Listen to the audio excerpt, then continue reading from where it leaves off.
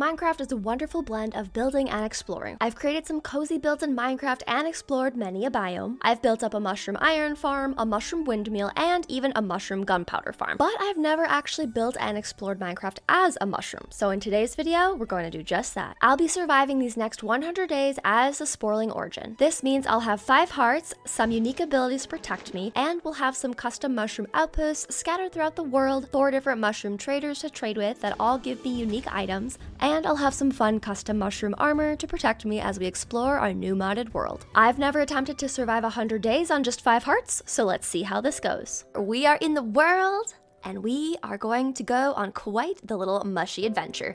Now, to go over a few things to start with, you'll notice I only have 5 hearts. Now, this is because I have the Sporeling origin, which one of my abilities is I can spread spores that poison all nearby entities in a 4-block radius. So I can be a little stinky, and this poor sheep unfortunately kind of walked into the stink, but that is just one of my abilities. The second ability I'll have as a little Sporeling is an updraft, and I can blast spores into my cap to launch me upwards. Now, the only issue is I don't look very mushroomy, and I don't have my mushroom cap, and that is because we have to go find my mushroom cap. So as we are exploring and adventuring in this world, we're gonna have to go locate my little mushroom cap. Now, I know for a fact that it is in a custom witch's hut. Now, it's not like the classic one. Oh, it is actually right here. It's one of these little ones. Now, I do have to be a little bit careful. Me being on 5 hearts as a little mushroom could make it so that this witch could hurt me and poison me. But there's also some really nice goodies inside these things. But if I just free cam out so you can see it, these are the witch's huts. Now, I need to make sure there is not a witch's hut because we are on day 0 and I do not want to die on day 0. We are not playing in hardcore because I tend to die. So, especially with 5 hearts, we need to be careful. Hello? Okay, we got the kitty cat. Also, I added a mod that makes stairs look so pretty, and I absolutely love it. That cat has had enough of me. Oh, we're getting food. This is good. Okay. I don't hear the witch. We're gonna take some mushroom stew, get some food. Let's check out. Here it is. We've already found my mushroom cap, except it's not red. We have to dye this red so that we can have our little guy back, but we've got a golden apple. We're getting some mushrooms, gunpowder. I'll take some glass bottles. This is actually pretty decent loot. Like, I don't even need to go to the nether right away, especially if we can find some blaze rods somewhere. That would be the ideal. And the cat came up here. Is your owner up here? Okay, no, so we're safe. Let's see what's inside the chests, do some looting, and I can tell you about one of the other mods that I have added. I added a backpack mod because, well, there's gonna be a lot of cute things I want to collect, and having a backpack is going to make everything so much easier. So I do have a little backpack slot for us, and if I hit B, we have the iron backpack, which already gives us a lot of extra storage for all of our little goodies. But this is going to majorly help us. But we already have our first goal checked off the list. We've got our little mushroom cap. True goblin, wear a mushroom cap. But we also have a texture pack that changes all of our diamond tools to be more of a cottagecore mushroom theme. So one of the other goals we have is to get a full set of mushroom armor and mushroom tools. So with our little hoe here, we are well on our way. And honestly, I don't have a lot of armor, so I will put on the chain link. Let's see here. Experiment log by the witch. Injected test subject with 1 with first test serum. Interesting. Reacted strangely. Eyes and pigmentation change overnight. This witch is doing experiments, and they're hiding research. I don't know if I want to stay here much longer, but I'll take this glow mushroom. I think it's cute. Then I heard some creepy music outside. What the heck is that noise?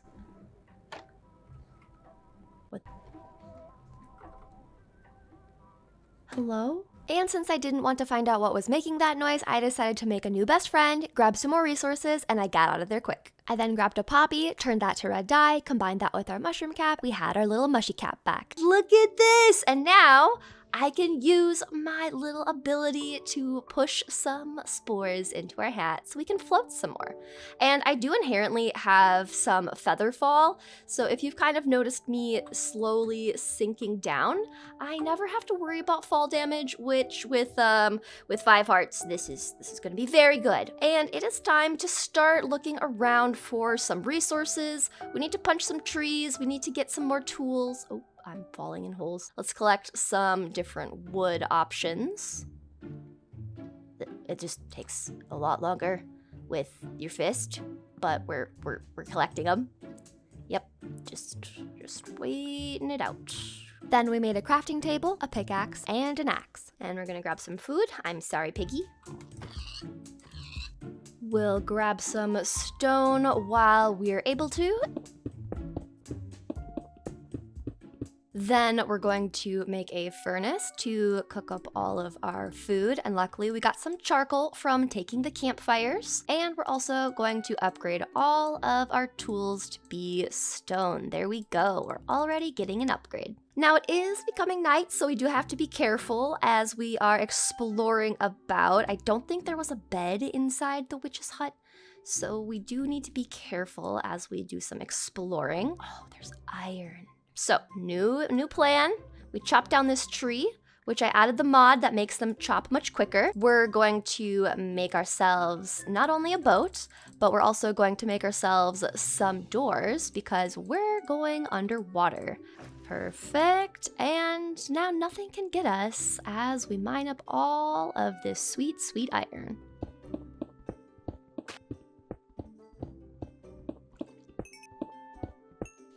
With oars in hand, we swam back up to our boat to keep exploring the area and noticed a glow from a village nearby. On our way, we checked a ruined portal out and grabbed a few resources before we headed back to our boat to head to the village. Alright, we are on the shore and it is time to probably run pretty fast to avoid all of these little bad guys. Yep, they're coming for little cute me. And as you can imagine, I remained completely calm. Oh my gosh, I got shot. Oh my gosh, oh my gosh, oh my gosh, oh my gosh, oh my gosh. Gollum, save me! That is a strip log, that is not a door, this is a door.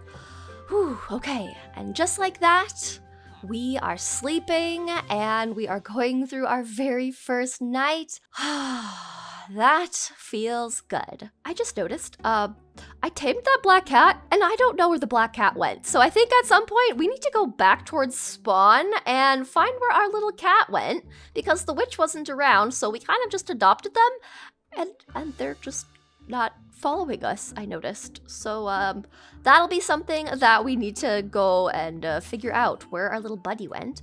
But I'm gonna take a bunch of their resources. I hope they don't mind. And we're just gonna get geared up for a bit.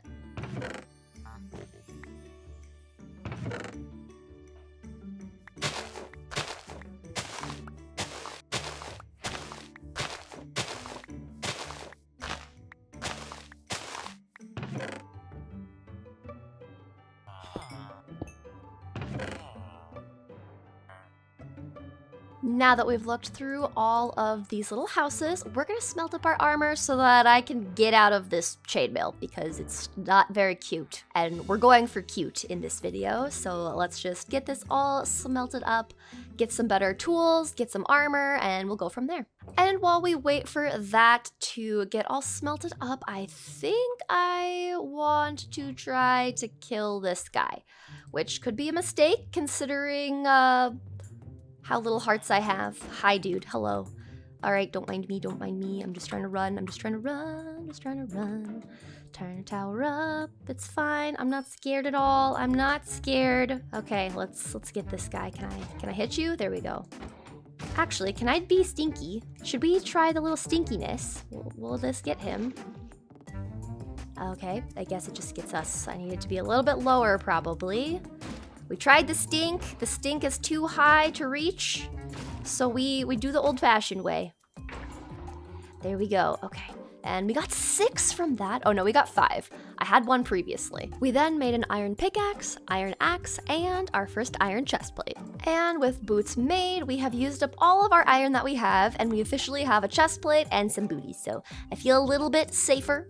Not a whole lot safer, but just a little bit safer, which is really all one can ask for when you're starting out. I do want to grab some extra leather because we will need food and we will need to make some books. So it's kind of a win-win, just not for the cow.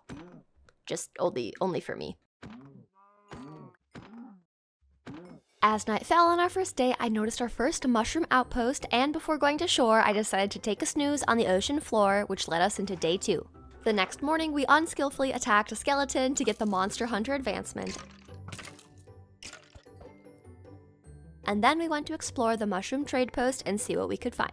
Inside the room, we found our first mushroom trader who, when given mushrooms, drops different types of goodies. We next ran into a second mushroom trader who dropped a bunch of flowers and iron, which we promptly made a mushroom shield to keep us safe. Isn't it cute?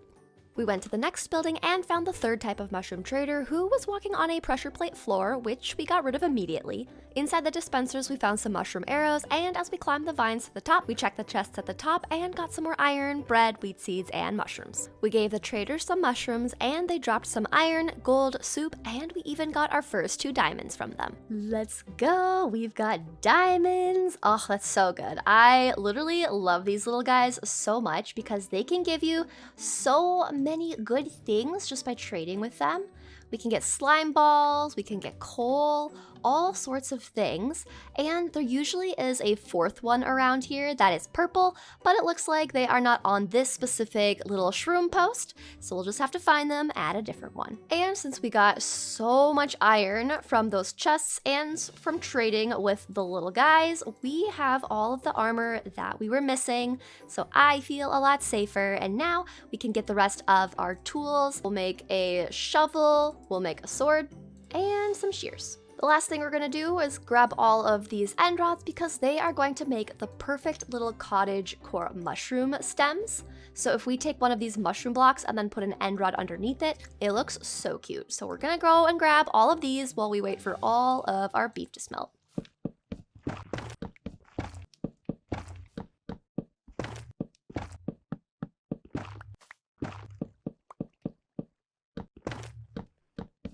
Alright, all of our steak is now smelted up, and we grabbed all of the end rods for decorations, so it is time to take a quick nap, and then we're gonna get on the open road, boating around and looking for a place to live. Alright, day 3, time to find ourselves a place to set up camp. So we started off day 3 in our boat with our mushroom cap, searching for a place to call our home. We picked up some sugarcane as we went, saw a ruined nether portal and checked the contents, and grabbed some iron on the shoreline. We saw beautiful forest biomes along the shore, collected up more resources from nether portals, swam past an ocean monument, and we'll probably never go in there. Saw another village, so went to go inspect and raid it.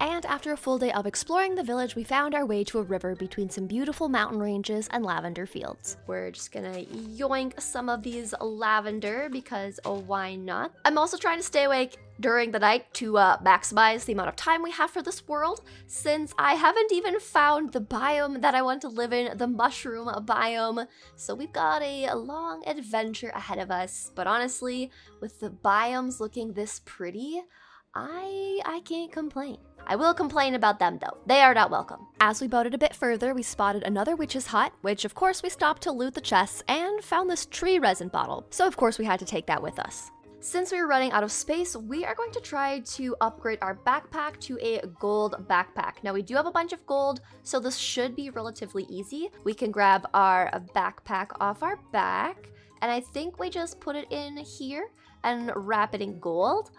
Okay, We've got the gold backpack. We just got 3 more rows for things. That is incredible. With more space in our inventory, we continued gremlin hoarding all the resources of the chests. We even grabbed some moss from the roof and the spore blossom hidden in the rafters. It was then back out into the unknown through the night, using our updraft ability to move quicker through the forest as we rolled into day 4. Day 4 consisted mainly of traveling across land and sea to locate the mushroom island I picked out ahead of time to base at. So we knew the cords we were going to, we just had to travel about 6,000 blocks to get there.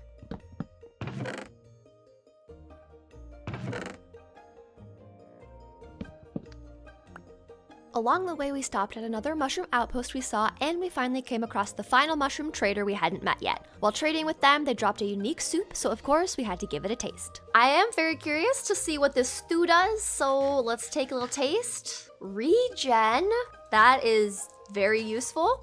Considering we have 5 hearts. I love that. Then we continued trading with them until they dropped their unique item. This guy gave us a Deceiver's Heart, and if I show you what this does, this will give us instant extra hearts. However, it does take it away when we're done. So if I right click this, look at that. We got a bunch of extra hearts in our hotbar, and we have absorption, strength, regen, and a health boost for a few seconds, but then it all goes away. So if we are in a pickle and we are really needing to get out of a sticky situation, these will be our best friend. And we're gonna collect some more little mushrooms because some of these other ones will also give us special things as well. So let's see about this one. Hi, buddy. There it is. Okay. So this is what I was looking for. These bay ballette bombs come from this guy with the brown, and these are basically like mini explosives. So if I have one of these in my hand and I throw it, it creates an explosion and it ricochets as well. So if there's a ton of mobs somewhere and we're looking to just throw something at them to get them to all like leave us alone or die, this is probably going to be our best friend as well. Now, our little friends inside here also give some special little darts. There they are. Okay. And we got more diamonds. Let's go. Now, basically, it works the same way as a bow and arrow, but whatever I throw it at is going to get the poison effect. So I can get rid of some baddies around me if I need to. But that's enough explanation for now. We are going to quickly pop through, check all these chests, see what we can find, and then be on our way. I'm mainly just looking to get some additional food and iron from these little guys. After looting the mushroom post, we floated through a lavender field and ran across a stony creeper who seemed pretty chill. We then continued by boat on the ocean with roughly 4,000 blocks left to travel to get to our base location. As the sun came up for day 5, we stopped to grab more enrods and shroom lights and witnessed a campfire unaliving a poor mushroom trader. So we took out the culprit and noticed the mushroom trader dropped a mushroom. After witnessing that sad scene, we were back on our boat grabbing sugarcane, more enrods and shroom lights, trading to get diamonds, looting witches' huts and villages until finally on day 6, a Mooshroom island finally rendered into view. The Mooshroom Island! Yay, we finally made it! So guys, this is where we are going to live out our mushroom days. I am so excited. We can finally set up our little bed, chests, furnace, crafting table on this. I do have to be careful because I guess, whoa, we've got... yeah, okay, yeah. We gotta be careful for that. I went through and picked out this seed in advance because I really liked this specific mushroom island because of the size. So there are 2 next to each other, but we are going to be using this smaller one. And what I really liked about this one is we do have 2 of these little mushroom trader friends on our island, which will allow us to have just some really cute residents right off the bat. Now, it is night, so I'm going to officially put down our bed. I won't be able to pick it up until mining fatigue wears off, but we've got a bed. So let's sleep and start day 7 on our mushroom island. So we have so far gotten 2 goals of our 3 checked off. We have our cute little red mushroom cap, which now allows us to do our little uplift, and we found the mushroom island that we are going to spend our 100 days on. So the only real goal we still have left to complete is transforming this place into a cozy cottagecore mushroom island. and getting ourselves a full set of custom mushroom armor. But now that we are here, we are just going to get our crafting table down. We're going to get a furnace popped down. We've got some chests in here we can also pop down. The other thing I really like about us living on a mushroom island is there are 0 mobs that are going to try to hurt us, and when we live on 5 hearts, the mushroom island is the perfect place for a little Sporeling. We then used our diamonds to craft a mushroom chestplate. So far, I think this is looking so cute. I love how it's just little puffs on our shoulders, like little shoulder pads. It's actually so adorable. From there, we organized all of our items and resources from our adventures into some chests. Next, I wanted to find a village to get a bunch of stonemasons to trade us quartz, since we'll be using quartz as the stems for all of our mushroom houses, mushroom trees, and little mushy shrubs, since I want to avoid the nether at all costs. And instead of boating villagers back to my mushroom island one by one, I added a mod called Portable Mobs, which allows you to shift right click to catch a mob like a Pokemon and carry them wherever you want. Don't worry, I did put our little friend back. I then crafted 2 master cells, which are reusable, and 2 basic cells, which are a one-time use only. With capture cells in hand, it was off to find a village. On the way, we were going to stop by and check out some drowned ruins, but a trident-wielding drown gave me other ideas. Okay, never mind, I don't need the boat. I will get a different boat. I don't want that boat anymore. I changed my mind. I then almost died to a creeper. Or 2. Oh my gosh, oh my gosh, oh my gosh, oh my gosh. And definitely didn't regret going out at night. Hi, go away, hi, go away, hi, go away, hi, go away, hi, go away. Nope, nope. I'm scared. It's fine though. Child, heck to the no. After frantically running for my life through the woods, we rolled into day 8 and then continued boating around looking for a village. We then found and checked a ruined portal for loot and found a pair of Frostwalker boots, so you know we had to try exploring with those on. It took me about 15 more minutes of exploring on the water into the night before we finally found a village. And one by one, we captured some villagers in the night until we had all the capture pods filled, and on the morning of day 9, we began our journey back home. And of course, we got distracted along the way, finding a shipwreck, following the buried treasure chest, but instead found ourselves picking clovers in a cloverfield biome. We then started collecting up some cherry logs for building with our red mushroom tops. And as we rolled into day 10, we spent the rest of the morning boating until we finally had our Mooshroom Island coming back into view. Once back home, we let the villagers out of their pods, which instantly changed their outfits to a Mooshroom outfit, since we have a texture pack that changes villager outfits based on the biomes they're in. Okay, I just realized I only have the baby villager hanging around here, and so I started looking to see if I could find the other 3, and if I just go into free cam, they are trying to make an escape. So we need to come bring these hooligans back, and I only have 2 cells left because I made 2 one-time use ones. So let's hope we can get 1 in the boat and the other 2 in the little pods. I know you might like the ocean, but you need to come with me, okay? Come with me, and you want to get in my boat? It's a very nice boat. I'm sure you'd love it. Yeah? Oh, yes. Yes, get in the boat. Okay. It's like they don't like being kidnapped or something. How did you spend day 10, Red? Well, I was dealing with villagers. This is fun. This is great. This is fine. It is totally okay. Then we built a fence to keep the villagers from escaping again, gave them some beds, some bread, and took a snooze. We woke up on day 11 to the day counter mod being confused between me achieving day 1 and day 10. Maybe they were trying to math day 1 plus day 10 into day 11? I have no idea. But we moved on to making more bread to feed our villagers, expanding their fences, and finally getting some baby villagers. Alright, now I'm gonna give them some job blocks, but let's just fence this off so that they don't try to hop up on the job blocks to escape, because they like to do that for some reason. I'm not exactly sure why.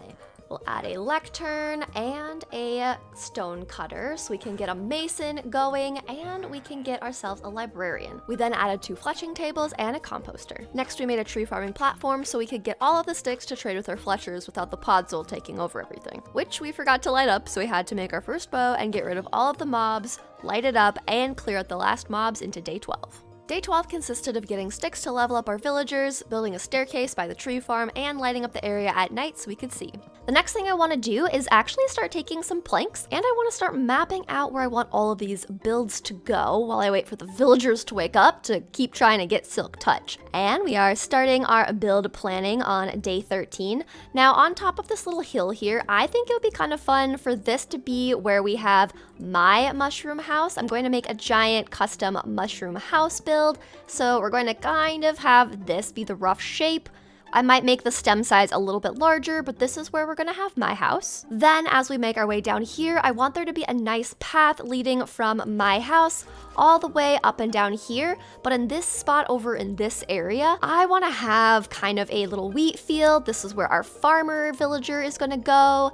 And it's just going to be a larger wheat field, kind of filling in this little space right here. So we'll have a giant wheat field, carrot field, crop field in here. And then right next to this wheat field, we are going to have this little spot be where the villager's little mushroom house is going to go. So I'm thinking we might make a yellow or orange topped mushroom build here because it kind of goes with the theme of like the crops if we do carrots or wheat, but we're gonna have the little farmer villager mushroom house be right in here. I also want to have a giant pond.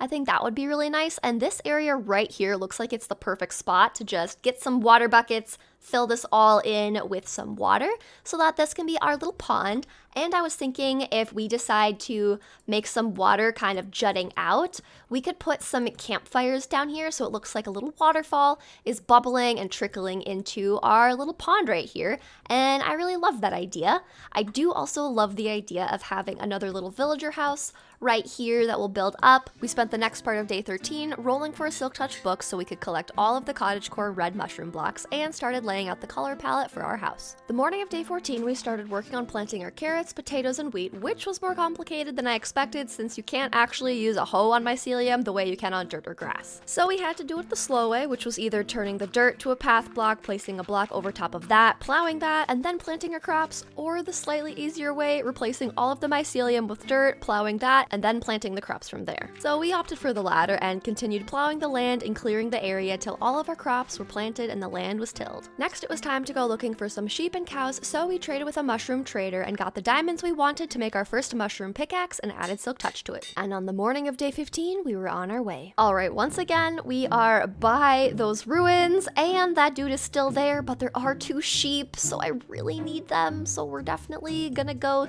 be sneaky about getting the sheep and be quick about it because I'm pretty sure I could easily get one-shotted by that drowned with the trident if I'm not careful.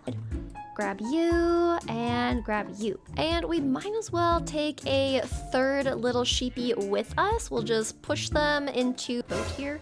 Oh no. Oh no. Trident drowned, sheepy, abort mission. We're going this way.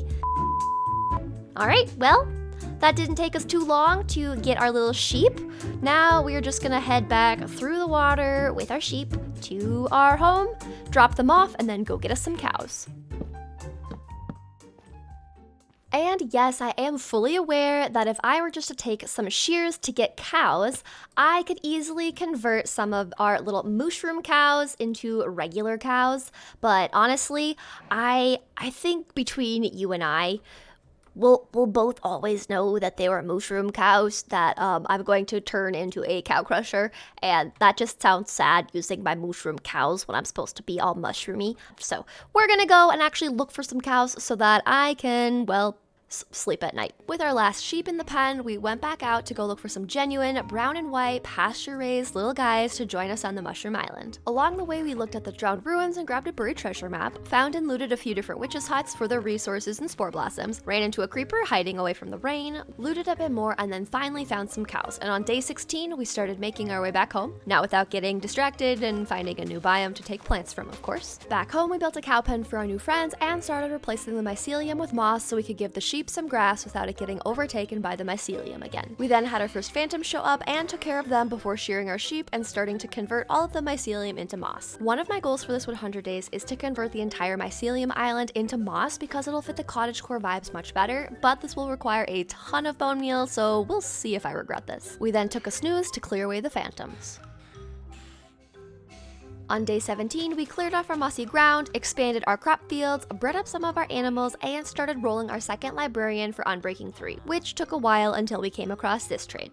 Oh my gosh, mending? I wanted Unbreaking 3. Oh, mending is tempting. But Unbreaking 3 will be more important right off the gate because if my tools break, I just don't want them to break as quick. Maybe we should have taken mending. I think I just made a mistake. Okay, if we see mending again, we'll take it. Otherwise, I'm just gonna go for unbreaking 3. I probably should have just taken the mending because, I mean, if I just mend them up, I don't need unbreaking. Ooh, but then they don't break as quick because then I still have to stop really frequently to fix them up because they'll just start breaking. Maybe and sharpness. Oh, there's just so many good trades in so little time. Now, whether that was a mistake or not to bypass mending, we pressed on, hoping for that elusive Unbreaking 3 book, and we spent the entire day breaking this dude's lectern into the evening until we got another good enchant. Fortune 3, we're on the right track. Okay, oh, that's so good though, 29. I'm gonna skip it. I could be making all the wrong moves, but I really want Unbreaking. And the sun's coming up, sir. Please. The morning of day 18, we had given up on our librarian and leveled the mason to master for the quartz and looked through the chipped mod at the variants we could use to texture our mushroom stems with quartz. We first crafted the mason's workbench and looked through the variations and chose sanded quartz, eroded quartz, and cobbled quartz as our texture blocks. And after thinking about it, I realized the faster way to get the needed quartz is going into the one place a little mushroom shouldn't go, the nether. I'm a little bit scared because if I look at my origin, I take twice the fire damage. So the nether is literally like the absolute worst place for me to go. But what we do have on our side, we have a bunch of the Deceiver hearts, which, if you remember, we get 12 extra hearts and a bunch of buffs. So if anything happens, at least we have these on our side. So I think I'm gonna bring these with us for sure. We traded with the mushroom traders for resources to help us get into the nether. Now we can make some mushroom pants, which makes me feel a whole lot better. And what's kind of cool about these is instead of having a whole set of pants on these, we have just a little belt. So it's very minimal and I really like it, but we have full diamond leggings on, so we are much more protected. Next, we found a ruined portal, quickly looted it, and started gathering the obsidian we'd need to build our own portal. Me saying just a few days ago I didn't want to go into the nether. And here I am, just ready to go into the nether. All right, let's see where we end up in the nether. Okay, we're in the nether. Oh, there is a ghast. Immediately, we started building ourselves a little safety hole and grabbed any quartz that we saw along the way. As we went into day 19, we were trading with piglins, trying to get fire res so that we could be a little bit safer as we were traveling in the nether. And after we got nothing good from the piglins, we shifted our focus back to collecting the quartz, and then we noticed a nether fortress out of the corner of our eye. So we decided to check it out a bit closer, but not close enough that the blaze could make a toasted mushroom out of me. We then went back to mining more quartz, traded with some piglins, mined up some more quartz, traded with another piglin, and this time we did get a fire res potion from them, which made me feel a lot safer in the nether. Well, a little safer. We mined up a little bit more quartz before we did head back to the overworld. We then crafted our quartz into quartz blocks and used our mason's workbench to change them into our mushroom stem blocks and started collecting the building resources into a chest. From there, we spent the rest of day 19 building a wool farm underground since I planned to use wool as a building block. It took a bit of time to get everything collected, and just as I was about to grab our sheep to test out the first module, I died to my updraft's fall damage. First death in the world was literally just to me doing something so silly. I had so many good levels and now they're not there. Oh, that is such a bummer, but you know, what do you do? But it's fine. At least I haven't died to anything like bad, right? It's all been just like me being me. That's pretty much it. Now I'm gonna take some of this glass and I'm not going to shift. See, if I hold down shift, I land. Oh my gosh, I almost did it again. I need to stop doing this. I almost did the exact same thing, trying to show you. I'm not showing you guys any more things like that. I refuse. I'm done with that. Day 19 through 22, we finished up the wool farm and had 6 wool modules by the end. We then had the idea that if we build an iron farm, we'd get iron, bone meal, and red dye from the farm, all which lets us dye our wool red for building and gives us bone meal for spreading moss around the island's surface. So we started breeding up the villagers and took a snooze to keep the phantoms away. Days 23 through 26 were spent continuing to breed the villagers till we got the 3 that we needed, digging out the space underground where we'd set up the farm, getting the beds and villagers in place. Then, since the last few days of re-rolling, this librarian was taking none of the jobs I wanted them to take, I decided to give him a job he didn't want to have so they could rethink their life decisions. We then went looking for a zombie in a nearby cave, but instead found a geode. So we collected up some calcite and amethyst instead. Then when we couldn't find a zombie, we thought we'd be clever and convert a drown into a zombie by leaving them out in the air inside a boat. However, that didn't work. So then I saw a random article online that said that you can dry them out in the nether. Well, that didn't work either, and they just chased me around. So I went out searching for an actual zombie. On our way, we ran across a man with a fork that I tried to steal from him, but he didn't want to give it up, so I decided to let him keep it. That is definitely what happened. I wasn't close to dying at all. Eventually, we did find a zombie and named him Frankie, as I've done since my 119 Let's Play series, and as we rolled over into day 26, we added the lava to the farm and carpet to keep them spawning inside their chamber. We then put our calcite we mined up into the mason's table, converted some of those into some more decorative calcite, and we traded a bit more with our villagers, got a new bow that we combined to give us power 4, and we grabbed our building blocks and started working on the mushroom stem of our starter house.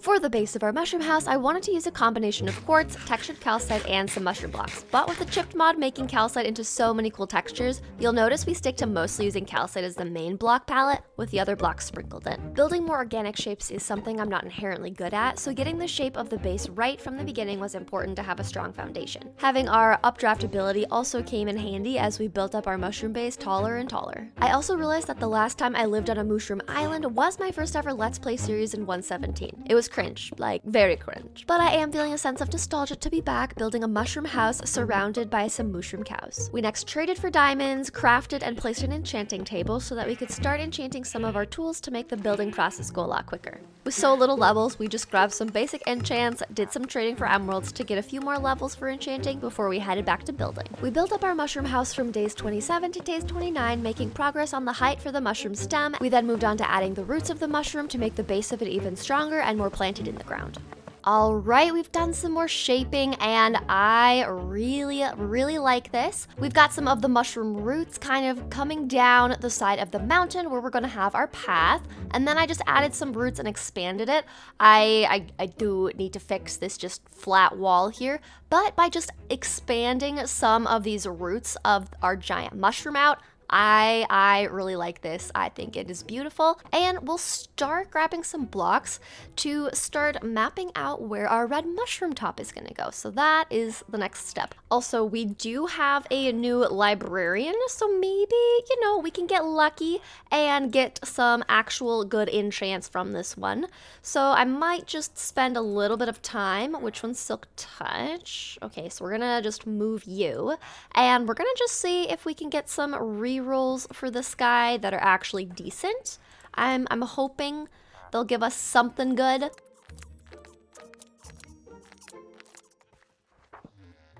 Okay, I got mending. I think I'm gonna take it because I'm gonna constantly be trading sticks with these guys, and I really feel like mending, I can't get anywhere else. So I think we're gonna try for mending, and I put a bunch of books in here. Okay, lock in the mending. Whew, okay, we've got a mending boy. Thank you for actually giving me something decent, and it was cheaper than last time, I'm pretty sure. So I guess, because you gave me mending, I'll give you your friend back. You're welcome. Now, the other villager I think I want to aim for is the toolsmith. And we have this little baby here, but having some decent tools would be amazing. Like, if we can get some enchanted diamond, our little mushy tools, that would make everything I'm doing so much easier. Now, in the chipped mod, there's also the botanist table, which I want to get, and there's also the carpenter's workbench. Now, the carpenter's workbench is just some logs, we've got some planks, a wooden axe, crafting table, and iron. So that should be pretty simple to make, so let's get those supplies collected. So we've got some iron, we need to go get logs, so maybe we go do the tree part of that. All right, let's grab this tree here. There we go. Now we have all of the items we need for the carpenter's table. Now with the carpenter's table, you can take a normal spruce plank and you can get so many different variants. And I think what I want to use for our floors is this stacked spruce. It just kind of expands the plank boards a little bit, and I think it's beautiful. The other thing I want to do is I actually want to get a smithing table, And what we're gonna do is we're gonna try to get a little villager that is going to trade us not only iron, but I want them to trade us tools. This villager doesn't have a job, and well, in the future, this one will also have a job. But for now, we've got things to do, so let's continue on with just building up our little house. The rest of day 30 we spent filling in the floors on the main level and the second level into day 31. We then started working on the red mushroom topper part of the build using stripped cherry log, red mushroom blocks, and red wool from our wool farm. We then made a botanist workbench because I knew we could change how the mushroom blocks looked in it. We looked through our options and picked one to use in our build.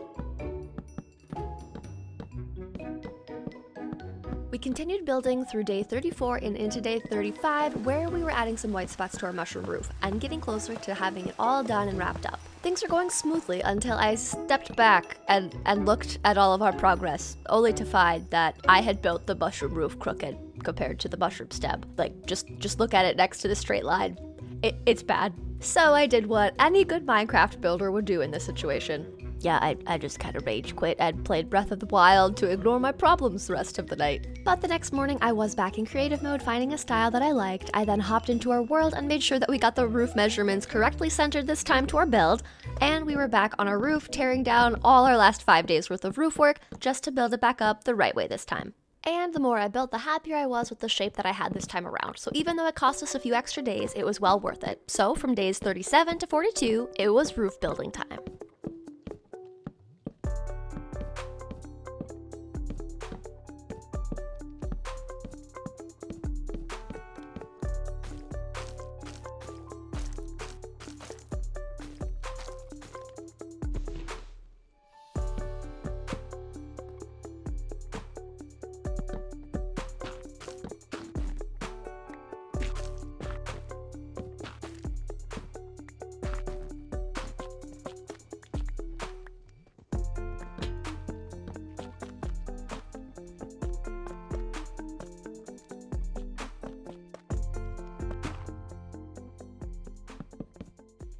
And with the power of some editing of magic, this room and our upstairs room will be magically transformed when I zoom back out. And just like that, we have an updated interior for our upstairs.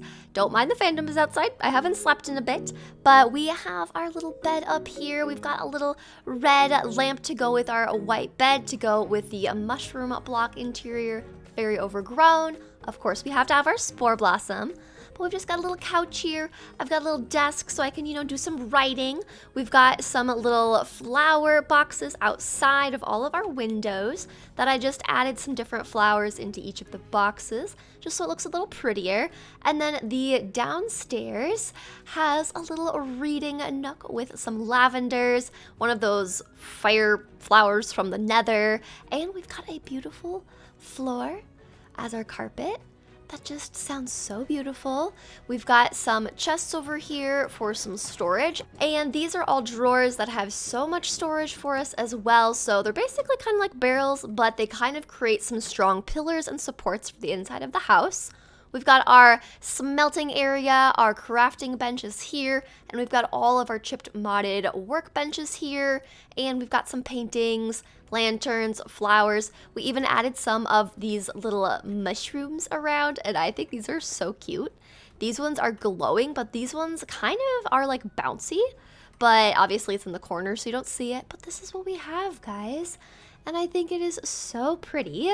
But before we go and look at the exterior, I'm going to sleep. Alrighty, as the phantoms burn, we come outside, and this is what we have. I'm slowly moving all of the moss into...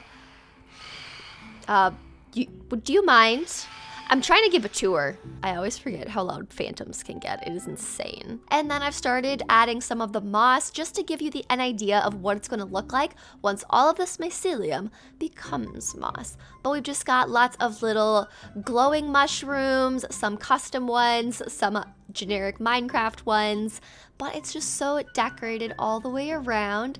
And we're adding spore blossoms to the outside. We're slowly adding more of these little crimson vines as well.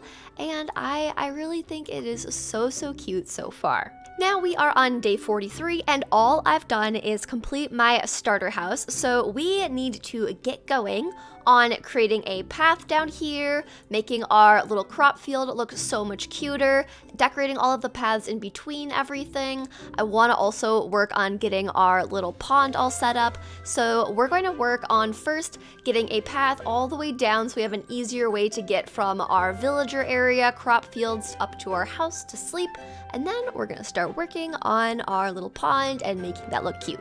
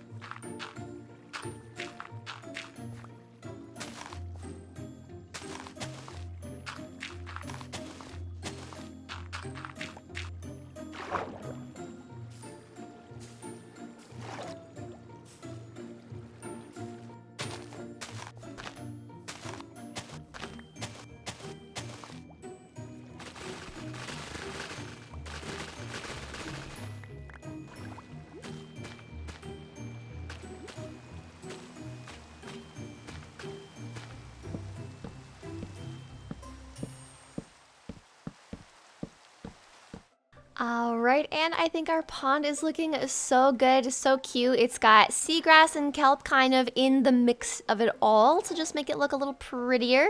And we added some of our little mushroom blocks with end rods to kind of just create some lighting and decoration around it. The next thing we're going to work on is getting our little fountain, our little waterfall all set up. So we need to grab some campfires from our house in storage, and then we are actually going to go on a project in the nether because I've decided I need a lot of bone blocks and the chances of me finding a skeleton spawner are slim and I don't want to spend the time looking in caves. So we're going to go up to the nether roof kind of as an area and then just tunnel through the nether until we find a soul sand valley. But we're gonna do cozy things first. First, we have to clear away our spruce planks that kind of gave us an idea of where we would place this. Then if I just start to let this flow out, we just gotta kind of decide where it's going to go. If I push this down and this down, maybe it goes down like so. Now, if I just start adding in some campfires, do we get the smoke? Okay, we do. It's just way up there. So I want to make the smoke come down more so right here. So let's try this. And then we'll just try some rooted dirt and see if that still works. It looks like it does. Okay, perfect. Let's just repeat this. Okay, never mind. We take a snooze and then we repeat that. I did add another thing. I added some of these little ladders because it kind of creates a lattice look to the house. So we've got that going for us. But with that thunderstorm done, we are officially on day 48. And slowly but surely, this place is coming together. We're getting our crop fields set up more so. I want to get a bunch of leaves and fences to kind of create more of a pretty design around it. But we're kind of getting this area transformed, and I think it's coming along really nicely. I love how our house is looking. I think it's so cozy. And now we can actually go finish what we started with our little waterfall here.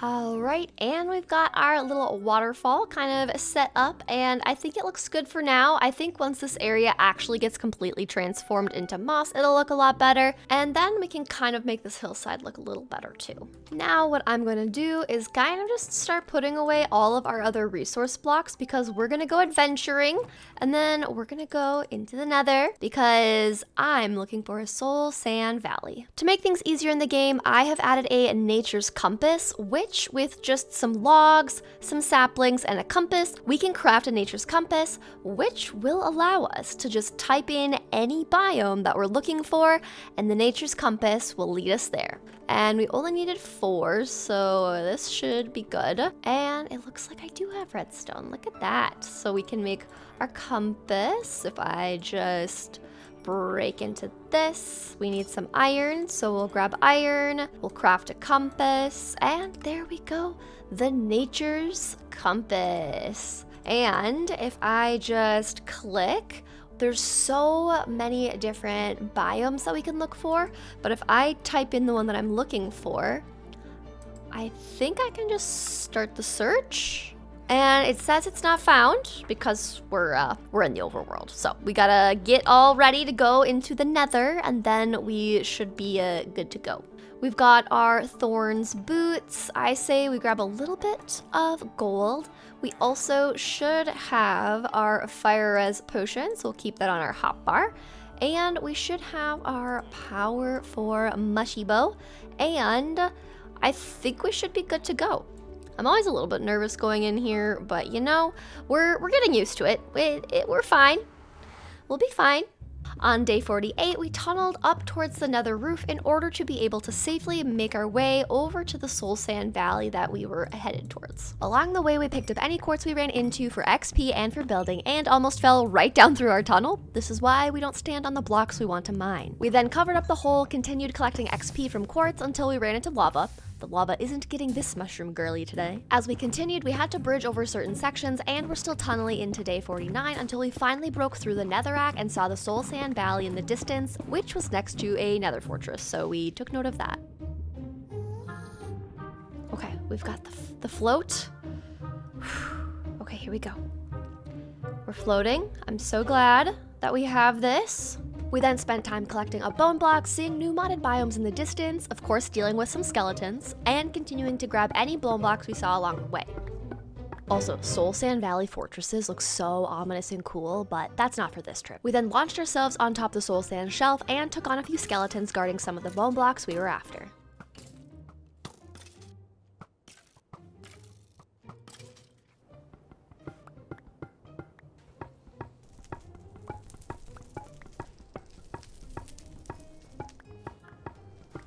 We made our way into this pink amethyst looking biome, which was called a crystalline chasm. We mined up some of the blocks and crystal buds to take with us and fought off another skeleton guarding the bone blocks, and then encountered the ghast that would, well, I'll let you watch this unfold.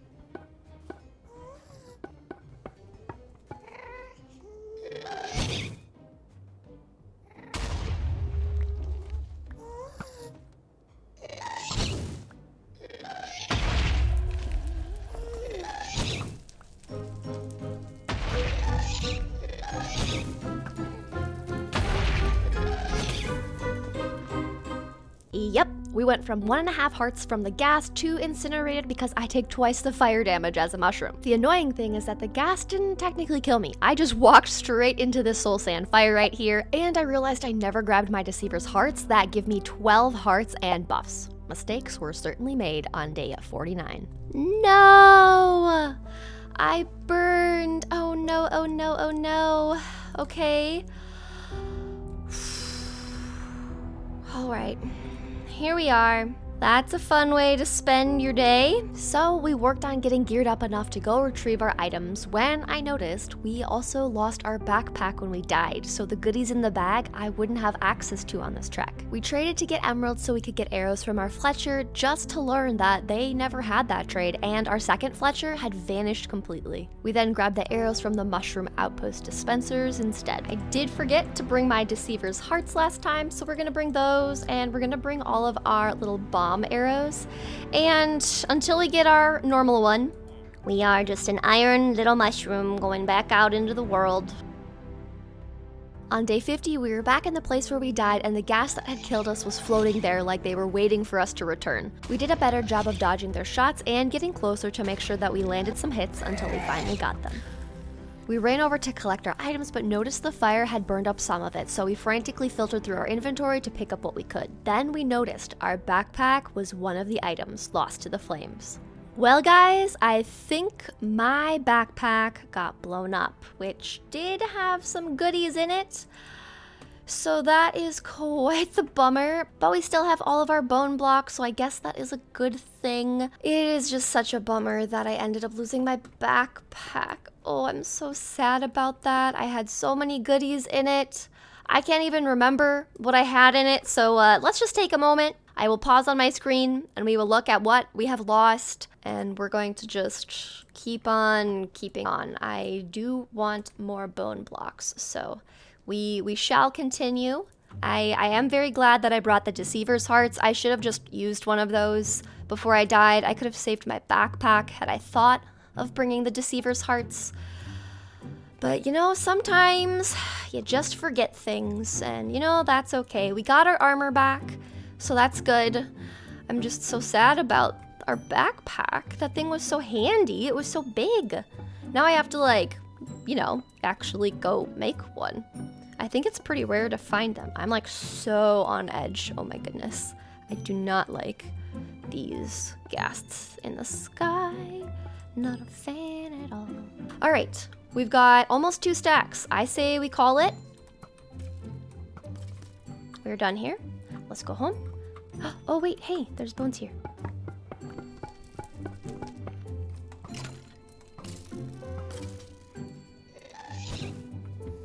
My cue to leave. Oh my goodness gracious. My cue to leave. Yep, it's fine. We've got our stacks. We've got our Deceiver hearts. We're fine. Everything's fine. And from that point on, everything was fine. We safely made our way back through the tunnel we made until we made it back to our portal and were safely back in the overworld. I still can't believe I died in the Nether and I forgot my Deceiver's hearts, because if I would have had that, I would have been alive and I would still have my backpack. You live and you learn. And now we do something much cozier, which is bone mealing everything, and I want to start at the top over by my house.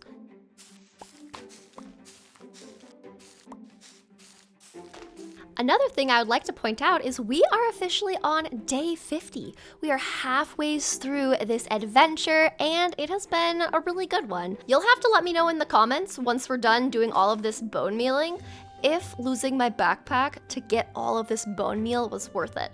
Because I'm inclined to say I think it was worth it to make this whole place transformed into a mossy place, but let me know in the comments if you think it was worth it for us to go into the Nether and lose our backpack over getting bone blocks and bone meal. We bone mealed the ground into days 51 and continued into day 52. We then decided to make a quick bone meal farm to turn the seeds and bushes we were gathering into more bone meal to continue mossifying the ground. As we went into day 53, we continued replacing the mycelium with our cozy moss blocks, and I was getting really excited to see the final result, since I knew that once the bone mealing was done, this place would really start looking like a proper cottagecore mushroom island.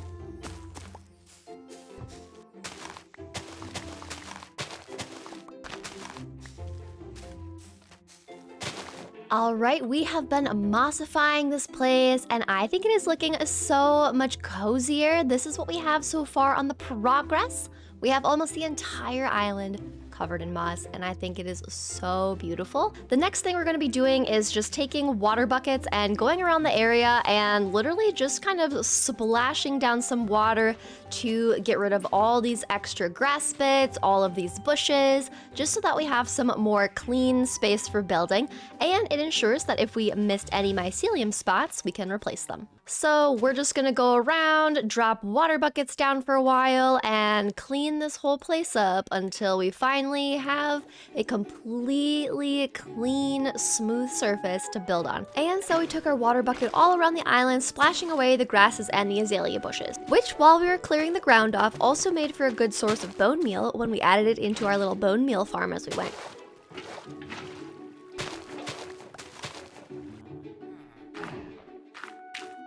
We also added back our torches after they had gotten washed away, got freaked out by a thunderstorm, then woke up the next morning to continue clearing the island into day 56.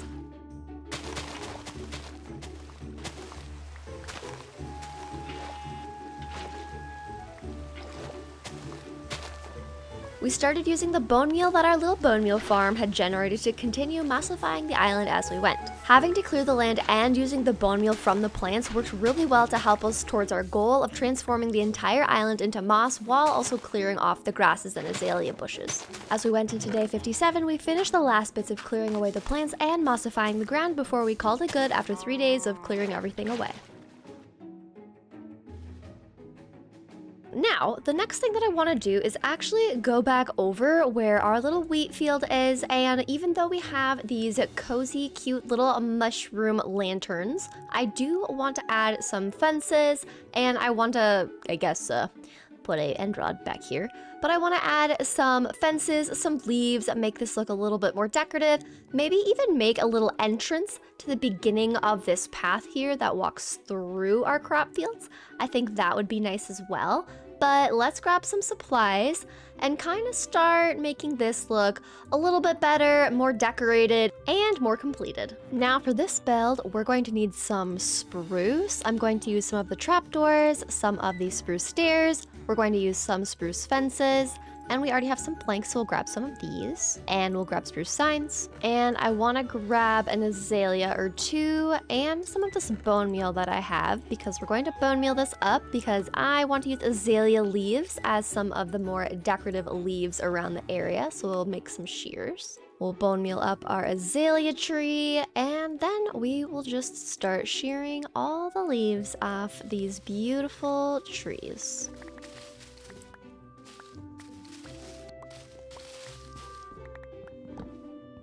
Alright, now for our little entrance into our crop field, we are going to first start by having a 3-block gap in between. So then we're going to have a fence post here, and we're going to have 3 of them like so.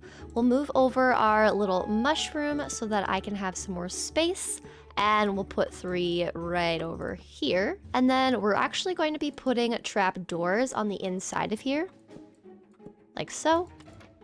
There we go, and trapdoors right here. Next, we place a stair on the inside like so, and we place another fence post and another stair, and then we place a trapdoor. Next, we put a little fence on top. We've got a slab, and we just kind of walk them down on the side like that, and we repeat it on the other side.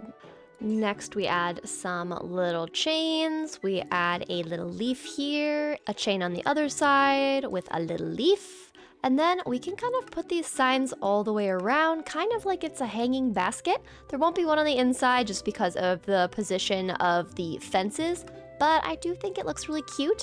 And then on the bottom, we're going to put a trapdoor just so it kind of looks like the hanging basket has something under it, which means we are going to move our little friend right here, a little mushy, just a little bit forward so I have space here. And I think that looks really nice. All right, next we're gonna grab some fences so that we can kind of box in our little crop fields. So let's go grab some building blocks for that.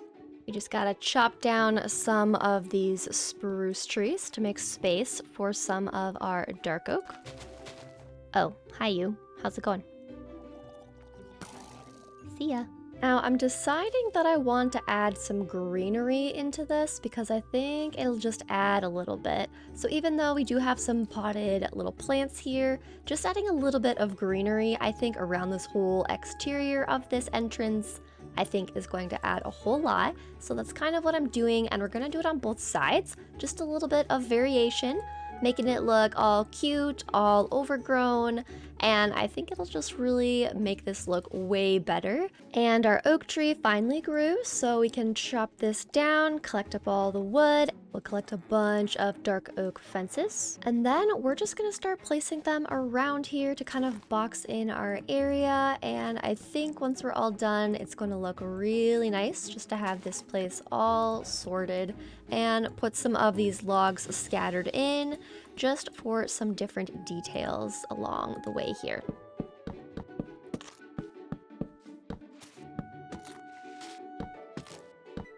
Side note, I just found out a very random thing. If I'm just looking in first person view, I have 5 hearts. Yet if I go into free cam, it gives me back all of my hearts. So if anyone's ever confused why randomly I'll have all of the hearts, it's just because it's a weird free cam thing. I didn't think that would be like a factor, but I guess it is, which I'm not exactly sure if I can do anything about that, but you know, it kind of is what it is. But we're just gonna go through and start adding in some foliage around this exterior, and I'm gonna save these spots right here on tops our logs to add some lanterns just for some additional lighting around our space. Now, I really like this little path entrance, and I think I want to have one right here on this side as well, just so that we can fully walk through and have a little gateway on either side. So we're gonna go collect the resources to go make that. So once we had our supplies, we got to work adding in our gateway on the other side and adding in some leaves as foliage, doing some laps around the iron golem to dodge the phantoms, and taking a snooze to get rid of the rest of them.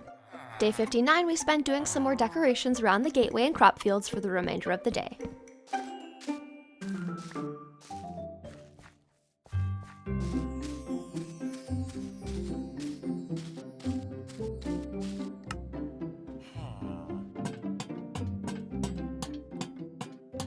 Alright, and I think our crop fields are looking so much better with all of the leaves, the little gateways, all of the dark oak, and the lanterns. I think this is just so cozy and so cute. Now, the next thing that I want to do is something over by our pond. Now, I know as we were kind of just using the water buckets, it kind of just removed a lot of the life and the flowers to this area, and it looks like we have a little sheepy friend stuck up there. But I also think I want to have this spot right here be a cozy little white and red picnic blanket so that we can kind of sit here by our pond and just enjoy the scenery while we have a little snack on our picnic blanket. So we're going to stop by our wool farm and grab some different wool variants to make some carpets.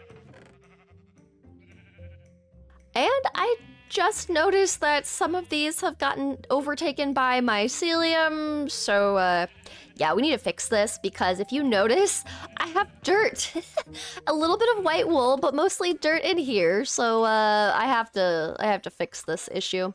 Look at that, that's not what we want, but let's grab some of this white wool really quickly. And I think this is everything that we will need, so let's just, oh, our little friend was able to go down the waterfall, lovely. So we'll do every other like so, and then like this, and then 3, 4, and 5 like so. And we'll just kind of make like a little checkered pattern out of all of this. And then this will also give me a little bit more moss to spread around as well. And then we're going to add some of the little carpets on top, just so that it just makes a little bit more texture, a little bit more of a 3D picnic blanket type of an effect. And I think I might even go and grab some of our little mushroom toppers, because this would be so cute on the picnic blanket. And we'll just add a few of these around just to make it all cute like so. We'll do the same thing with our white, adding a few of these around scattered. I really like how that looks so far. We'll add our pressure plates as though they are little plates for things, which I think is so cute. We've got a little cup over here. We'll add the sea pickles to be some cups. Let's put them on this outer edge here, just like that, some little cups. And then we'll put the other one right here. And I do think it would be fun to have some flowers. Like we have a flower bouquet, just collection, while we also are having our picnic, just some flowers for the effect. And I do have these lily pads. I don't have a lot of them, but we will incorporate them. I also found these clovers that I think would just be so cute to add around the picnic blanket, just to like add some fun picnic vibes, like we're in a clover field. We'll add some ferns as well. I think that also adds some fun texture. And I want to add these shrumps. It's such a funny word to me, and it's literally just like a pile of dirt, but it looks like a really wide and like stout little dark oak tree. But I think it's kind of cute. It's kind of just random, but I do think it's fun. And then let's just add some of these taller plants back in, since they kind of got taken out. Our sheepy friend is taking a little dip, and we've got a cute little picnic blanket as well. I love it. Now, another thing that I would like to make is over by our pond. We're kind of just concluding the decorations of our pond area. But what I want to do is add kind of like a little tree, a little custom tree that's also a swing. Now, as far as where I want this little bench to go, I feel like if it was like right here, so I do need to move this, but if we had the bench be like right here, this is kind of the perfect angle to just be able to sit and look at our pond. So I think we're gonna build it here.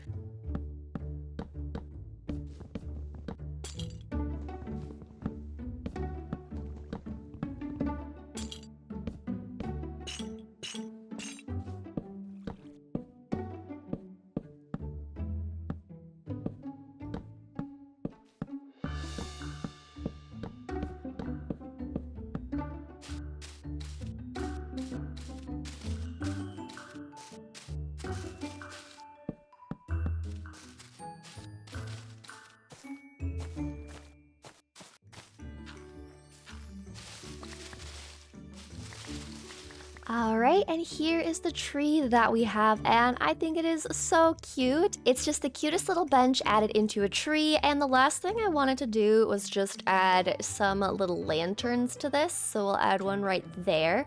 And then I thought that maybe having one kind of on the tree could be cute. Do a little hanging one like so, and I do think that it'll look nice. One moment. All right, we've got our tree fixed up again. I need to be very careful of that, but we've got our little tree. I think it looks super cute. I'm very happy with this. Now, the thing that I also want to try, if this is gonna work, is if we just do a little shift and we kind of make this into like a little bench. So on the sides here, we can kind of like create a back to this. So if I go like so, and then it flips up, perfect. So is it gonna do the same thing? Okay, no. So we have to be a little bit careful here. I don't want this to get broken. But if we just go like so, we can create the back of our little bench here. Now this is, I probably shouldn't have used wood, so let's see how this goes. Okay, didn't break my bench, yay. But look at that, it's just got a little backrest so that we can kind of just like come up here. And look at that, there I am sitting on it. I love this so much. Now the other thing I think would be a nice little touch is if we kind of hide some of our glowberries around here. I think this would look really cute. Let's do our little air puff. There we go, perfect. That actually works so well. But if we just add some glowberries to these, I think it'll just add so much once they actually start glowing, and it'll just make this area so much more cozy. Next, we continued with the cozy decorating, but grabbed some resources to make some little rock piles and pebbles to sprinkle around our pond. I've never really used buttons or pressure plates for stones before, but I had seen BOO use it on a Hermitcraft episode, and I think I'm a big fan of it. We added some more rock piles and lanterns, and then slept away another thunderstorm, leading us into day 62. We finished up the last few rock piles, added our pebbles and pressure plates, and tried to help our sheep friend out of the water so they could dry out their wool. We added a few more rock piles before our sheep was already back in the water once again, so we decided they can just stay there and do whatever they want. We then added in some grass around our picnic blanket and pond for some additional texture. All right, and here's our pond. We've got the little bench. We've got the picnic blanket looking so beautiful over there. We've got our little piles of rocks all the way around here. I even added some lanterns on top, some of them, but we've got a little rock pile there, 1 and 2 over here as well. And I think this just adds a lot. If I just zoom out, I think this area is looking so good so far, and I love it. I especially love our little picnic blanket. It's probably my favorite thing by our pond here. Now, I want to make a little wheelbarrow, and I think this is gonna look so cute. So all we need is a fence gate. So let's get a fence gate made right here. And I want to make some more hay bales so that we can use those to kind of decorate around the space. But I'm going to move all of our mossy cobble out of the way. But I just thought that some hay bales around here would also just add some character to the area and kind of just, you know, it fits the crop field vibes for sure. Now for our little wheelbarrow, I think I just want to have it be pretty basic, and I have to remember how to make this work. There we go, just like that. There we go. Just a wee little wheelbarrow ready to just kind of fill everything up in here, and I think this is cute. I really like it. So we've got our hay bales, but we are going to just kind of go through and collect up a bunch of our wheat so that we can make some more hay bales and add them to our area. And harvesting all of this will also give me tons of seeds that I can then use for bone meal, since I feel like the one resource I'm constantly running out of in this 100 days is surprisingly bone meal.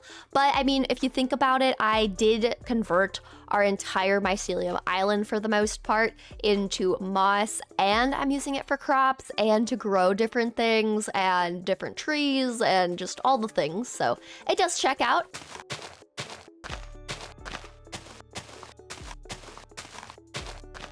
And just adding some hay bales into the field makes it look so good and just really adds to the vibe of this being our crop field. And our little wheelbarrow is just so cute. I love it so much. I think I'm gonna add one onto the other side as well. Grab another fence gate, make another composter, and then I think we can just take the slabs like so. Let's place our composter down. Let's have it face this way, so we'll have the little handles be over there, and then we'll just have the grindstone face that direction. This looks so good with our little hay bales and everything. Just look at this field, it's looking so good. I would say we can call this completed. I'm really happy with how this looks. It's so cozy and cute. And to continue on the lines of cozy and cute, we next decided to add a fishing dock to our pond so that we could do some cozy fishing while we enjoyed our life on our little mushy island. We used spruce slabs and spruce trapdoors for the dock itself, and used some stripped spruce logs as the supports going into the water. We then used some barrels and fences to create some lampposts on the ends of the docks, with the barrels being storage for whatever goodies we fish up. And with a few tweaks to the size of the docks, we finally had our shape right. And there's our dock next to our little chair with our picnic blanket in the background. I really like that. I think that was a good addition. Now, the next thing I want to do is we do have our little paths that do have some of these mini mushrooms with the end rods and the one mushroom block. Now I want to make some larger ones that are still not as big as my house by any means, but I want to add some mushrooms around the area that are kind of just like decorative mushrooms to kind of just make it feel like this place is growing mushrooms all over in all sorts of color variants. So the next thing I want to do is find our little mushroom traders, and we're gonna trade to try to get a bunch of their small little flowers that they sell. I think that will be really helpful in getting us a bunch of the dyes that we want. All right, we've got one in here. Can you give me a bunch of flowers? Ooh. I'll always take diamonds. I mean, you know me. I'm just gonna put all these things in here for now because we do have quite a bit of flowers coming in from our friend here. They did give me 4 diamonds. So I want to go make some mushroom shoes really quick. How'd you get out? You good? It's nighttime. You need to be sleeping. Can you go snooze? Go to sleep. Yep, there you go. Yep, go to bed. There you go. goodness gracious, I don't know how these villagers get out. I don't know how my other one got out, but we're not going to think about it. We're gonna make some little mushroom booties. Yay, and look at this. Alrighty, we officially have full mushroom armor. We've got the mushroom boots, the mushroom leggings, the mushroom chest plate, and our little mushroom cap. And I feel so much better having some little mushroom booties. I think they're so cute. But it is on day 63 that we finally crafted all of the mushroom armor, and this just feels so good to have all of these finally. So I'm feeling good about that. We next went back to trading for flower dyes and crafted up a barrel to put all of our newly crafted dyes into. We then started collecting some orange wool to build with, finding a different mushroom trader to give us more flowers, who, after we spammed tradable mushrooms with them, we walked away with 13 more diamonds. So this mushy girl wasn't complaining. And in today's 64, we were trading with our villagers, trying to get levels so that we would be able to level up our armor by getting some enchants on them finally. We next went to collect a bunch of sand and gravel so that we would be able to make a bunch of orange concrete powder and make some orange concrete from that.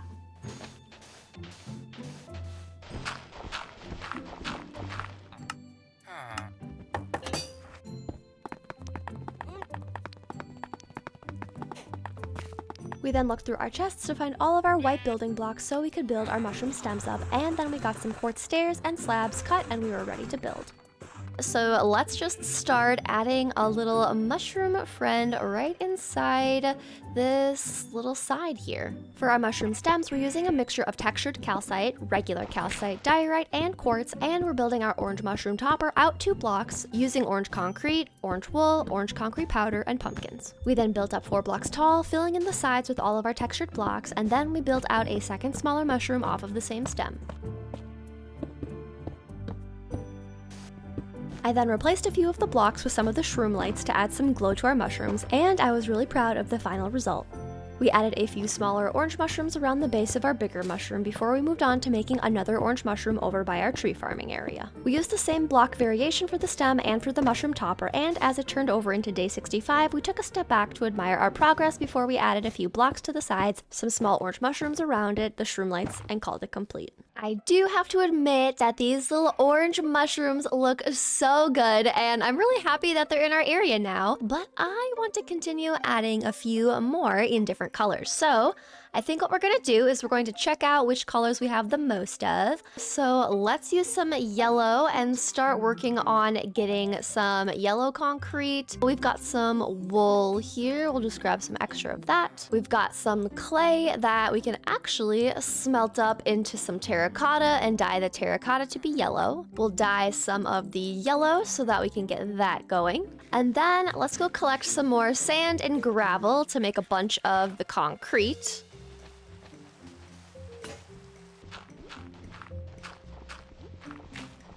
And then we can put this next to our block palette to show you kind of what the rest of the colors are gonna look like. So this will be our yellow mushroom topper, and I think it's gonna look so cute.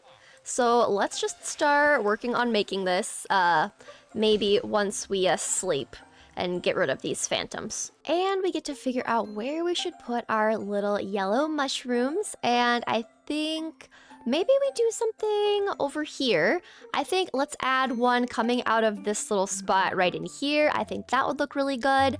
And then I think the other one we will place right over here. So since we know exactly where we're going to be building, let's get started.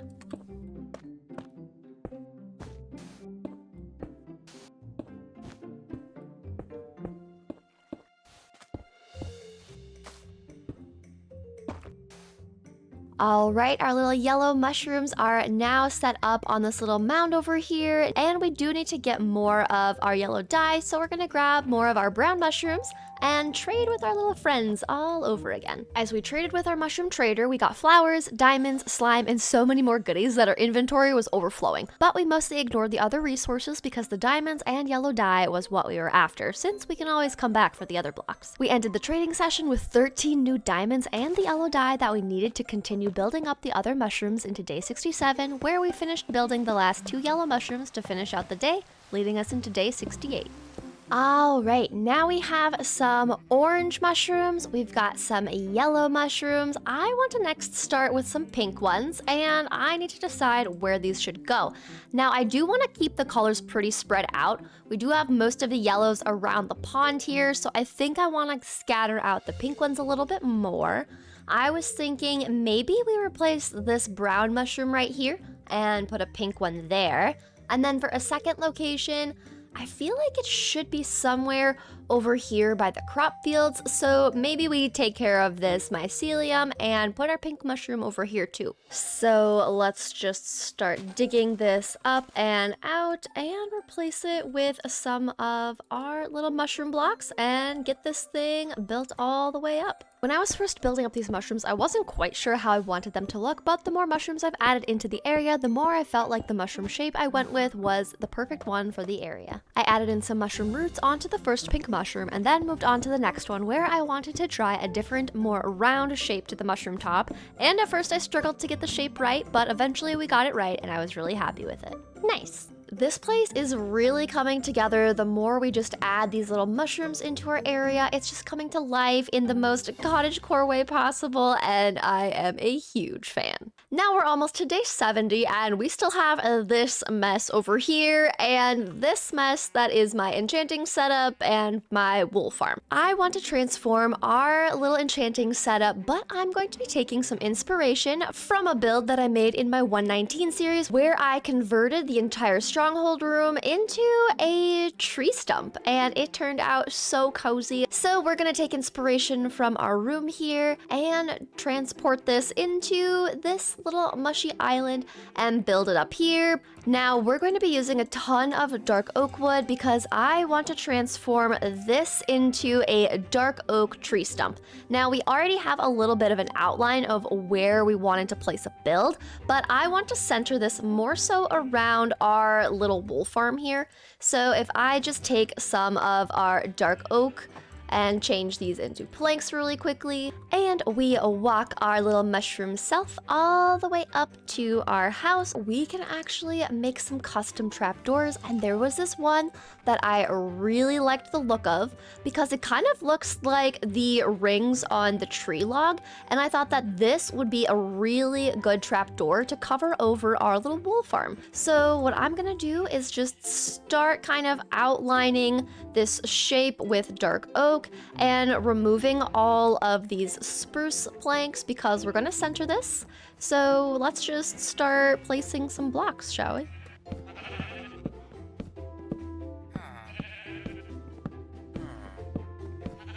All right, and now we can center our bookshelves and our enchanting table all around here now that we've got this officially set up. So we have all of our bookshelves coming around here. And if I just take this tool, we are at level 30, so I know that this is set to go. Now, we are just going to work on building all of this up. We're gonna make this kind of like a little wonky, a little crooked, so at a certain point, we're gonna kind of like bring in some of the blocks so that it won't just be a perfectly circular tree the entire time. We'll kind of bring them in one by one until we have a really good shape. So let's build our little cozy tree stump up. On the evening of day 69, we started placing the dark oak logs to start fleshing out the base shape of our tree stump before we started adding in some of the tree roots to the sides and building it up a bit taller. As we went into day 70, we transitioned into the decorating phase, adding a spore blossom, glowberries, lots of different colored mushrooms around. Then we added some more tree roots, finishing the height of the build, and we added some clovers to the ground with a few more mushrooms. We then dyed some pots different colors to add some cute flower pots around in the build. Next, we added some moss carpets and leaves into day 71, where we then added some ferns and flowers to finish off the detailing of our enchanted tree stump. We then focused on some terraforming and making the path leading up to our enchanted tree stump, clearing the dirt and replacing it with moss and adding in some spruce slabs to create some stairs to get around much easier. We used our carpenter's workbench to change a barrel into a reinforced dark oak crate to match our area to use as our lapis storage. We then added in some lanterns and fences around the tree stump to finish off the decor. And just like that, we have an enchanting room in a tree stump, and I think this fits our vibe so well. Now, if I give you a little tour, we've got some tree roots sticking out from this side. We also have a tree root sticking out right here. and one in the back on this side, and a little guy over here. We've decorated it with lots of mushrooms, some potted plants. We also have a mod that lets us dye the pots, which is also very fun. But we've just got lanterns, clovers, mushrooms, potted plants, flowers all the way around. And I love this so much. We've got our little trap door to get us to our wool farm. And we've got a beautiful, cozy, enchanting room tree stump on the inside. But this is definitely one of my favorite little enchanting rooms that I've made. And if I zoom out, it is making our area look so good and just adding more of those beautiful cottagecore vibes. And now it's time to just pick up all of our building supplies and move them over to our main chests. We next worked on fixing up our wool farm and replacing the mycelium with grass so our sheepies could keep eating their grass and growing out their wool. As we went into day 72, we were finishing the fixes so we could move on to the next project. Now the next thing that I want to do is work on getting some of our cows and sheep bred up here, and then I want to go on an adventure. And for this adventure, we need to grab our nature's compass again because we are looking for a very specific biome, and I misplaced, ironically, my compass, which is kind of concerning. Hello? And I'm pretty sure I lost my nature's compass in the nether when it got burned by the soul sand, because as far as I'm aware, we don't have it. Okay, I guess we've got to make a new one then, which is a-okay. We'll just grab more redstone, quickly mine that up, make ourselves a compass, grab ourselves some saplings and some logs, and there we go. All right, we've got our nature's compass. Now the biome that I'm looking for is the Mystic Grove. So let's click on this, search for it, and see where we end up. Okay, our compass is telling us to go up and around kind of this direction. So we will go off this direction on a new adventure. First, we're gonna drop off some of these items back in our chests. Make sure we have some food on us. Also, make sure we have a bed for the road. We're also gonna make ourselves a boat to go, and we should be good. As we watched our mushroom island disappear into the fog, we saw a ruined nether portal and quickly mined up some obsidian so we could make some more capture cells to bring some mobs back. As we boated to the shore, we saw a skeleton and decided it was better to sleep through the night to avoid the mobs, bringing us into day 73. The morning of day 73, we explored a new biome and collected up some sea oats, which I had no clue what this was, but I was in gremlin hoarding mode, so I just took it with me. We then chopped down a purple tree to collect up the wood and saplings. We then killed some cows, which, doesn't it sound like the cows were saying no right before I killed them there? Yeah, I can't unhear it either. So we picked some wild lavenders to drown our sorrows and help us relax a bit before we were back in our boat and on our way to the Mystic Grove. As we traveled, we finally started seeing one render into view, and I was so excited to finally have reached our destination to see what new things we could find. We found a new wood type, which we thought would look great for some mushrooms, and then we picked some new flowers to bring home as well, right before finding the white sand we had traveled all this way for. Okay, here's the sand that I was talking about, guys. So this is a white sand, which it will give us a really cool sandstone. So I want to make a lot of my mushroom blocks out of this white sandstone, and we can make walls, which will be really nice for making some of our mushroom blocks for our stems. So we're just going to collect up a bunch of this and hopefully fill our inventory with it.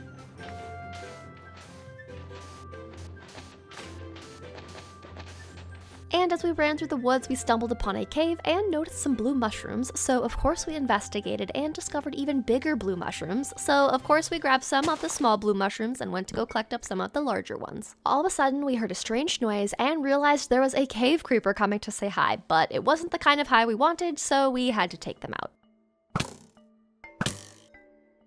We then went back to collecting up all the blue mushroom blocks, found some blue moss that we collected as well, and some weird glowing strings that turned out to be glowworm silk. Then we found some mud, so we hoarded those resources too. As we made our way out of the cave, we stumbled upon some blue hydrangea flowers that we decided to pick for the road. We then saw the cutest little fox family vibing in the rain and finally came into a clearing that had a ton of the white sand for us to collect. But before more mobs started to spawn, we decided to take a snooze, which led us into day 74, where we admired the morning views, found a ruined nether portal, and grabbed a snack. As it started to get darker out, we realized all we needed to make a new backpack was 4 pieces of string, and if we stayed up through the night, we could go spider hunting for a brand new backpack. So once it got dark, we started taking out the other mobs and collecting string until we heard a noise we recognized. Excuse me? Wait, I want to keep you. How do I keep you? Oh my goodness, that's a zombie baby villager.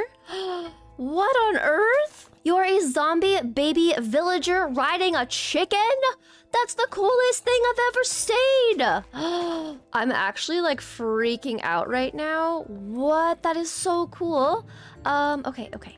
Sort through, quickly make a crafting table, and then we're gonna make a little boat really quickly to trap our friends. Look at you!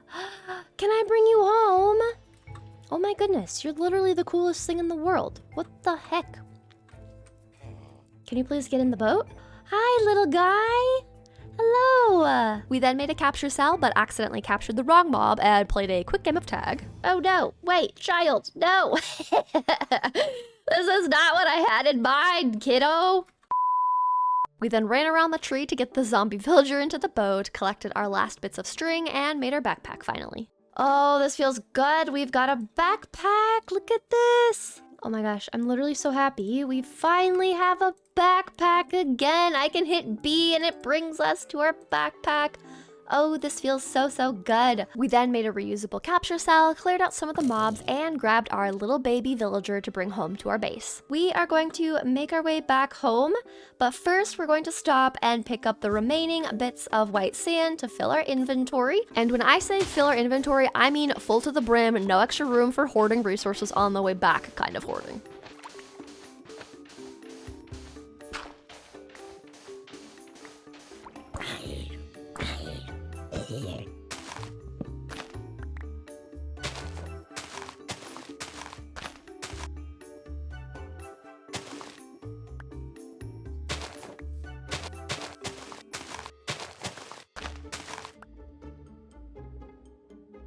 All right, we are going to get out of here before those pillagers come looking for me. So we're just gonna head back towards home. We have a ton of this white sand in our inventory. I also grabbed some of these sprouts, which are very cute little plants. We got some more clovers.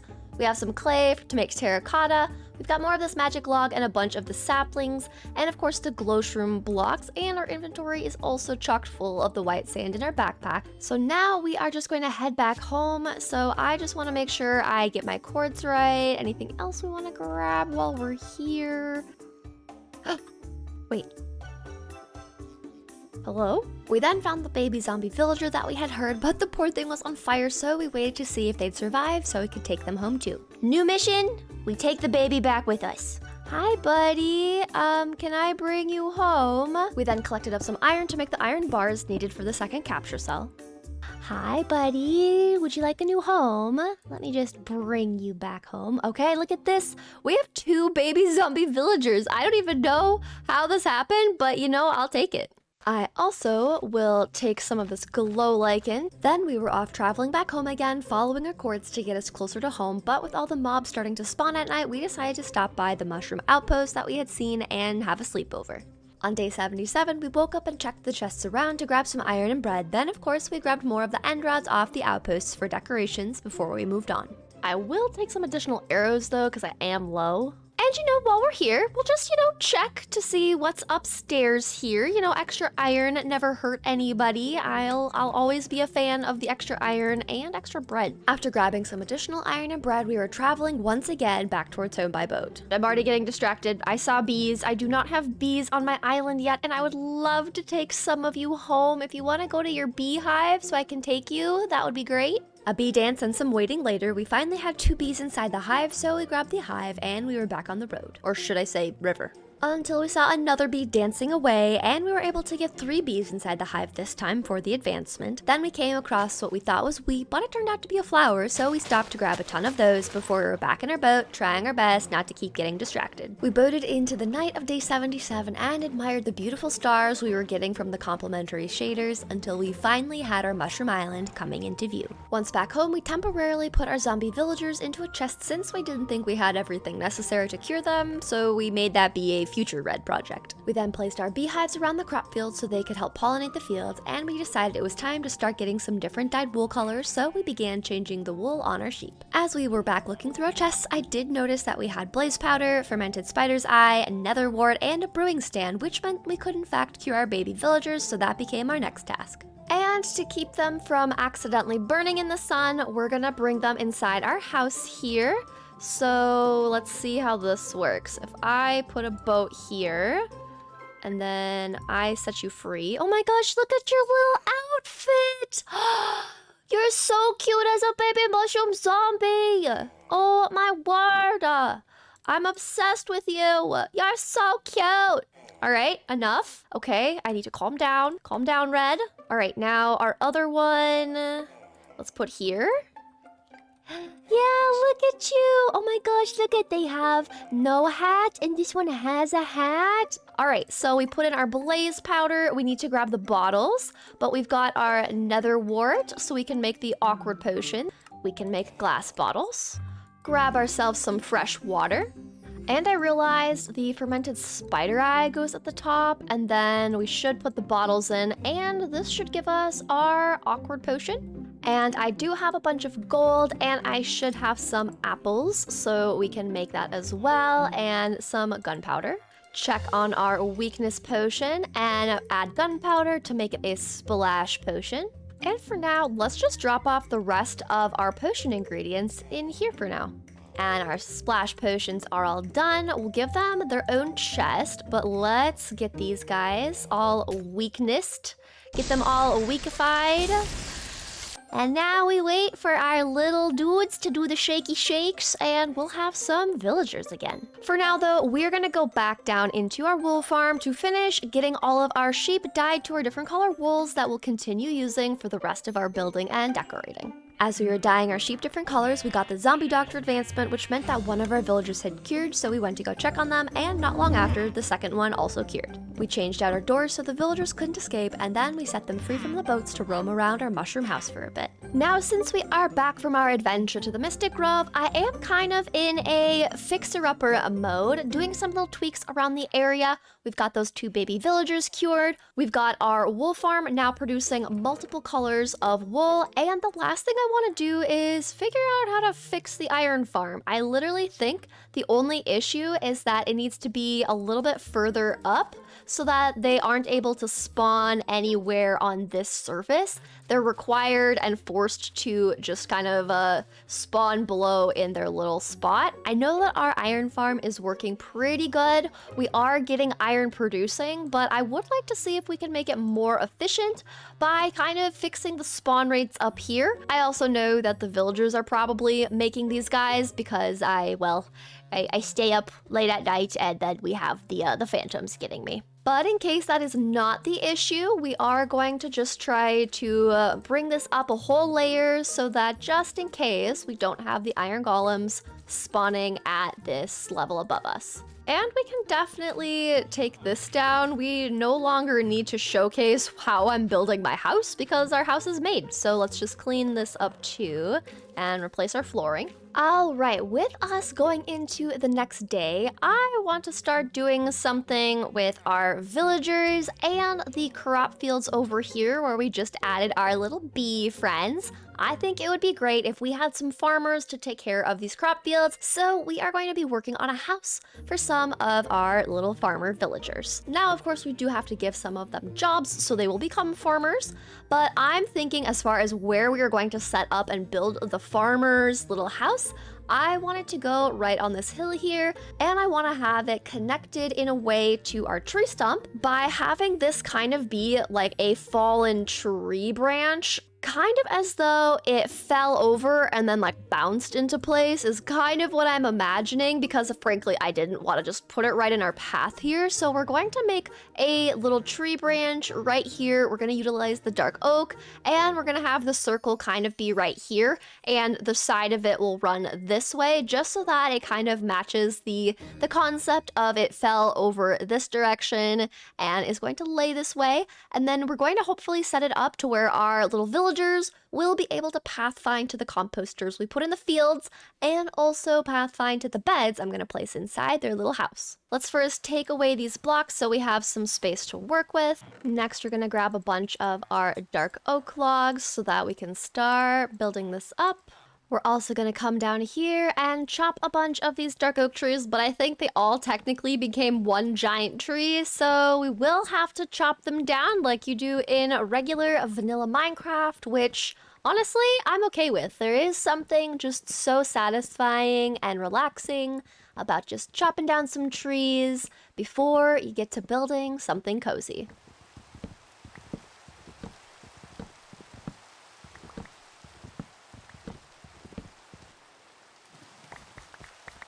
With our dark oak collected, we began using some dirt to create the shape and the size that our hollow tree branch would be, and with the size decided on, we started building out the full length of the branch until we had it complete and could move on to the more fun side of things, the decorating.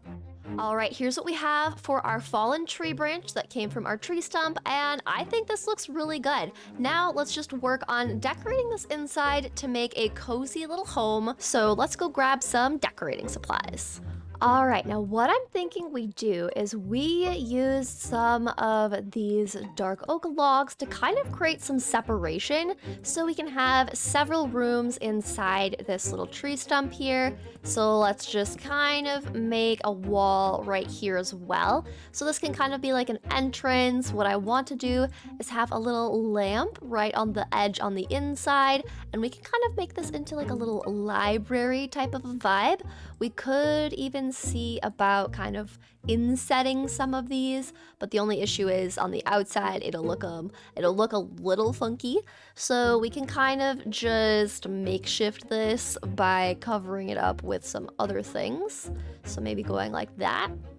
Or better yet, let's get some shutters. So if I put a shutter there, now we don't even notice it. All right, so then we can have little chairs here. We'll put a dark oak log underneath this so it blends in. And then let's do another one across the way here for our other little friend. So we'll put one right there, put our little chair here. Hi, buddy. On the other side, we'll put our shutter, and then we will put the moss back in place, and no one's to know, but we have a cozy little reading nook for our villagers right here. Oh my gosh. Wait, you can put them on the wall? Or you can have them standing. Oh my gosh, we're definitely putting them on the wall. That is adorable. Oh my goodness. We spent day 80 working on filling out the interior with lots of cozy decorations and getting our 3 separate rooms to look just how we imagined them. I had a lot of fun building this hollowed tree branch and decorating for our villagers, and we used lots of yellow accents to draw some connections to the yellow wheat fields, and this being where our farmer's going to live with their yellow straw hat. We then set up a cute outdoor dining area with a little flower pot on the table, and we added more flower pots and planters around the house. To add some additional green tones around the build, we used a bunch of azalea leaves to create that really cozy overgrown look that we love so much. And of course we added mushrooms. Lots of mushrooms. Alright, our little tree stump, tree branch house for our farmers is completed, and this is so cozy. I love this so much. We've got our little entrance, potted plants in the little planter boxes. We come into the living room with 2 little chairs with some cute paintings and some lights. And then we come through here, and this is kind of the beds zone, the bedroom area. And then we walk out onto their little patio where they can just enjoy having a kind of outdoor patio type seating for eating their little meals and their snacks. And one of my favorite finds were these little flowers that are technically too tall, these goldenrods. They look like wheat and it works so well that this is kind of for our farmers. I also put some of those around our little crop fields because they fit so well. But now it is time to bring over our villagers and get them to become farmers. So I think these ones all have jobs. But there is one in here that doesn't have a job. They kind of were just trying to become a librarian. So if I just remove both of these little lecterns, we should end up getting the one that is, yeah, pretending to be a librarian. So we'll just put these back and introduce our other little friend to their composter. Now I'm hoping that as for a trade, they will want to have their trade be some wheat, some carrots, or some potatoes. We're gonna remove this so they don't latch onto that. There you go, you're a farmer. Potatoes and carrots. I like it. Also, the straw hat on top of their little mushroom hat is incredible. And it looks like they already are making themselves at home. What do you think of your new house, bud? Do you like it? Is it cozy?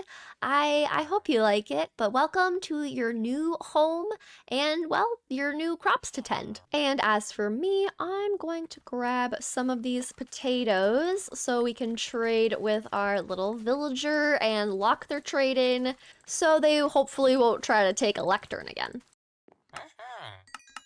Now the other villager I thought would be good to add with our farmer was our Fletcher. So we are going to take the Fletcher and we'll bring their job station with us. But I thought that they would be a nice addition to the area. So let's go put their job block in and then they should go to bed. I'm sorry, I brought the phantoms. I'm terribly sorry. I'll sleep, okay? I promise I will sleep. I will get rid of the phantoms. I'm so sorry. I know that you hate them. Well, let's let the Fletcher go. And for now, we'll just leave their job bench here. So hopefully they hang around. Oh, and look, there's a new kitty cat. Oh, that's so fun. And I feel like I want to put oh my gosh. Oh. I almost just activated the chop the tree down with one axe swing thing, but luckily I have more than 100 blocks. That would have been terrible. Oh my goodness. All right, there's your job bench. It's back there. I don't know where you're going, but hopefully they'll pathfind to their job block. It's literally right there, sir. You're locked in. You're a master, so you can't try to be searching for a new job, okay? You got to accept it. I don't think they want to accept it. Oh, they just wanted to look at the sheep and the cows. Okay, that's fair enough. We next wanted to try our hand at getting one of our cured villagers to become a librarian and trade us Unbreaking 3, so we walked up our cute little path to our house and began the grind of trying to get an Unbreaking 3 trade. We spent about 10 minutes trying to get the villager to give us the correct book trade, but we never got it and decided to take a break from re-rolling instead. The task we decided to work on next was adding in some cute little benches around our area using beds so they could double as places for our villagers to sleep. We used the beds as the seating, trapdoors for the backrest, and signs for the armrest, and we repeated this bench style with different colored benches around our base area.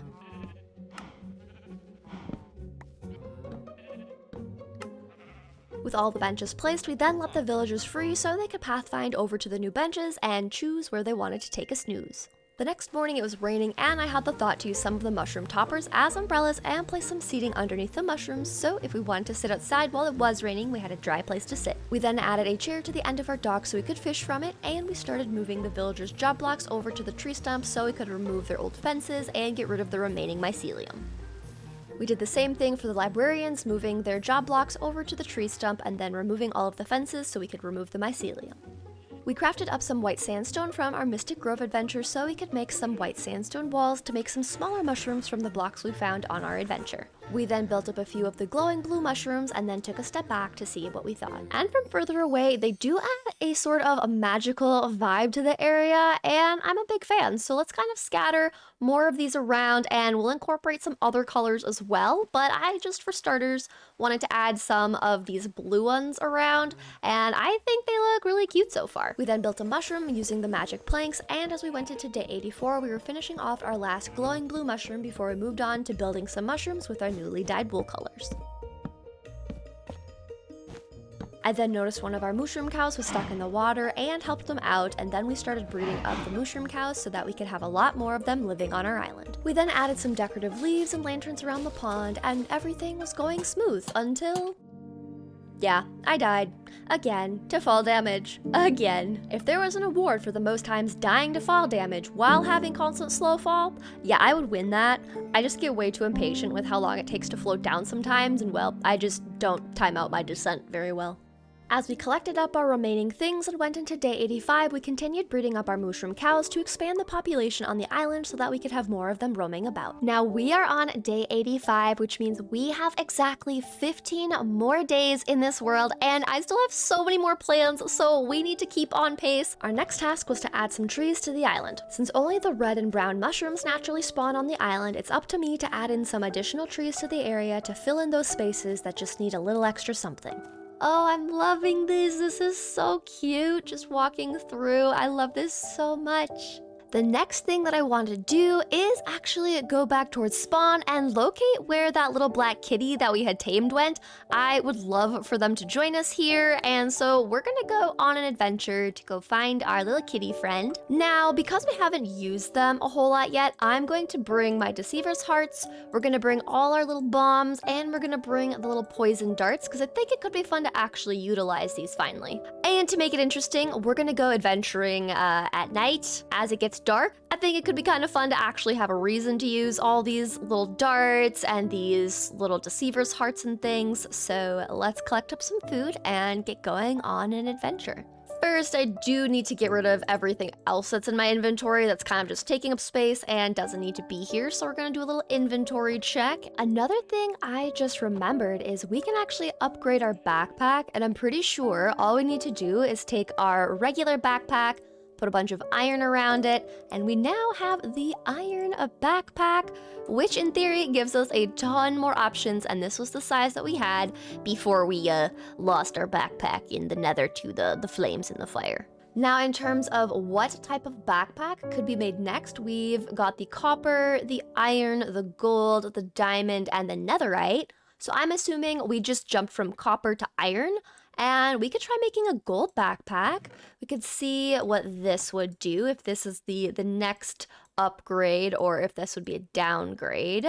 All right, so now let's test this out. Oh yes, look at this, so much more space. All right, well, that's pretty good. So we're just gonna bring a little bit of iron with us, and we'll put our little backpack back on our back, but having extra storage, especially this much storage, is gonna be super helpful. And I'm bringing some backup wood and some backup food sources. These aren't the best food sources, but you know, our farmer made them, so I do want to use some of the food from our farmer. With everything ready that we needed for our adventure, we started off into the night towards spawn to go get our black kitty friend. On our travels, we saw some wolves ganging up on a skeleton and a witch nope out of that situation. We found a new forest and wood type that had a modded forest creeper that almost got us, but we took them out and grabbed our new wood type.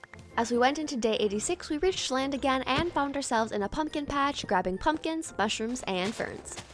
We saw a witch's hut, so of course we stopped in to loot it for some resources. We then saw some glow squids, so we grabbed some of their ink, and then came across a mushroom trader and got some goodies. We then found a village and decided to go through and check all the chests, and then we also freed some cows from the butcher's house. We looted a ruined portal and almost got skewered by a trident boy, saw another village, and took shelter for the night while a golem fought a skeleton outside so that I could actually sleep through the night. Very kind of them. The morning of day 87, we traveled by water, picked some flowers, and then saw a pillager outpost come into view. Alright, as we're rounding this bend, I am kind of curious if we just kind of see what's inside this pillager outpost.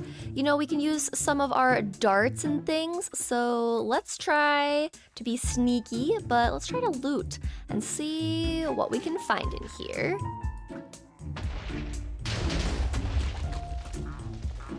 Got you poisoned.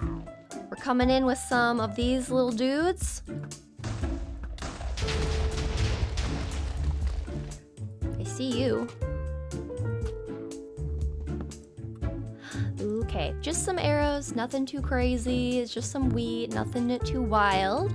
But you know, we could just get a quick advancement, you know, might as well. Oh, there we go. And I'm curious, if I throw this down on you... Oh yeah, that worked. Get wrecked, sir! Get wrecked! How far can I throw these?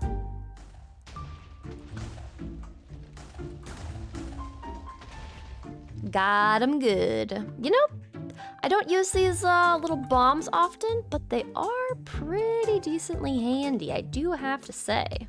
We walked through a lavender field and picked some more flowers, found a new forest and chopped a tree to get the wood type, collected some more moss, and ran through some fields past the mobs until we finally saw that first witch's hut we had found. Alright, we are back at the witch's hut that our cat was in. We finally found our little kitty. I hope they're still in here. I'm assuming that they are. Hello, kitty. Oh my goodness.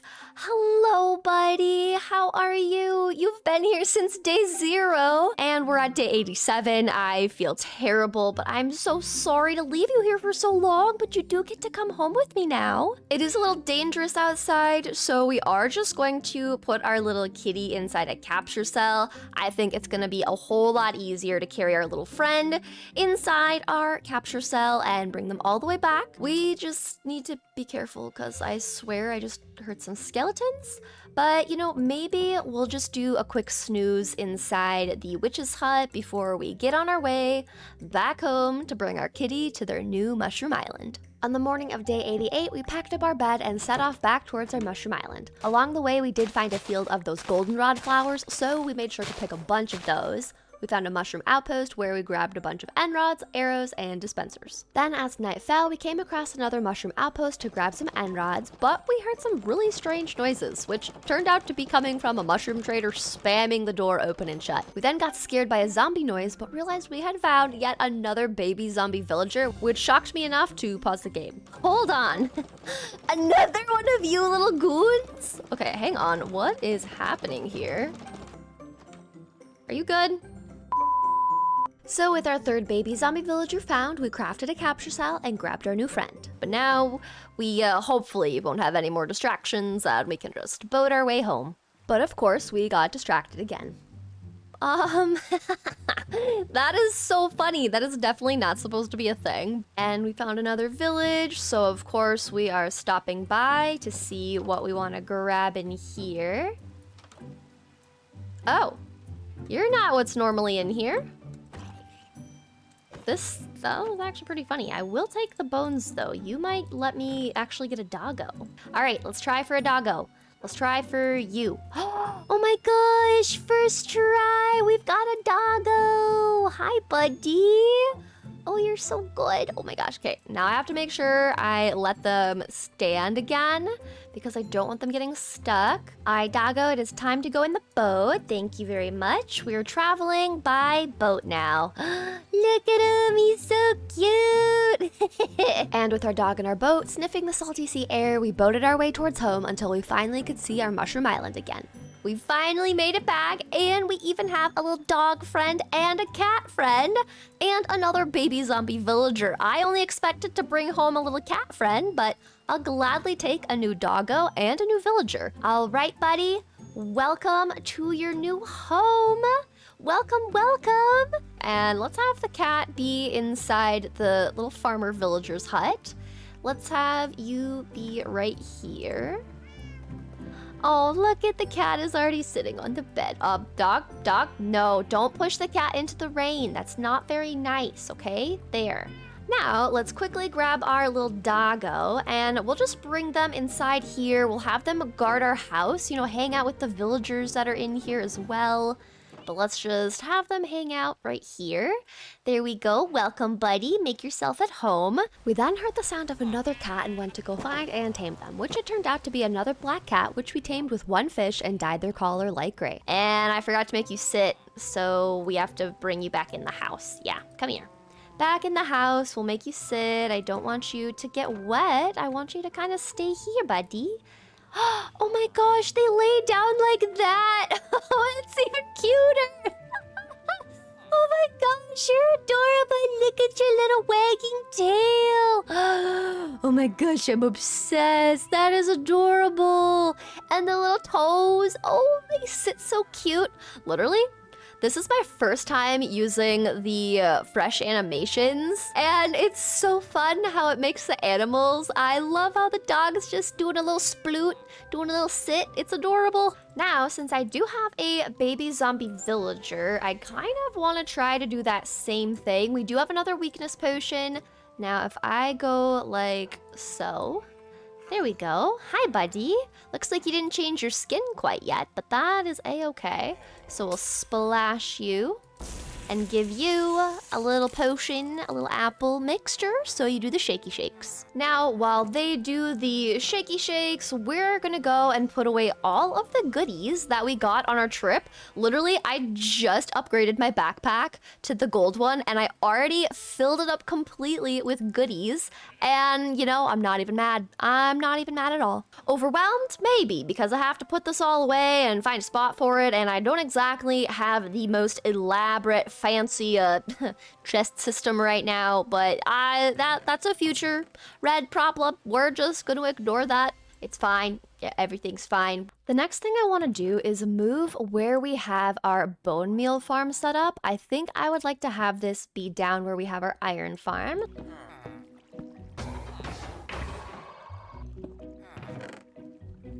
All right, perfect. The bone meal farm has been moved down to where our iron farm is. That just makes this area look a lot cleaner, if I do say so myself. And I'm going to remove all these dyes. The next project we worked on was a resource collecting system we could set up below the mushroom traders. Right now, we're losing items to despawning if I can't pick up everything in time. So with the hoppers feeding into a chest and carpet over top of them, we now have an easier way to collect everything we trade with our mushroom friends. And for going through a stack and 10 of brown mushrooms, we got a ton of options. We have so much food now. We've got lots of flowers and dyes. We've got 7 diamonds, a bunch of gold, and a bunch of iron, plus a bunch of the bombs and little poison darts. So those are always a good thing.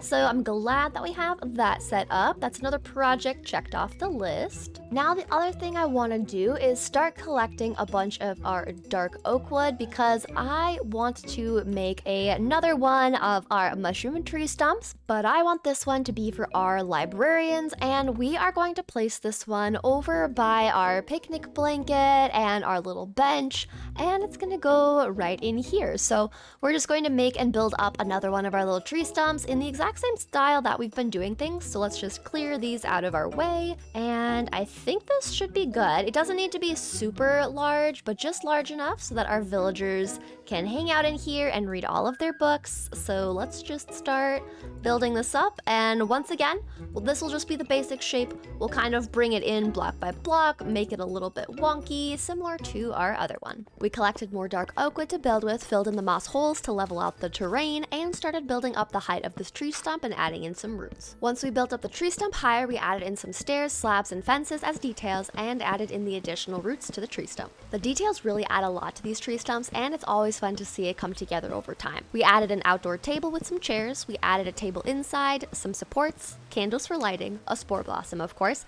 and then we added the flowers into the flower boxes and started adding the mushroom details around the outside before we were rudely interrupted and ran to find a bed to sleep away the phantoms. On day 92, we were adding some flower pots and flowers as decor and some of our favorite chipped dark oak trapdoors. And we're gonna add some chairs in here so they can sit down and enjoy a candlelit conversation over all of their books they've got on their shelves here.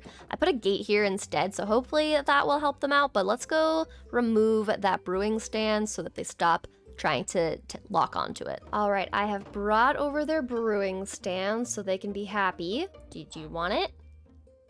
You don't want it.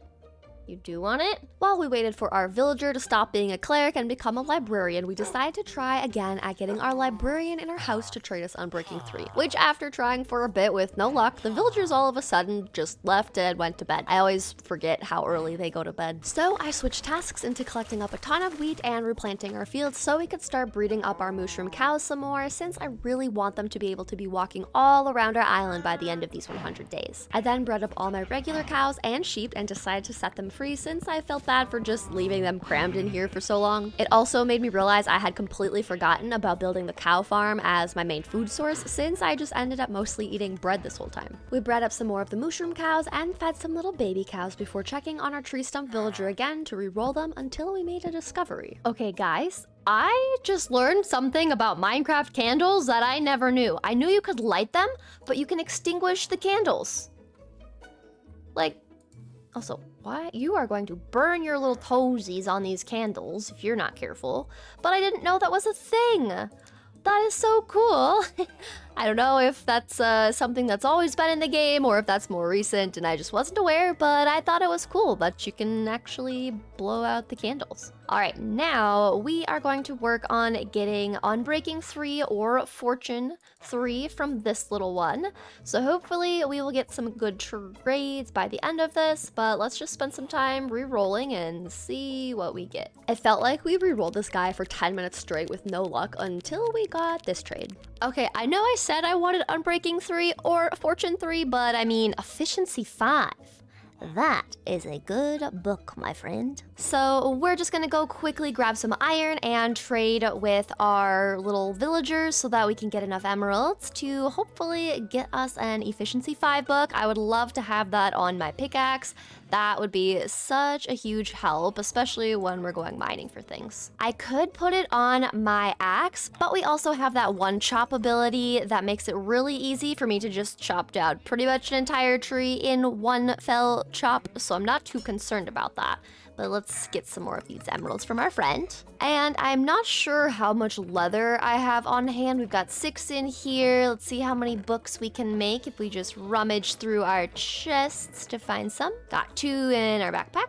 And we'll make some paper. And we should be able to make some books. So we've got an efficiency, and let's put one on our shovel. Now, unfortunately, I do need some more leather and, sorry, bud. Sorry. And we've got more sugarcane inside our chests, so we can make some more books, which will be perfect. We've got 10 now. And I know that we have the little villagers up here, and we've had one that we've been trying to roll, but let's try a little bit more, getting them to give us, we want Unbreaking 3 or Fortune 3. And then we spent the next 20 to 25 minutes re-rolling until we finally got a trade that we wanted. And we finally got our fortune book. It just took us like 25 minutes, 30 minutes. Now with all of these other librarians kind of wandering around, I want to now take them and move them over by our other tree. So let's take Mr. Silk Touch and move them over to their designated tree stump. And we can set you down and let you out. So now we have Silk Touch and Efficiency 5 in here, which is perfect. And I think I saw our mending friend. Here they are, right here. Hello, how's it going? Come with me, please. Thank you very much. And we'll grab their lectern as well. They should know that this is their area. So if I just put one right here, they should just kind of hang around here, hopefully. Perfect. And with our Fortune 3 friend, we're actually going to move them over into the librarian tree stump as well, and then we can work on getting them to be unbreaking. And I think let's have their lectern be here, and they can just be set right there. So, oh no. Sometimes it seems like the villagers want the chaos. It's kind of ridiculous. We next grabbed some fresh baked cookies from our farmer and then tried out some of their new soup recipes. The first one was pretty good and gave us a boost, and the second one made me feel pretty weak. Now, one thing that I did want to do during this 100 days is get a complete set of mushroom armor, and we definitely were able to acquire that. But because we have so many diamonds, I think it could be pretty cool if we make a full another set to display inside our closet. And just so you guys can see how the helmet actually looks, there's your helmet. It's a cute little mushroom cap, but if we're being honest, I think this hat is a whole lot more cute to complete our armor set. Now, to get an armor stand, we need to smelt up some of our stone until we can get some smooth stone, and then we'll combine that with some sticks. So we'll make a few more sticks, and then we've got our armor stand. And I saw another kitty friend, so I am gonna try to tame this one wherever he went. Hello, you. Can you be my friend? Here, kitty. Let me love you. Oh, okay. Well, that works out. You loved me pretty quick there, and I appreciate that.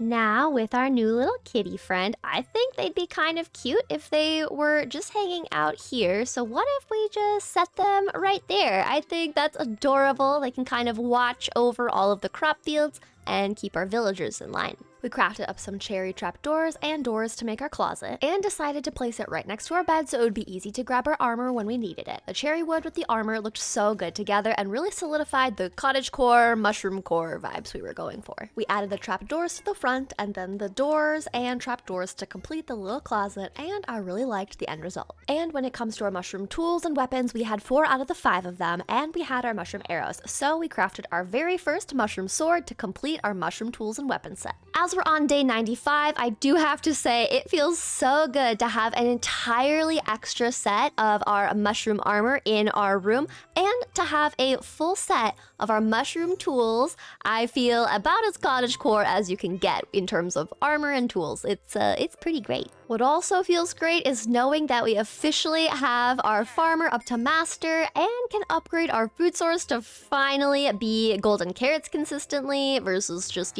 eating bread most of this time. Now, with just a few days left in this world, I want to try to keep making this as cottagecore and cozy and mushroomy as I possibly can. So let's work on some projects to really bring our base to life.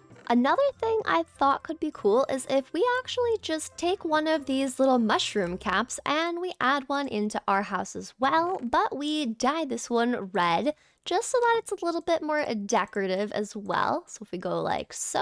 And in testing it, the red mushroom cap cannot go on top of an armor stand, so that is a bummer, but I can just have a secondary armor stand here and put some of my other armor I've acquired, such as my armor to go into the nether, and we can just keep a backup red mushroom cap in our bedside drawer. And we can do a little bone meal to this area so that we don't have these random mycelium patches anymore. And I know around the back there's still a lot of mycelium needing to be replaced, so let's just do a little bit of extra work back over here to just get everything much more mossified, as we like to call it. Another thing I thought could be fun is what if we just had some more colorful sheep roaming about? I think that could be kind of fun.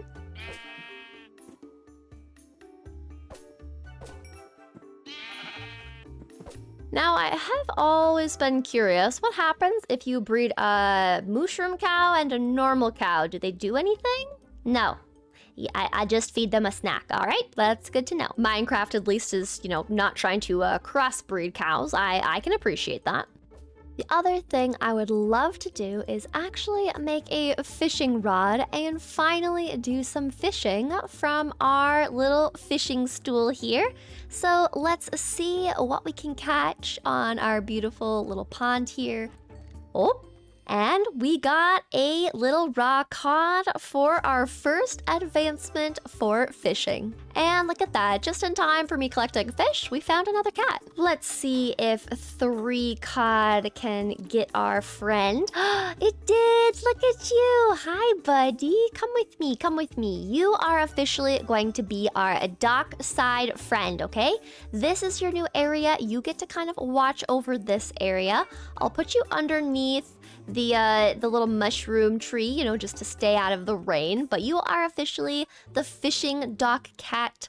So you get a new cute little spot right over here, and you get to watch us fish whenever we're over here. Now I'm just gonna take another seat and do a bit of fishing and see what goodies we find. I'm hoping for more leather because I'd like to make some picture frames before we finish up 100 days. As we fished, I was reminded of just how relaxing and simple fishing can be. You can just get to focus on one thing, you get little surprises fished up sometimes, and fishing from our little chair and getting to enjoy the scenery around our pond just made me really glad I put the extra time I did into making the area around the pond so cozy. All right, I did a little bit of fishing, but really only got cod and a salmon. So I think even though I only have 4 levels, I'm gonna see if we can still get something in the enchanting table. I mean, it doesn't hurt. Never mind, it hurts. I need more levels for this. All right, so looks like we're gonna quickly talk to our little friend here, our toolsmith, and grab some iron.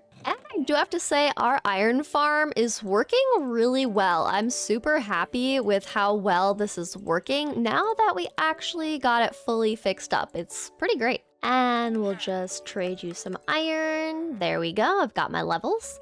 Thank you very much, I appreciate it. Now we can see what we get. Unbreaking?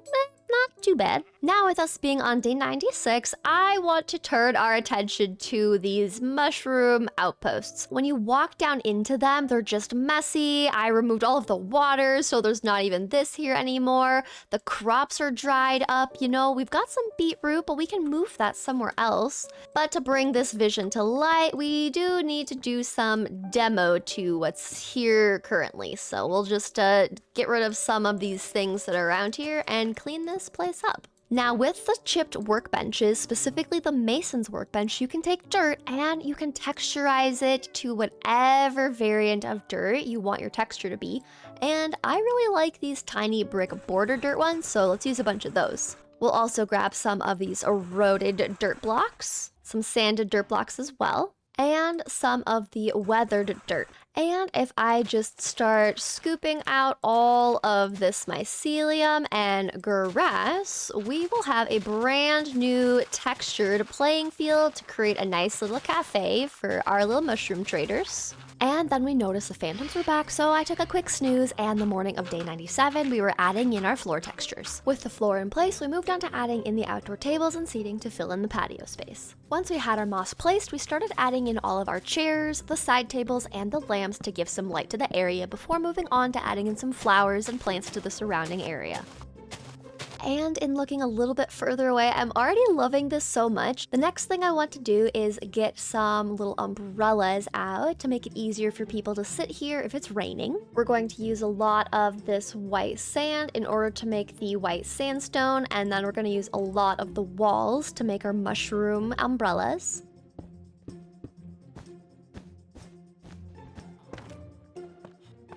We then got sidetracked taming another cat and had the thought to have our cats all sitting in the chairs at our cafe. So we moved our crop watching cat to the cafe, and then we moved the black cat by our house over as well. Okay, this is actually the cutest thing. We have 3 of our cats just sitting so cute and proper in their chairs. I'm obsessed with this. So now we kind of have this set up as more of a cat cafe. We started building up our second mushroom umbrella, but this time we decided to use moss instead of calcite for the dots on the mushroom, and then I realized that I didn't really like how that looked, so I swapped out the moss back for the calcite, and it looked much better. The next task we worked on was removing all of the vines off of the mushroom trading post. Even though I like the look of the vines, it sometimes looks a bit too messy, and I have to say, cleaning it up made it look way better.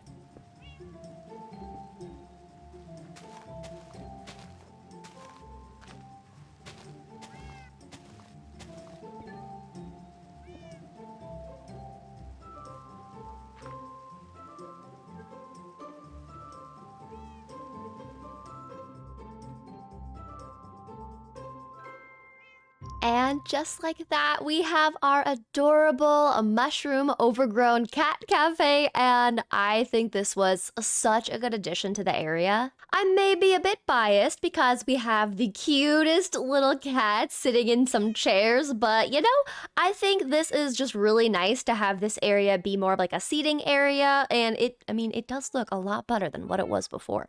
And in making something better than what it was before, I want to continue these paths and make them all the way over to our librarian's tree stump, and also kind of just make a path leading all the way up to where our farmer and Fletcher are. And I want to extend this path all the way over to our wool farm and enchanting setup. So what we're gonna do is just open up this area right here and add in a little path right along this side here.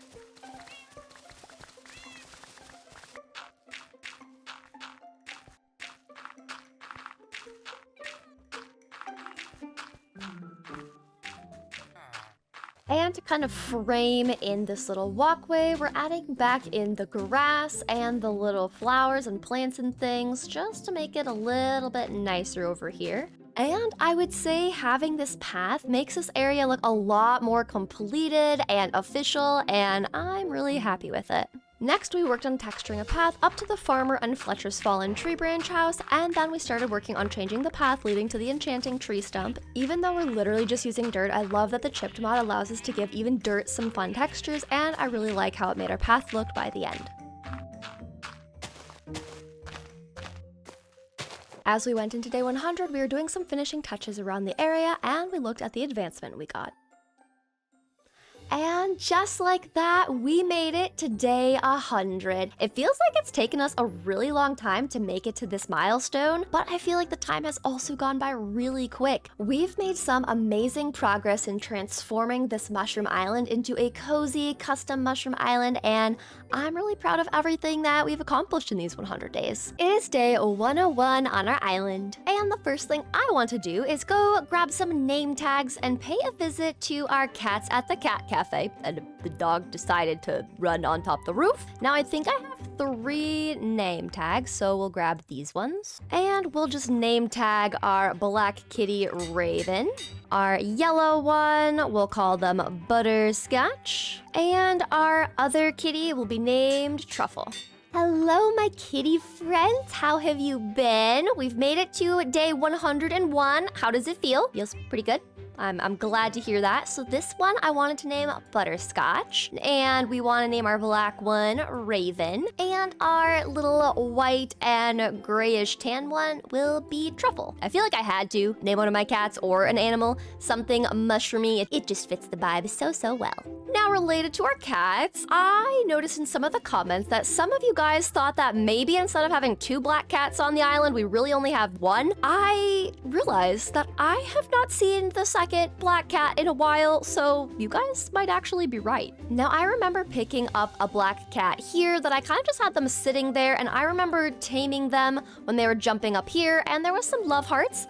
But if I come back over to our farmer's little fallen tree, I had a cat right here too, and I don't know where they are because I just assumed they would be here, so I thought that maybe they got pushed by the dogs or something, but I think maybe we just have 1 black cat, or they just kind of disappeared, you know, didn't think that the Mushroom Island life was for them. And the next thing that I want to do is upgrade our backpack. We're going to be exploring a lot in these next 100 days to continue finishing out our island, so we are going to take our little backpack off our back, place it in the middle, surround it with some diamonds to give us the diamond backpack. And this gave us a ton more storage, which is going to be perfect, but there's still something that I want to do. I want to dye it red because, I mean, well, my armor is red, so it makes sense that red would have a red backpack to go with her red mushroom armor. If I set my backpack down, it's just gonna be the little straps around it that we're actually going to change. And we'll just give it some little red accents, and it kind of changed. Not a whole lot, but we've got a little red accent on it, and I mean, I think it's pretty cute. Look at that. The next thing I want to do is focus on adding in some of these backpack upgrades. I think adding the crafting table one would be super nice, which we need a crafting table, iron, a base, and a chest. So we'll find the base. So it looks like we need leather, iron, and string. And we've got iron in our chests. I do have 1 piece of leather, so at least we have 2 out of the 3 resources that we need. Luckily, we've got some cobwebs around some of our mushroom outposts, so we're gonna take advantage of those and grab some string. You good, dude? You need some help. There you go. And with 11, this should be enough to make our first little base upgrade friend here. So let's grab our upgrade. And we've got the crafting table upgrade. So I think if I hit B and then I place this here. Oh, look at that. Okay, so then if I go like so. Oh my gosh, that's so nice. This tool swapper was the other backpack upgrade that I thought would be really handy because it basically will just put into my hand exactly the tool that I need for the job. So let's make this, except we need to make another little base, which means I need some more leather. I'm so sorry. Terribly sorry.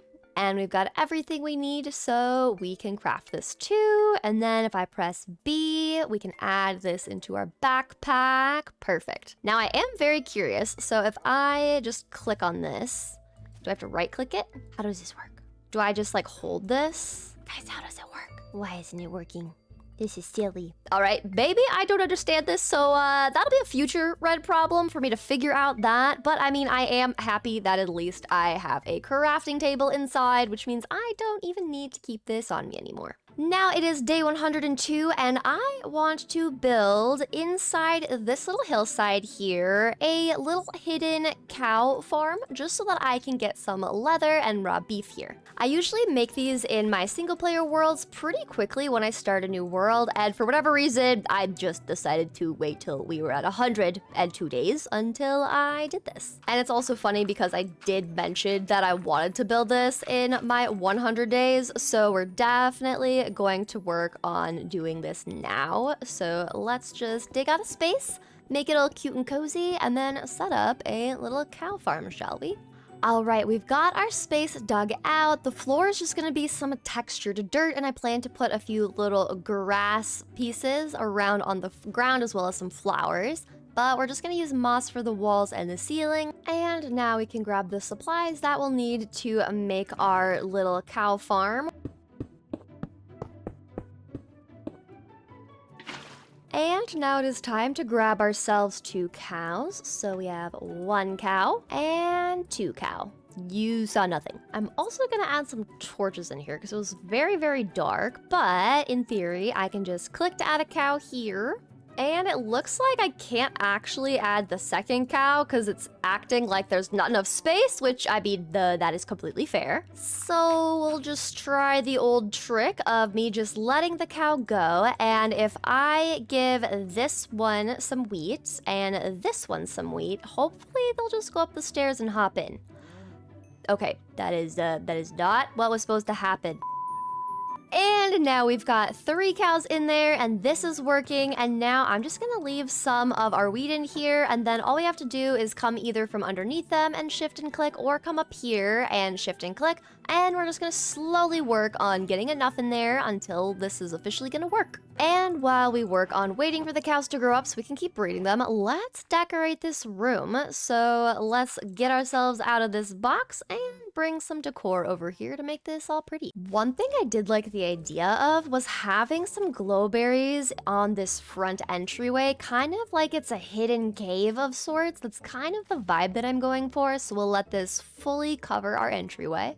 We're gonna grab a lot of mostly florals to add into here because that is the main thing that I want to use to decorate and light this place up. So I'm just gonna start putting some of these in my inventory really quickly. And we're also already on day 103, so we are moving quite quickly. So let's get on with this. We have 2 chests, we've got the hopper, and we need the composter. So we'll just grab one of those.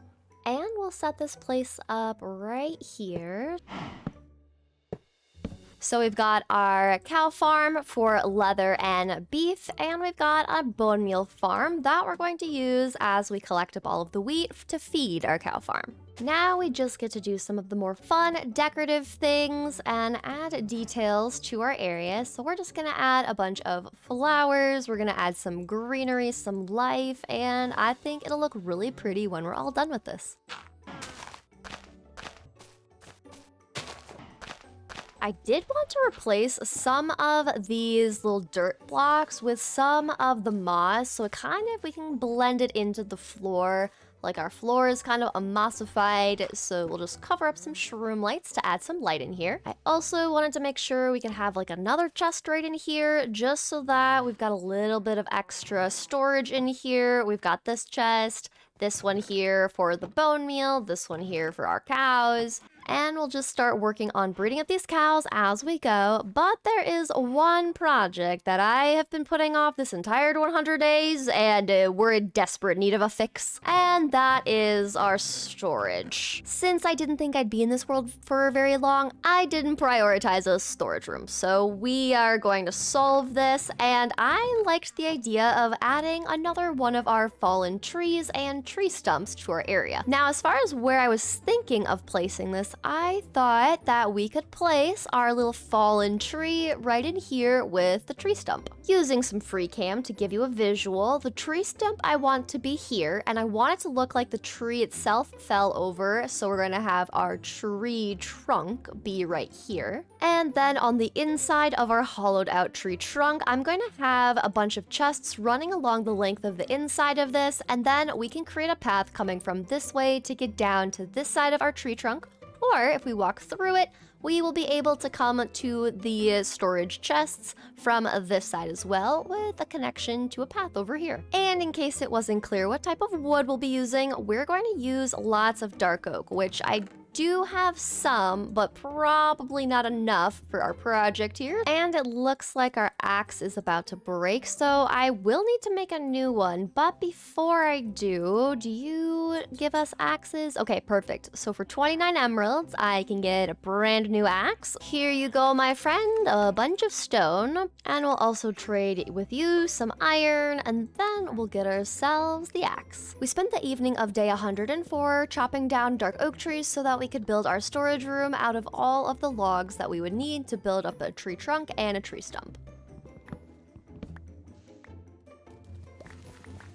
And of course, we planted back all the saplings so that our trees could continue growing on their little island. With a stop to breed up our cows, and a quick nap in our bed leading us into day 105, we were ready to start working on building our storage room with our tree stump and our tree trunk.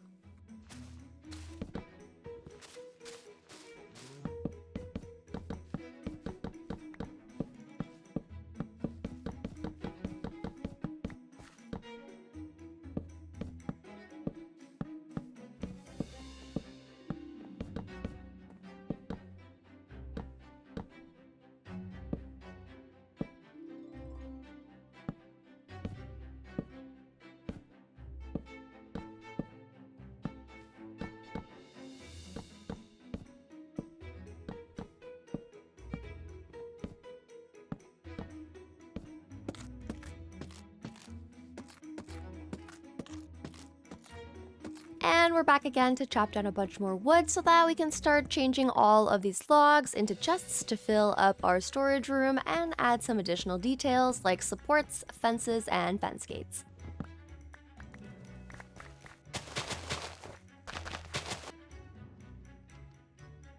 And after a quick little snooze to help keep the phantoms away, it is time to start working on the interior of our little storage room, and this is what we have so far. What I like about this is we can actually have our chests on 2 tiers, so we actually have a lot more storage just in this open tree trunk here than you would initially think. Also, I figured out how to fix that tool swapper thing. I just need to have one of the tools in my main hand, and then the rest are in my backpack, and it just swaps from my backpack. So the issue was I had my tools inside my inventory when really they should have been in my backpack, which, I mean, for a tool that's literally called the a backpack tool swapper, I could have maybe guessed that. As far as our tree stump itself, I decided to make it look very worn down, stripping some of the logs, and we added in some of the fence posts to make it look really worn, kind of like when the tree fell over, it just snapped and had some smaller branches still connected.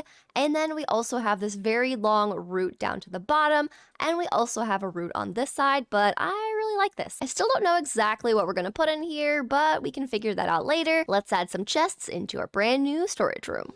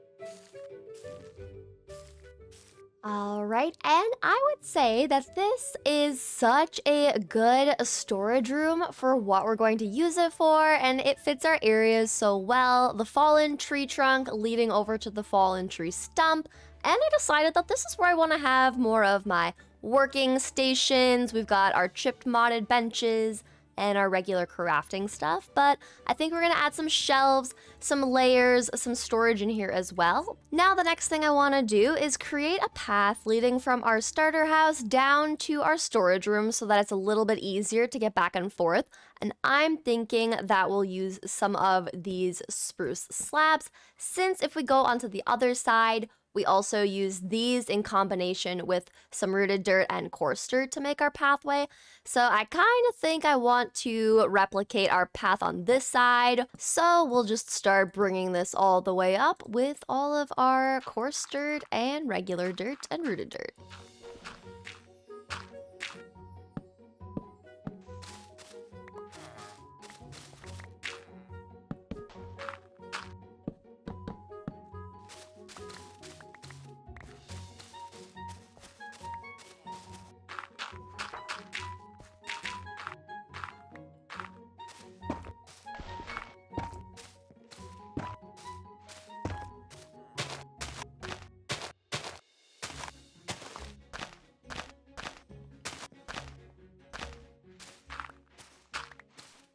All right, our path is done, leading all the way up to our starter house, and I really like this. I just continued all of the dirt path variants all the way down here, and we have it going all the way down to our storage room, and I think it's so cute, and I should probably sleep. All right, it is now day 110, and we are going to continue working on making a little trail, a little pathway to our little working area. So I'm just gonna grab a bunch of dirt, grab some gravel from the ocean so we can make more coarse dirt, and continue making some paths.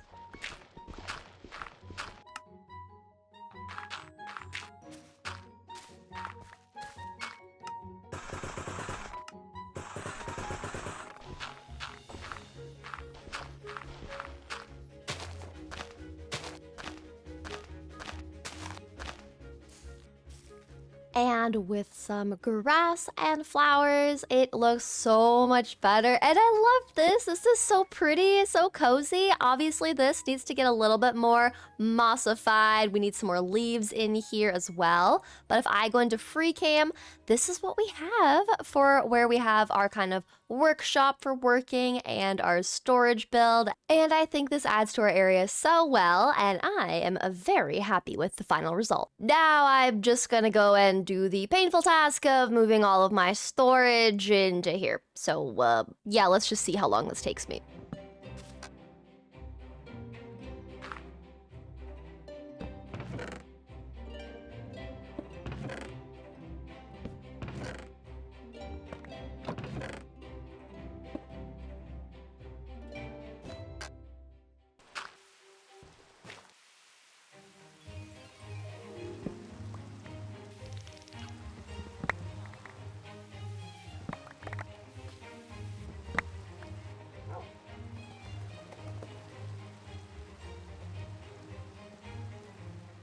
And after about 20-25 minutes of moving over all of my storage chests and organizing it, we have a color-coded, item-coded floor to match what is in our chests. It is such a relief knowing that everything in our entire island is now organized. And I even turned all of the mycelium that was under our chests into moss, and it looks so much better to not have our chests just laying out and about like they used to be. Now the next thing I want to do is go on a bit of an adventure. However, I do want to start this adventure when it's nice and sunny outside, so we're going to sleep through the night, and we'll bring ourselves into day 112. Now, as far as my adventure, I want to go looking for some chickens and some pigs, and in the comments on my 100 days video, you guys mentioned there's a pink sheep in this world. I also am going to grab myself some more carrots for the road. Hello, buddy. Thank you for the carrots to go. I appreciate it. Now, I really have no idea where on earth I ended up seeing the pink sheep. I do remember that it was by one of those mushroom outposts in between us going from spawn and coming over to here. So I think we're just gonna backtrack towards spawn and hope for the best. I think we'll bring some carrots with us. And I only have one lead, but we'll bring it anyways. And while we're at it, we'll grab some boats in case we need to keep them in one spot for a bit. And we need a boat ourselves. So let's go on an adventure back towards spawn looking for chickens, pigs, and that rare pink sheep. On our way, we grabbed some glowing for a future project I had in mind. We got distracted by checking out a sunken ship for its loot and almost had an incident. Now let's quickly go down to where the door is usually. Oh no, we need the door. Big on 5 hearts is just so much scarier when you're drowning or just in general. Oh my goodness. I almost died in a ship looking for treasures.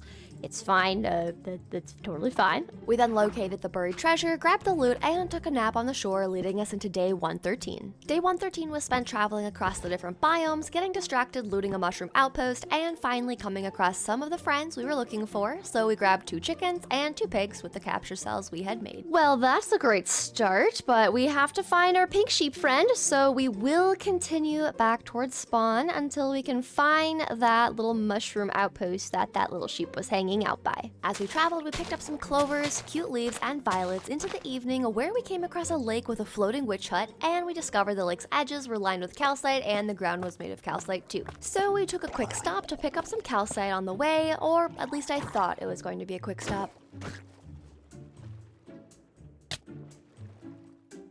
Oh my goodness! That little baby got me and I don't know where I am! You know? This is why I don't play in hardcore. And I'm gonna be at spawn, I guarantee it, because I slept on the shore. Am I at spawn? Oh no, it's night and I'm at spawn! I'm sorry, I'm gonna have to punch you to death. I need a bed, I'm so sorry, I'm so sorry, I apologize. Okay, you know what? Maybe we go for a tree first. Let's go for a tree. There is a creeper, but let's try to get this tree. Oh no! No, I'm gonna die. Okay, we're going to the witch's hut. At the witch's hut, we checked the cupboards for some food and grabbed some green wool from the roof to make a bed so we could sleep away the night and the mobs. The morning of day 14 was spent getting some basic tools and traveling to find where in the Minecraft world we could have died and hopefully get our stuff back before it despawned. As we traveled, we came across some structures, which we of course looted for what we could, even finding ourselves a new backpack to keep some extra stuff in as we went. The evening of day 114, we slept on the shore, not realizing we were right by a skeleton. Oh, you're right there. Oh, hi. No, not allowed, not allowed. I'm gonna die here. While running away from the skeleton, we saw the most cottagecore thing, a little fox family out fishing on the shore, and then we did something not so cottagecore. I stole a bed from a village. Eventually, we started seeing familiar sights, the place we found our pigs and chickens, the fields where we picked some clovers from, and the mountainside that had the violets. So we climbed up to the top of the mountain, and there it was. We are in the right spot. Oh my gosh, guys, I found the lake. There's my boat. The question is my stuff here? Oh my word. Okay, quickly screenshot this. Oh my gosh, I found my stuff. Okay, where's my backpack, my armor? Oh my goodness, I found my stuff. And we're gonna move and sleep somewhere else because frankly, I can't be sleeping with all these dudes just out and about. Don't die again. Literally, I just picked up my bed. Can you imagine if I would have died again? That would have been tragic. All right. Day 17, and we've got our mushy hat back on our heads, so we're literally back with all of our gear. Our backpack is good. We are all set to go, and what's great is I still have my pigs and my chickens, so I literally just need to go find the pink sheep now. Except I have one vendetta, and it's against you. But I will take some of this calcite on the shoreline since I am a little bit safer over here versus being in the water with all of the drowned. Days 117 to 119 were spent traveling over biomes, collecting resources as we went looking for the mushroom outpost our pink sheep was located by. I used clues from my 100 days video to locate the biomes that were around the specific outpost our pink sheep was at until we finally found it. Alright guys, I have found the exact spot where we were when we found the little mushroom outpost that our pink sheep was at. I remember it was by a bunch of these trees and it was surrounded by some of these purple trees and the little lavender flowers as well. So with a capture cell in hand, now we just gotta hope our little pink sheep friend didn't wander off too far. They were around here somewhere. Let's go up here and see if we can get a better vantage point. Oh, yes, we found you! Oh my gosh, we have our pink sheep! Let's go home once we sleep so that traveling is a bit easier through the daytime. Alrighty, we have our pink sheep, we've got our chickens and our pigs, and the glow ink that I was hoping to find, so let's make our way home with our cords. We spent day 120 and day 121 traveling home across different biomes until we finally had our mushroom island render into view. Once on shore, we immediately ran into our house to make sure that we reset our spawn. Now that we are back at our base area, I want to start working on building up a house for the little pink sheep that we just found, and I thought that having the pink sheep's house be along our way to get over to our tree farm would be perfect. Now, if I go into free cam, there is this section right here that's kind of separated from the rest of the platform on our island, and I think I want to raise this up and have our pink sheep house be right in here. So I'm just gonna collect up all the moss that's been on this top layer here, and then we are just going to have dirt be kind of what we fill in the rest of this area with, and then the top layer will be moss like the rest of these areas are as well.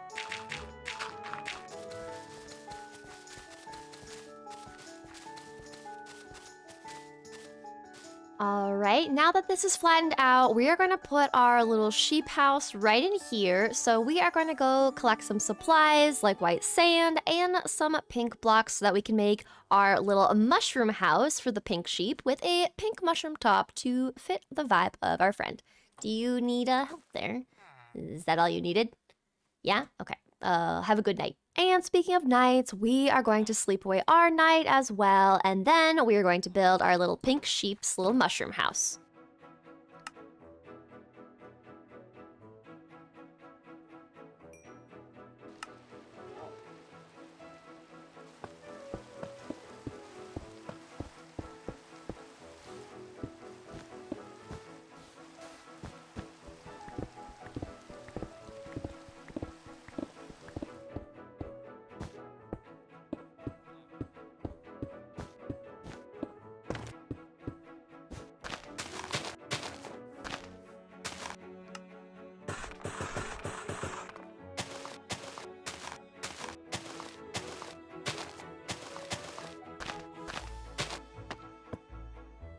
All right, we've got our little pink sheep house all done. I just wanted it to be a very simple little mushroom with a little bit of some walls and solid blocks as our wall palette. And of course, we used our same wool, pink glazed terracotta, pink concrete, and pink concrete powder that matches our little mushrooms as the mushroom top. And on the interior, we've just got a very lush, overgrown vibe. We've even got a little pink stool with a pink glazed terracotta pot and plant on it. And I think the last thing we need to do is just add in our pink sheep, and I decided to name them Petunia. Hopefully our new little friend Petunia is going to like their new house because I think this fits so well in our area. We may have died once in order to get our pink sheep here, but I'm really happy we finally gave them a little home. Now the next project I want to do has to do with the space over here and the chickens and the pigs that we went on our adventure to go find. I want to convert this spot right here into a cozy little mushroom cottagecore type of a little animal barn so that we can have our cows, pigs, and chickens and sheep that are wandering around actually, having a roof over their head. So we're going to level out the ground that this little mushroom is on and raise up the ground back here so that it is even and flat with this area. So we're just going to add our moss in and remove the dirt, and also we need to remove this little mushroom right here.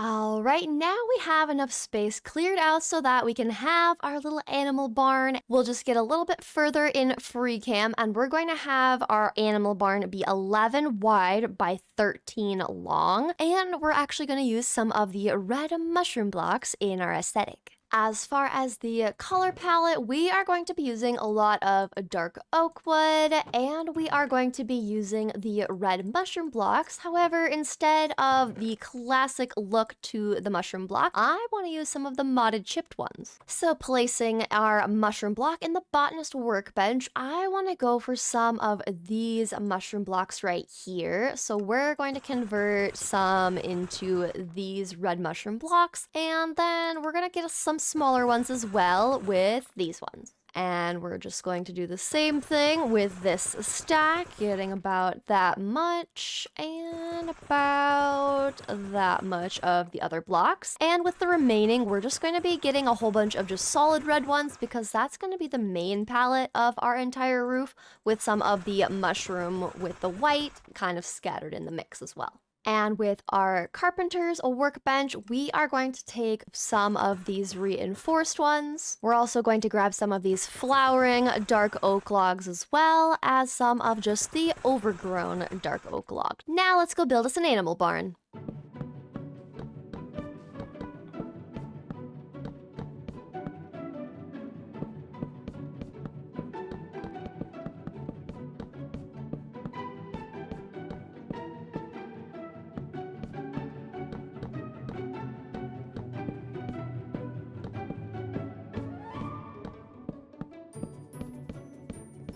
All right, we've got the roof on top of our barn, and that's what it looks like a little bit further away. We're obviously going to add a lot more of our azalea leaves on top of it, a lot more greenery and lush vibes, but let's work on the interior. One of the things we need first and foremost are some lanterns, so we'll get a few more of those put together. We are going to be putting together a new type of a tinkering table, and we need some redstone torches. We'll take some cobblestone, we'll take some wood planks, and we do need a few stripped pieces of wood, so let's just take this jungle wood like so. The table needs a piston, we need some slabs, and then the tinkering table should be able to be made. We just need, I guess, specifically a stripped spruce. No problem at all, we can manage that. So now we should be able to craft the tinkerer's table. And I'm changing the position of our tables to fit more, but with our tinkerer's workbench, we can take our lanterns and turn them into other lanterns, and I wanted 2 of these larger ones.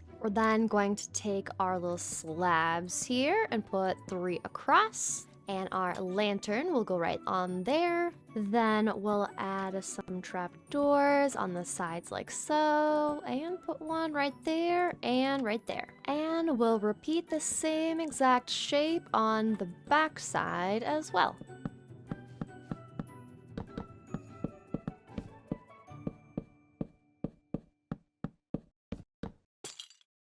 All right, now that we have the pens kind of separated into 4 different segments, we'll have our sheep, our cows, our pigs, and our chickens. We'll get the smaller one. Let's actually get our little friends in here. Oops, excuse me, I need to close this first. There we go, 1 and 2. And then we'll put our little piggies in this one. And we're gonna go with our capture cells to grab our cows from the area and bring them to their new little animal barn. And we'll give our cows the bigger of the 2 pens next to our chicken. So we've got 3 out of the 4 animal types. Now we have our sheep to grab, so we'll grab you and you. And I think because we have our little sheeps in different colors, we'll just add them into our area like they are colored, because I think it would be kind of fun to have some colorful sheep in here.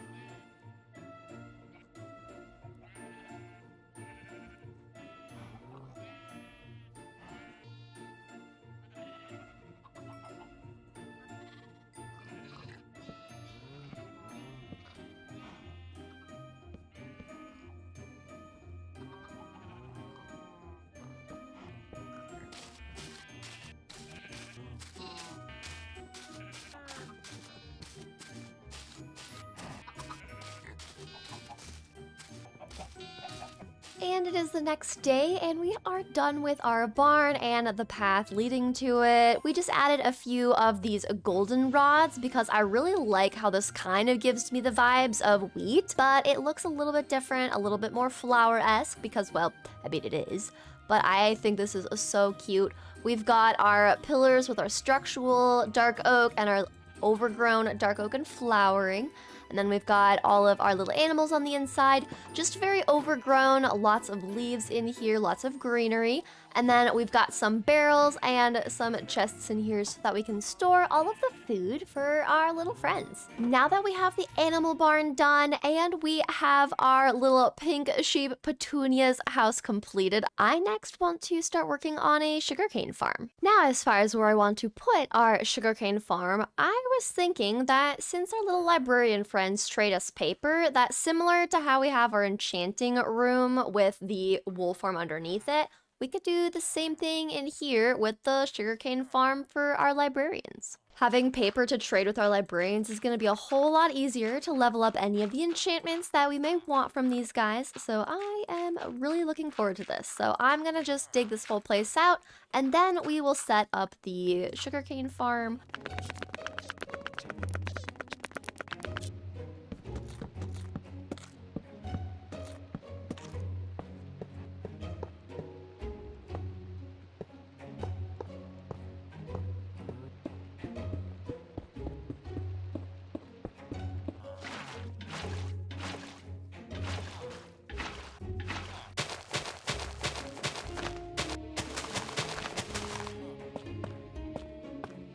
Alright, just to give you guys a little bit of an update, I did accidentally put the pistons one level too low, so it would end up actually completely removing all of my sugarcane, so we just got to move this up once, and then we should be good to go. I also don't have enough supplies to make the rest of the observers, so right now they're just scattered about, and we need to go grab more redstone, so we are going to go mining just so we can get more redstone.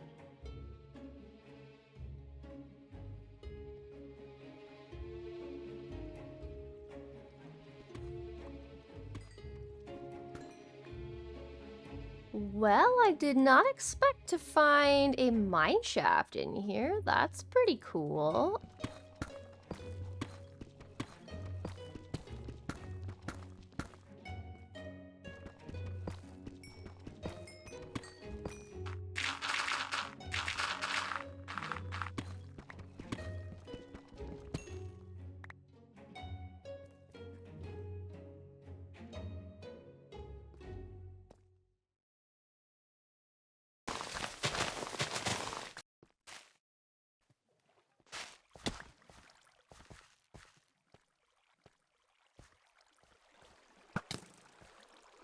Now we're just adding in the last of the observers to our different sides, and then this will be completed. And I made a little space so that we can fit a nice little lantern in there. And to help our sugarcane grow a little bit quicker for the farm, we're just going to add in 2 on either side just so that it grows quicker for us. And we've got some lanterns hung for some finishing touches. I don't really need this to look super official or anything. I just need to make sure that I can see my sugarcane farms on either side, and I can. So we're gonna call this done. I did want to make this a very compact farm, and I say we were successful. And after a long day's work, it is time for a snooze. All right, it is day 132 in our world, and the next project that I want to work on is going to deal with some of our little fishermen, because I thought it would be kind of fun to make a fishing dock and give a permanent house to our little fisherman villagers. Now, as far as where we're going to set up our little fishing dock, I thought that down here would be the perfect spot for it. If I go into free cam, I'm thinking we'll make a path and a little stairway down here, and then we'll expand the docks, kind of wrapping them a little bit around this edge here, and then we'll go all the way down along this side to about here as well. And of course, we do need to turn all of this mycelium into moss, so we're gonna have to go and get a bunch of moss from our bone meal farms and work on getting all of this all mossified first.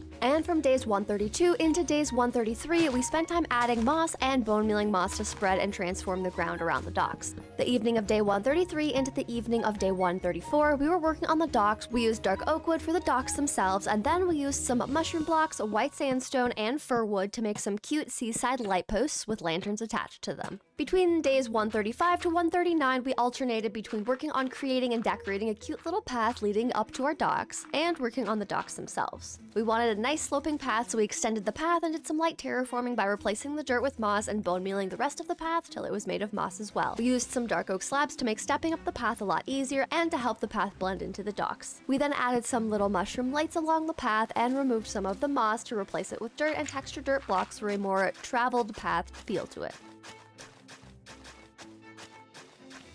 We then decorated the docks with lots of barrels, chests, extinguished campfires, and other blocks to signify that this is more of a shipping dock for ships to dock and load and unload the resources along the dockside.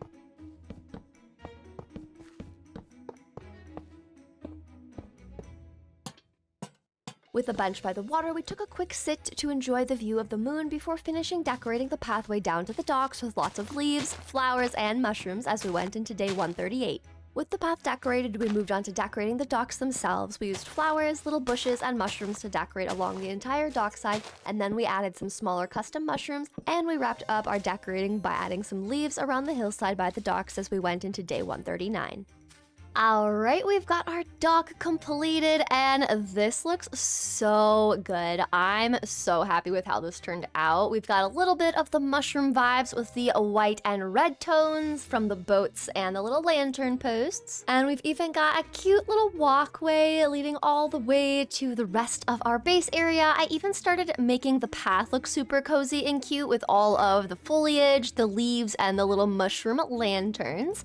But if we work our way down here, this is our dock, and I'm so happy with how this turned out. I love it so much. We also have a bunch of just barrels, we've got logs wrapped up, ready to go, and even coal, and I think this looks super cool. If we go into free cam, this is what the full dock looks like at night, and this looks so good. So much better than what we had before. But the next thing that I want to work on is where the little fishermen are going to live. Now, because we also have this spot up here, I thought a lighthouse could look really nice up here. So if I just puff my way up on top this area, this spot right here is perfect to have a lighthouse, because if I zoom out, it's kind of just going to be standing up on this edge here, and I think it will be great. But adding in a lighthouse is great and all, but we're also going to attach a little house to the side of it so that we can have some fishermen living here. So it is time to start working on the lighthouse, gathering up supplies for both the lighthouse and for the little fisherman's home. But first, I want to take a little bit of a nap. The morning of day 140, we spent collecting up resources to build our lighthouse. We're going to go with the classic red and white lighthouse for the color palette since it works well with the Mushroom Island theme that we're going for. Alright, with everything collected inside our chest, we are going to start taking some of our resources to make the basic map outline of what our little lighthouse and house attachment is going to be. Now we're going to use some support pillars from the chipped workbench, the carpenter's workbench. So we need some of these stripped dark oak logs, and then we just put them inside the crafting table here. And I think these ones could look really nice on the edges. I like this design, these straight up and down little vertical lines. I think that'll be nice. And then we're also going to take a bunch of these red mushroom blocks. We're also going to be taking a bunch of the white sand, and we're going to take a bunch of the smooth white sandstone. As far as the shape of our lighthouse, we're going to put this as close to the edge as we can. So I think we start this here, and then there's going to be a block in between, and then we're going to put 3 out, a block in between, and then I think the way that we're going to get in will be right here, which does make that this is a very tight entrance, so we might expand this out a little bit more. And this wall is actually going to be removed, and we are going to be placing our little house here that our fishermen are going to have as an attachment to their lighthouse. So we have 1, 2, 3, 4, and 5. Put another one right here and another one right there. We'll just fill in our walls for now. And we're also gonna go 3 up like so. Then we've got our stripped dark oak logs, so we can set up all the support pillars on the sides here like so. As far as our lighthouse, we are going to just do 2 levels of red, then 2 levels of white, and we're gonna just go up all the way. From days 141 to 143, we worked on the lighthouse and fishing hut attachment. Once we had the alternating red and white walls of the lighthouse completed, we moved on to adding the roof onto the fishing hut walls we'd already put up. We used the red cherry wood for the roof trim and white sandstone and smooth white sandstone for our roof blocks.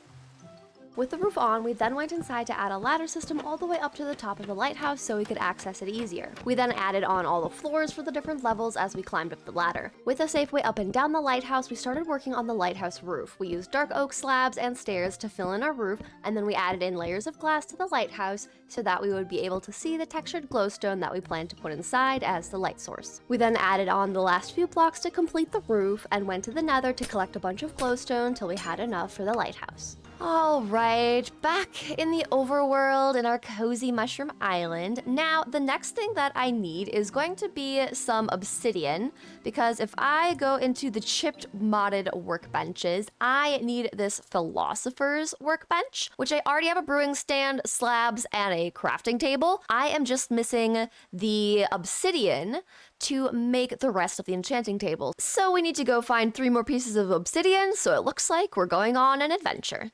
So with our little dark oak boat, we were off across different biomes looking for a lava lake. It took us a bit of scanning the horizon looking for lava before we instead found a ruined portal. So we quickly collected up all of the obsidian until we had more than the 4 blocks needed for the enchanting table. Then in classic red fashion, we got distracted and stopped to loot a few things from a village and also from a mushroom post. And well, we wanted to trade with them too to get some goodies, which in the end we did. We got some iron, gold, diamonds, and even more deceiver's hearts, so it wasn't too bad. We then found a biome that had calcite lying around, so mined some of that up. We found a new type of flower that was cute and we could make magenta dye, so we picked some of those. Then we got even more distracted at a witch's hut trying to collect more mushroom hats and other goodies until we finally started the journey home. The sun was beginning to set as we boated back, and it was so cool to see our new docks glowing in the distance. I'm definitely so glad we have the docks now. It just adds so much to the shoreline. With the enchanting table made, we crafted up the philosopher's workbench and placed it down to admire it. And let's add this in.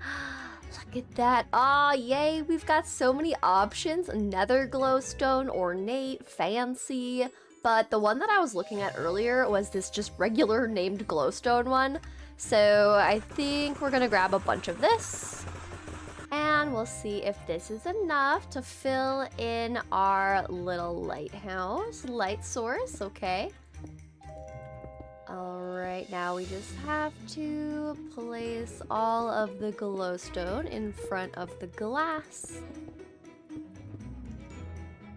And look at that, we have a full light source added into our lighthouse. Now let's go look at it from the outside. With the lighthouse officially having its light source installed, it was next time to decorate the interior of the fishing hut and lighthouse. We added some glass panes to all of the windows, and then we added some glass to our floor for the fish aquarium. We next added some red curtains, cute paintings, and lanterns to the different levels of the lighthouse and countertops on the different floors. We then went to shear some vines because with the botanist workbench we can change how the vines look, and I thought these red ones would be the perfect fit for the aesthetic we're going for with the red mushroom vibes. We next added barrels for storage into the lighthouse and some azalea leaves to the interior for the finishing touches. The sun is closing on day 148, and I have just finished the interiors of our little lighthouse and fisherman's hut, and I think this is super cute. I have a buried treasure map that I have not yet explored that's just got a little bit of the map filled in, and then we have our handy dandy fishing rod, of course.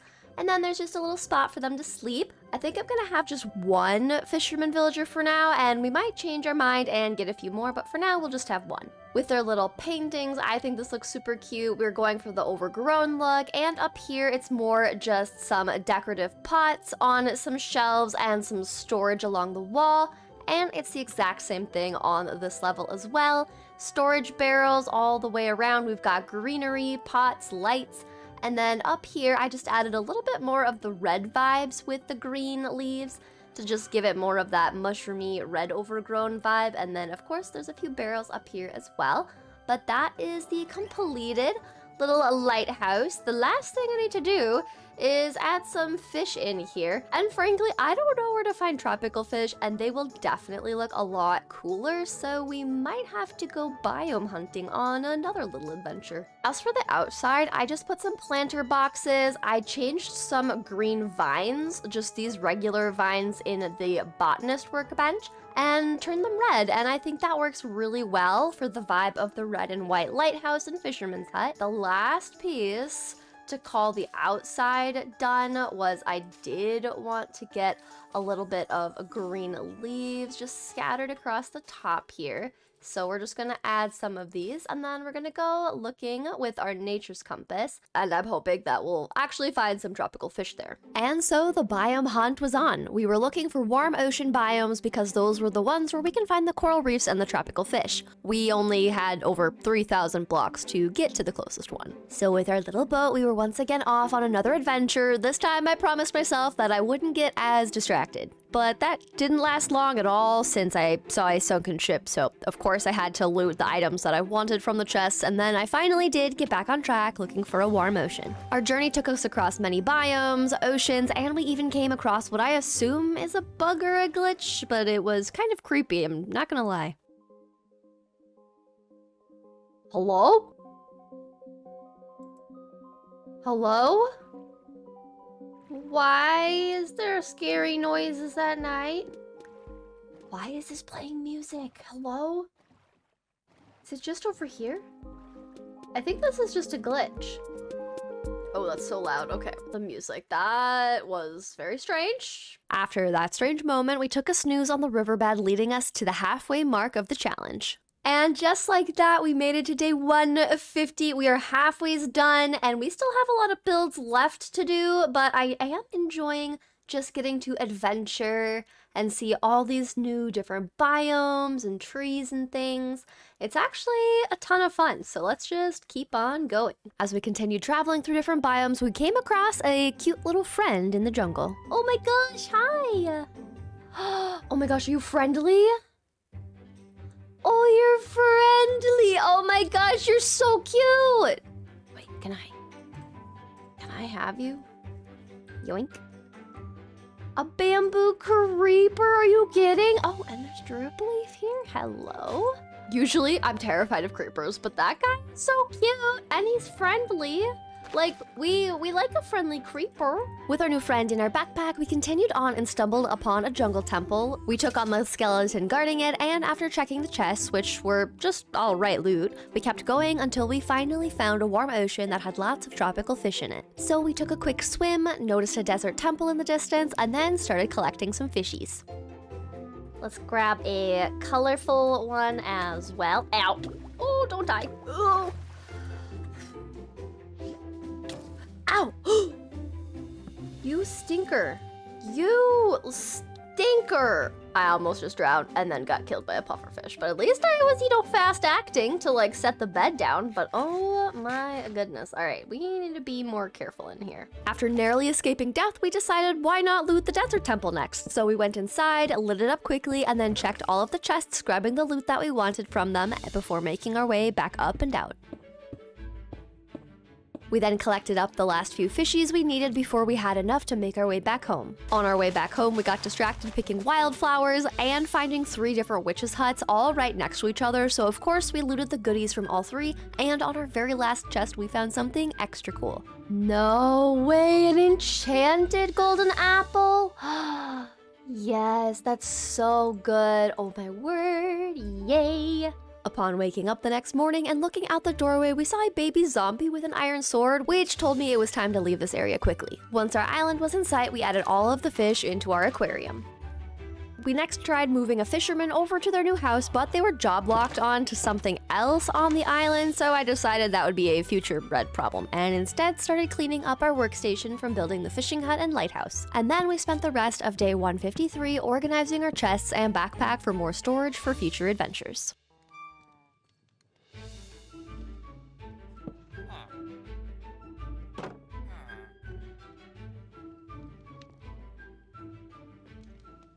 As we went into day 154, it was time to move on to our next build. All right, now for this next build, I think it is finally time we do something with the nether portal. And it is just been sitting on top this little mushroom for far too long, just because I didn't want any of the villagers trying to get to it or any of the animals. So we just need to find a safer way to make sure we can have a nether portal without these guys going through it. And I also decided that it is also time that we fix this, where we don't just have a giant hole with a bunch of torches for the iron farm entrance. So I think we're gonna combine these two builds into one. Now, the vibe that I'm going for, I think, is going to be another one of our little tree stumps, similar to this one. And if I go into free cam, I think I do want to put our little fallen tree branch over top of the iron farm.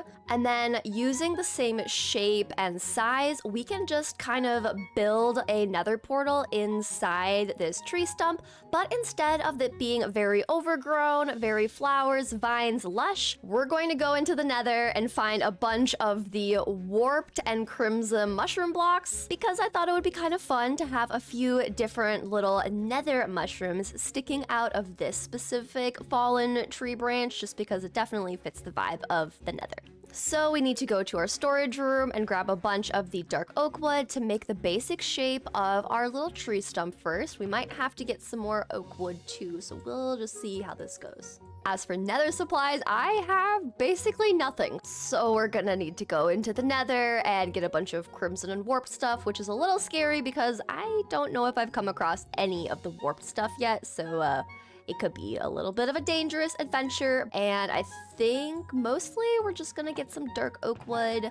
I also am going to use a ton of these white sandstone walls for the mushroom bases. And before we go into the nether, we are first going to lay out the basic shape of where we are going to have our little tree branch that's fallen over. So if we go, say, right here, and then we'll come down here 3 blocks. This one comes out here. These are the bottom 3, and then these ones come out on the sides like so. And then we're going to strip all of these so it will look a little bit less worn, but not all of them I think we're going to strip. It'll just be a little bit of each.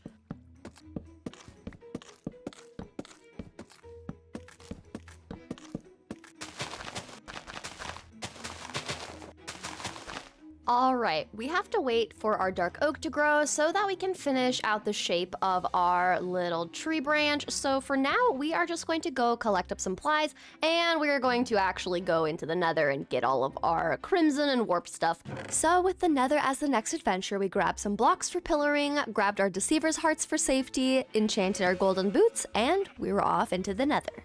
Once in the nether, we started collecting up the crimson wood, the crimson nether warp blocks, and the crimson nylium blocks before we came across a weird potion effect on a mob.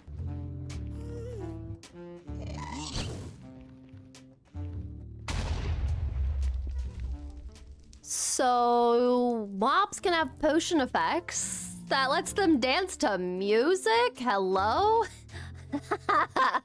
That is the weirdest little quirk I've ever seen, but that makes sense why I was hearing weird things. I then started getting attacked by a ghast, but we took them out and got the advancement.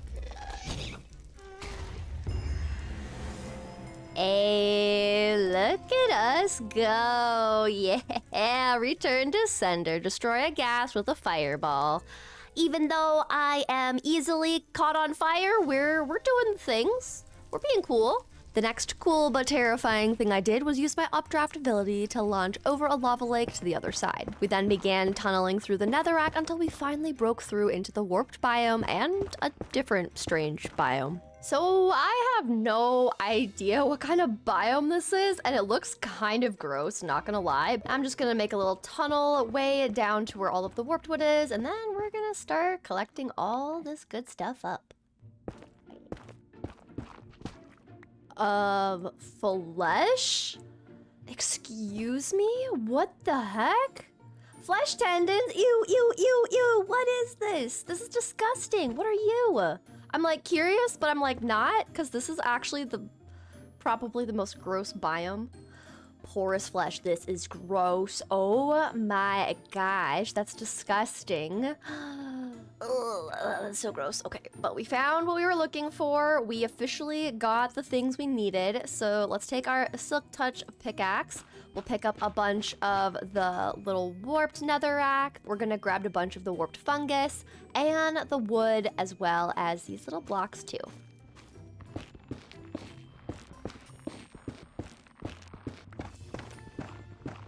With all of our blocks collected and a quick ghast snipe, we were back in our portal with our dark oak wood ready to be chopped to continue building out our fallen tree branch portal build.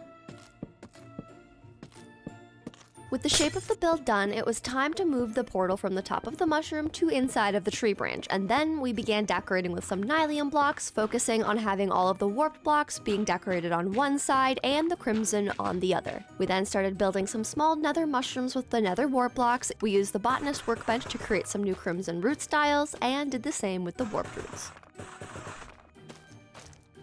We then continued adding little mushrooms around the outside of the tree branch to decorate things a bit more. Okay, we have our nether portal tree branch done, and this is so fun. I decided to do a half and half crimson and warped, and I really like how this turned out. If I go into free cam, we'll get a little bit better of a view. I also added in a little iron mushroom just to remind me the iron farm is underneath this little tree branch, and it is on the crimson side where we can get to the actual trapdoor to get down to it. But in taking a closer look, we've just got it very overgrown. We used the botanist workbench to change how some of these little nylium root things look. We've got the vines in here that are changed to be red. We've got little mushrooms all hanging around. We used the shroom lights to be underneath to add some glow to all of our little mushrooms.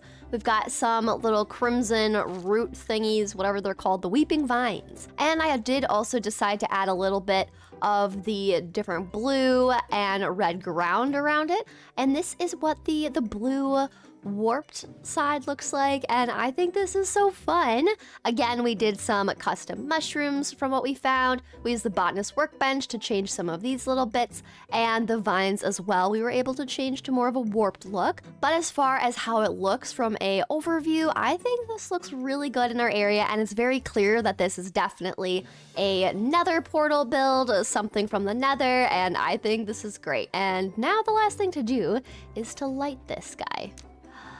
There we go, and we have our portal inside the little mushroom fallen tree branch, and I'm a huge fan of this. Now we just gotta go around to the sides and close off the gates, because this is my barrier to make sure none of the villagers get through into this portal. The next thing that I want to work on is this space over here, which has been neglected since the very beginning. We have all of our Mooshroom cows spawning over here because they still get the mycelium.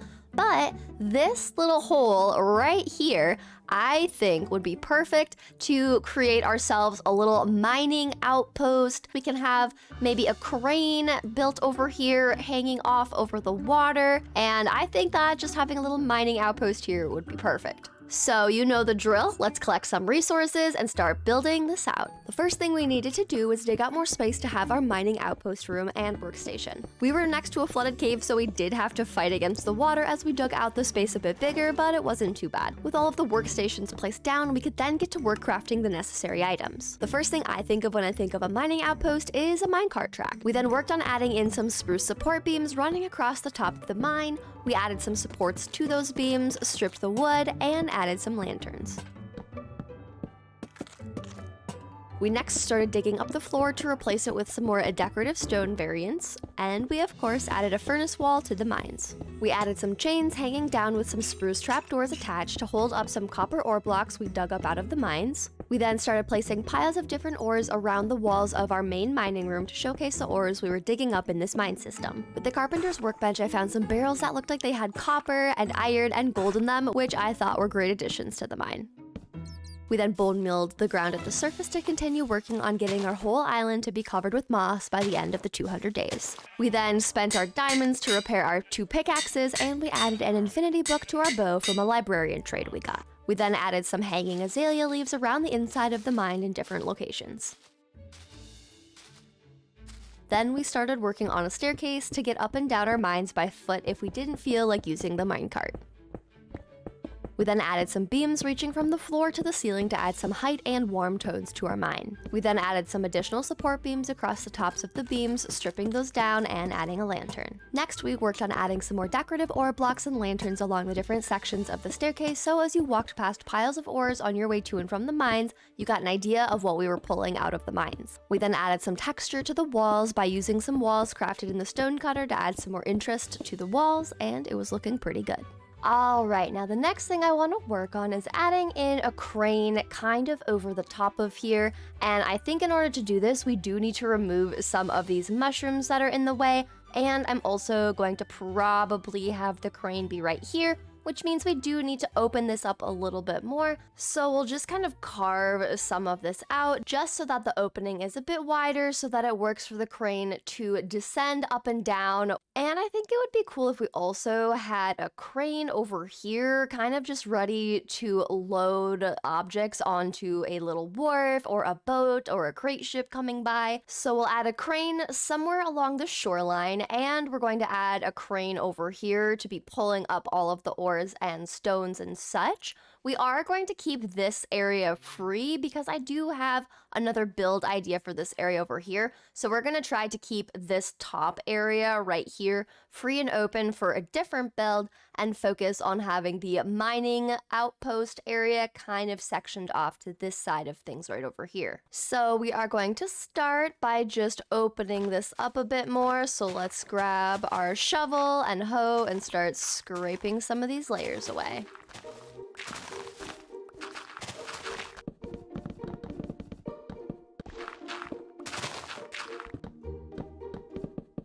Alright, I've cleared out more of the mine entrance so that it's a little bit easier for us to be able to have the crane lowering and raising things down here. And I'm thinking where we're going to position the crane is going to be right over here. So I think if we look at how far over this little cliff edge that our crane needs to be, I feel like if it's right around here as far as where the chain starts to go down, that would be perfect. So let's try to place it right around here. And then for the base, I'm going to use some stone to kind of just signify that this is very established. It has a lot of good foundation and structure to it. And then we're just going to raise this up a little bit. For the height, I do really like this. I think this is what we're gonna go with. So we're just gonna land back up here, and we're just going to work on setting out our little crane bit by bit. And this might be a little bit difficult because I need to slowly bring this down a little bit. So we're gonna bring out some blocks with us to make this a little bit easier.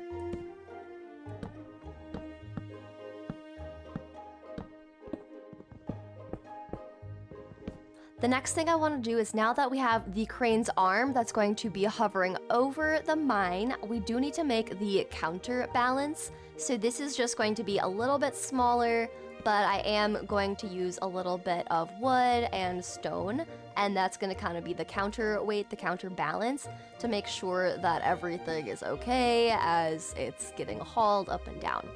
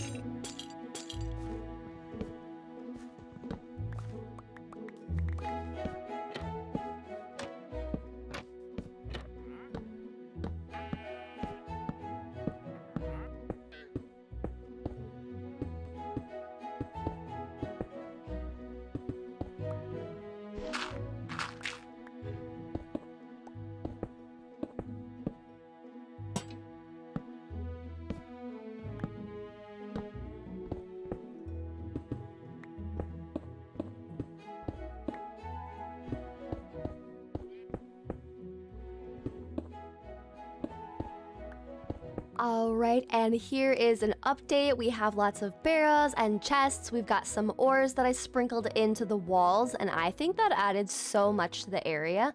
We also have our little crate being hoisted up out of the hole by our crane, and I think the crane turned out really good. I really like how the chains can go sideways because then it actually looks like the crane is actually pulling it up and out. Now, as I was building, our little friend down here kind of got stuck, so we're just gonna let them out of this little spot. We'll use our updraft ability, and honestly, they can just wander around. So enjoy your freedom once again, my friend.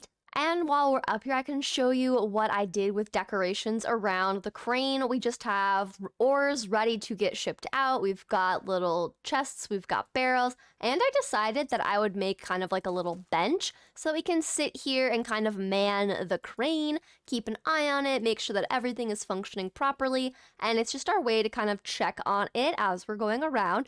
But I think this looks so cool and so pretty. From free cam, just seeing down into this opening looks so cool, and I'm very glad that I opened this up a bit more. However, I think my favorite feature is when we get down to about here within the mine and you just start having all of the leaves and the glowberries kind of give you that overgrown lush vibe. But let's start working on the crane that goes to the dock side over here.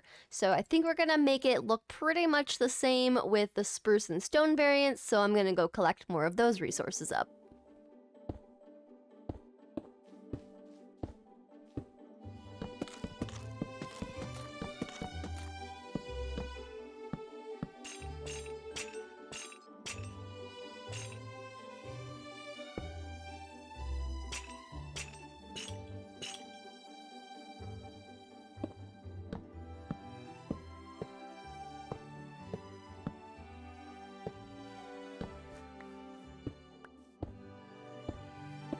And we're just going to remove all this mycelium, and then we're going to use dark oak similar to how we have our docks over on this side. So we're just going to start filling this in with the dark oak slabs and make this kind of look like a more industrial dock. We're going to have some retaining walls mixed in here and just have it all prepped and ready to be shipped off with all of the ores.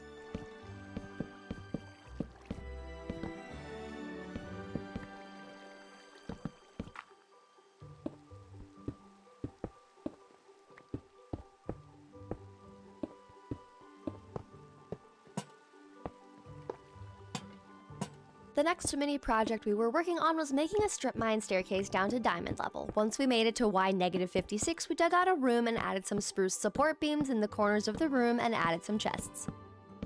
We then made our way back up, placing stairs as we went to make traveling up and down easier. The strip mine also works as a way for us to collect all of our stone material types as needed, which we were most excited to have a designated spot for collecting those resources. After some additional stone collected, we were back to finishing up the dockside retaining walls and moved on to decorating it.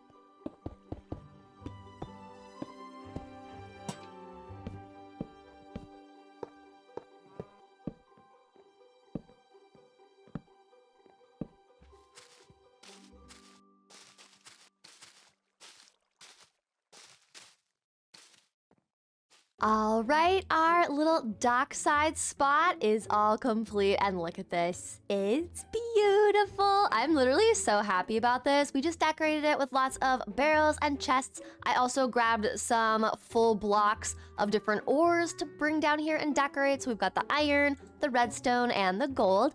And of course, we've got some lanterns mixed in. And I also decided to add a few little iron bars in the mix. I feel like that really broke up the texture of the wall, and I'm a huge fan. I even decided to put some barrels all strapped down, ready to go. Made another little crate ready to lift things up. We've got our crane over here, which I did not finish removing that block, but I'll fix that. But it's just got some different blocks ready to go. This one is more iron centric, whereas the one inside the mine has more coal and iron mixed in with it. And if we walk up here, I also decided to add in some more leaves onto the sides by our mining entrance. I also decided to make a little kind of minecart thing. I used some barrels to kind of act like a rail track here. And then we used some item frames with some of the chiseled stone to kind of represent little wheels carrying some iron ore back and forth. But I think this area is looking really, really good. I think the last thing I'm gonna do is just fix the crane with the one little dirt block there. There we go. That looks much better with a little bit more texture and variation to our little crane here. Now that we have this little dock done all the way, I want to next work on building our next project build right here. And going into free cam, we are going to be building a little ocean-side oceanographer's little place to live. And what I'm thinking with this is we have this giant island and we've built so many different things. How cool would it be if we make a little explorer's ocean-side place and our cartographer can live here and sell us maps to make not only maps of our islands, but give us maps to different locations, but also the place we can go to get enough maps that are empty to fill in and make a lovely map of our area. So first things first, we need to clear out this area of any of the little mushrooms that are here, and we're going to clear out the large mushrooms. So let's just hop our way up here and start taking this down. And I do want to do a little bit of terraforming and level this out so it's all on the same playing field. Excuse me, cows. And as we are ending the day of 174, going into 175, I need to fix up my shovel because we've been hard at work and it is about to die. And that took 4 diamonds. And we are going to sleep so we don't deal with phantoms as we're building. Day 175, we are making progress, guys, and honestly, I am loving what we have done so far. We have been able to do a cozy little animal barn, we've made beautiful docks, we've made a lovely fisherman's... hello? Are you guys okay? Oh my goodness, I guess, you know, that would cause problems. Are you okay, guys? Oh, I'm sorry. Here, let me just push you off. There you go. Is that better? Oh gosh. I was gonna say we built our lovely little fisherman's home. We've got our little tropical fish aquarium. We've got all of the levels of our lighthouse, and I think this is beautiful. We've managed to make a cozy little nether portal build, and I love this. And with our little dockside mining outpost, I'm very excited to get our little cartographer's house underway.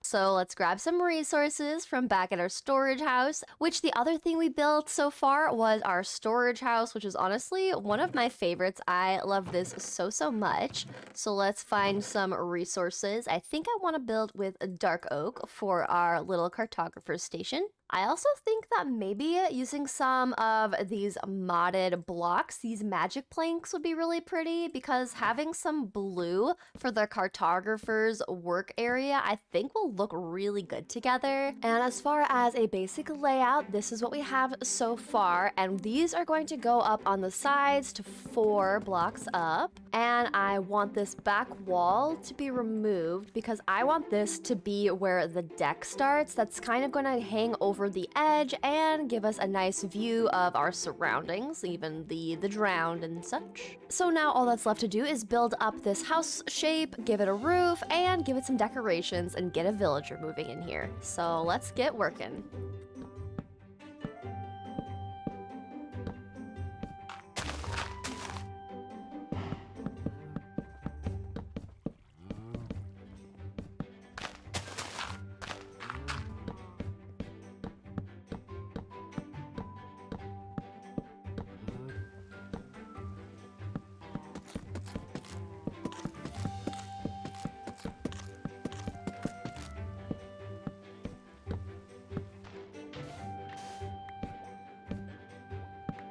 And we'll just remove some of these blocks so that we can have some nice size windows. And now that we've got our basic walls set up, it is time to work on adding in the roof.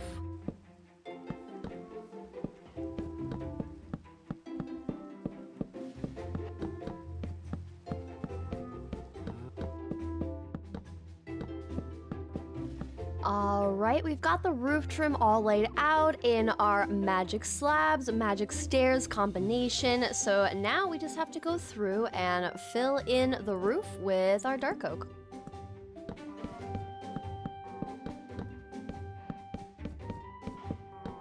And there we go, our roof is completed, the walls are completed, now comes the fun part, getting to decorate all of our cartographer's little house for them. First, we're gonna start by filling in the roof so that we have a solid ceiling to be placing lanterns and different leaves and things hanging from them for. We'll also add some benches here so that we can have some nice little spots to just sit by the water. And as far as our balcony railing, I think I want to use some glass just so that you can fully see the ocean view and it's not obstructed by any of the regular fence posts or anything. We'll also place down our cartographer's workstation, and they are going to have a bed in here so that they can sleep at night. And I figured if we have a bed that is blue, it would fit the vibes very well. So I'm thinking we'll put one right here. And in our carpenter's workbench, we can change the dark oak trapdoors to look exactly like the spruce ones, and I think this will work super well for our area, so we're gonna go and add these around. Next, we'll get our windows all added in. Then we'll get our little balcony fence in, and there we go. I think that looks so good for the oceanside view. We'll also add 2 lanterns here to add some light at night if we want to sit down and enjoy some night views in our little cartographer's house. And now we're just gonna work on decorating the interior and making it look all cute and cozy. I'm going to use some of these shelves to create some nice little supports around our area. So we'll just put some right here. I decided that I wanted to use some of the dark oak stairs and kind of just use those to border in our front doorway, which we are going to leave open. We're not going to have any kind of doors since we don't need to worry about creepers or anything. So we're just going to add some dark oak trapdoors along this side, and we'll add them to the exterior and right at this top here as well. We'll take a compass and add it next to the cartographer's workstation, and then we do have some empty maps, and I would be curious to just make a map of just where the cartographer station is, just so we can have this be on the wall. And it does look a little silly right now, but I think that's okay. We'll just place that inside here and rotate it for now. We'll add some chests as storage to the different shelves here. And you know me, we've always gotta have our fair bit of greenery hanging about. So we're just gonna add in some leaves throughout the inside here. And we're gonna add some greenery onto the roof as well. So we'll just dot these around and through. And then we'll just carry the leaves through like so, and the same thing over on this side.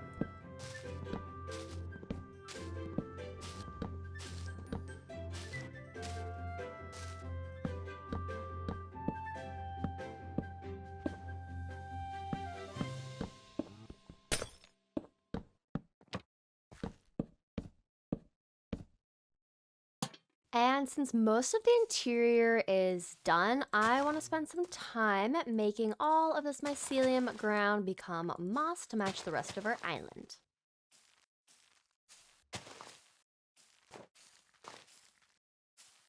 There we go. Now you're a cartographer. Thank you very much, my little mushroom friend. Now, in our backpack, we should have some emeralds so we can get some maps from them. And we can go say hello to our little librarians here because the sugarcane farm is underneath them, and then we can trade with our cartographer. Then we can see what other trades our little cartographer friend can give us. So we'll get a bunch of paper from you. Now let's see what you do when you level up. Oh, an ocean explorer map. I mean, we literally have one like right over there, so that's not really necessary. But look at this. Glass panes can become emeralds. Lots of goodies. I like it. For now, we can put some paper and emeralds in here since that's what we'll trade with them. And I also can trade glass panes. So I think we're going to put any glass panes in here as well so we can get the trades that we'll need from them. And looking at our map, it looks pretty purple just because we had a bunch of the mycelium helium there, but look at this. Now we can see a lot less purple over by our house, and now it's just covering that little bit on the side here. So we do need to get some more of our bone meal to turn this little last bit into some moss as well. Now the next thing I want to do is start working on connecting a path leading from our cartographer's little house over to the rest of our paths, and there definitely needs to be something else over here because I did want to have the cartographer's house on the edge of the water so that their little balcony is looking out over the water. However, it definitely looks like they're kind of just living all alone on the edge, and they're a little disconnected right now, so I think we gotta add some more paths, and maybe we'll add some more decoration and foliage over here as well.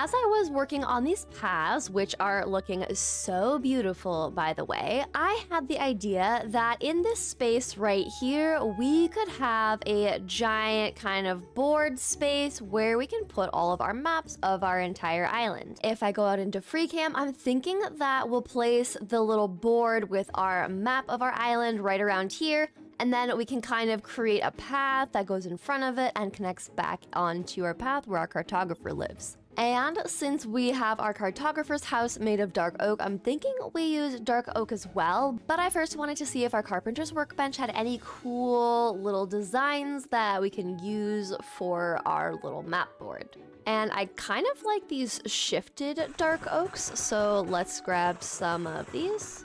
I'm also going to grab 4 more of these. Well, I guess 5. And I want a few more of these flowering and just overgrown dark oak logs. Now, I'm not exactly sure how big we need this map to be, but I think either way, we can kind of just create a basic shape. Now, if we do 1, 2, 3, 4, and 5, I feel like that should be enough.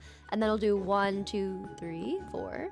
And then if we have 4 logs, I think that that should be good. And we will do the same thing on this side with 1, 2, 3, 4.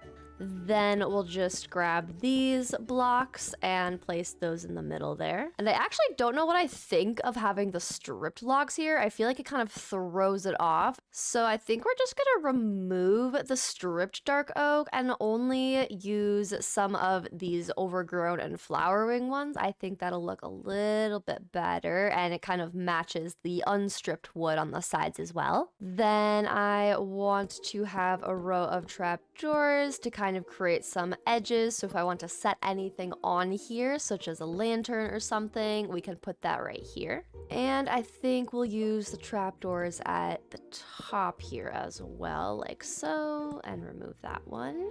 Then we can add a lantern there. Then we'll grab some leather and some sticks and grab a bunch of item frames. We'll place down all the item frames so that once we do get our map all put together, we can add them in here. Next, we'll work on connecting up a path in front of our little map board, and then have this path go all the way back, curving onto our path again.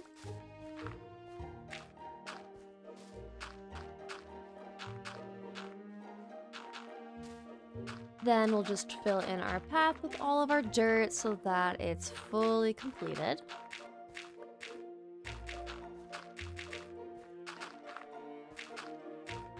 Then we'll add some of our little mushroom lights back so that we still have our path nice and lit, and it looks like it matches everything else over here. We'll add in some little bits of grass here and there, and we will add back in some of our lush greenery. And we'll add back in some of our little flowers around the edges of everything. I love these flowers so much. These are definitely my favorite that I've found in this mod pack so far. And now we just have to go through and turn the dirt into our path blocks so that it actually matches up and looks uniform with the rest of our paths we have. And in free cam, just that little change filled this area in so well, and this is literally perfect. Like, this is exactly what this space needed, and once we get our maps all added in, it's gonna look even better.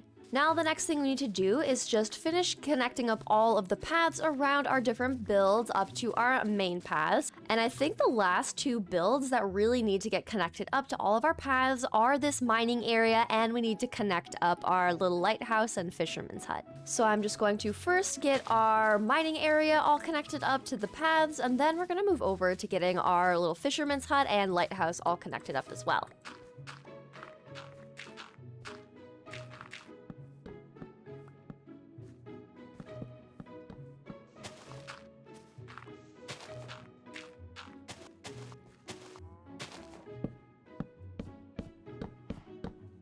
And now we move on to connecting up the lighthouse to our main path over by the nether portal build, which does mean this mushroom has to go to make room for the path. And with us using our Silk Touch hoe all the time, we need to repair it, and we need to use 4 diamonds to do so. And based on where the path is right now, I think we're going to make it connect right here. So then I'm just going to start kind of peeling back some of these layers until we can have them to meet up, and then we will call it good.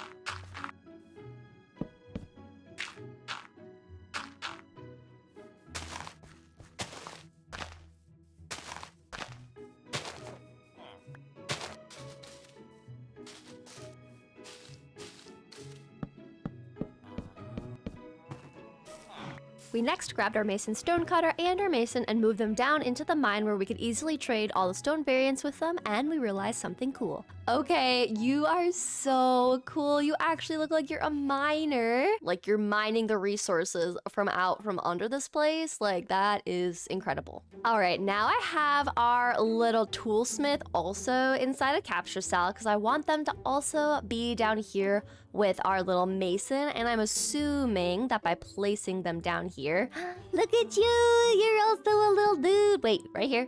Yep, there we go, stay here. Look at you, you're a little miner. And then I can get all of my tools from you. This is wonderful. I do like that you're in the car, but then you won't refresh your trades. But look at these guys. They're my little miners in the mining outpost. I love that. That is just the best. Now, another thing I was thinking about was these 2 mushroom outposts that have been here since the beginning. This one we have started turning into our little cat cafe, but obviously the villagers have kind of moved Butterscotch and Raven around, so we gotta set them back in their little spots, their little cat cafe couches. But we've got a little cat cafe, and we don't have anybody to really like man the cafe, so I'm thinking we come in here with some of our farmer villagers, and they can kind of run a stand that sells some bakery items. So let's go get our farmer. And you are our master, and they do trade us some cookies and pumpkin pies. So, oh, you went in your composter.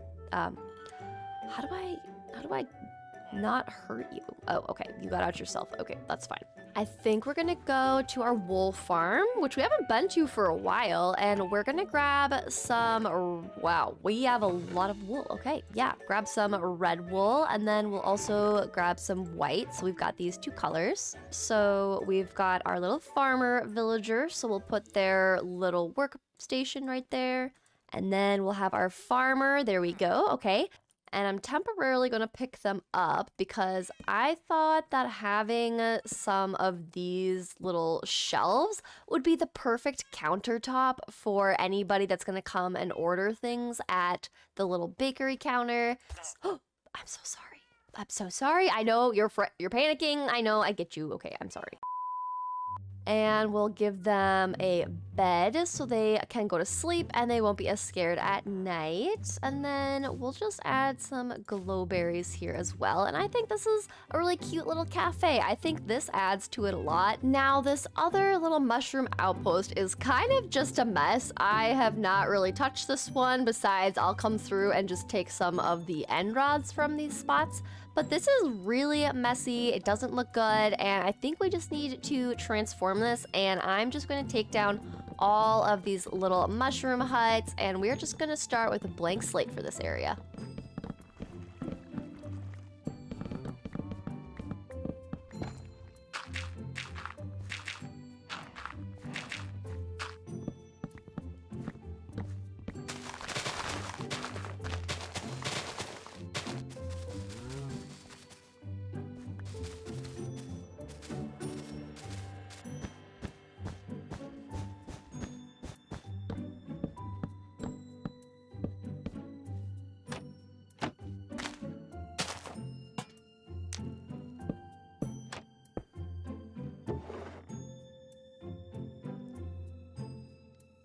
The morning of day 191, we took in the beautiful sunrise before we got back to work, finishing our second little cafe.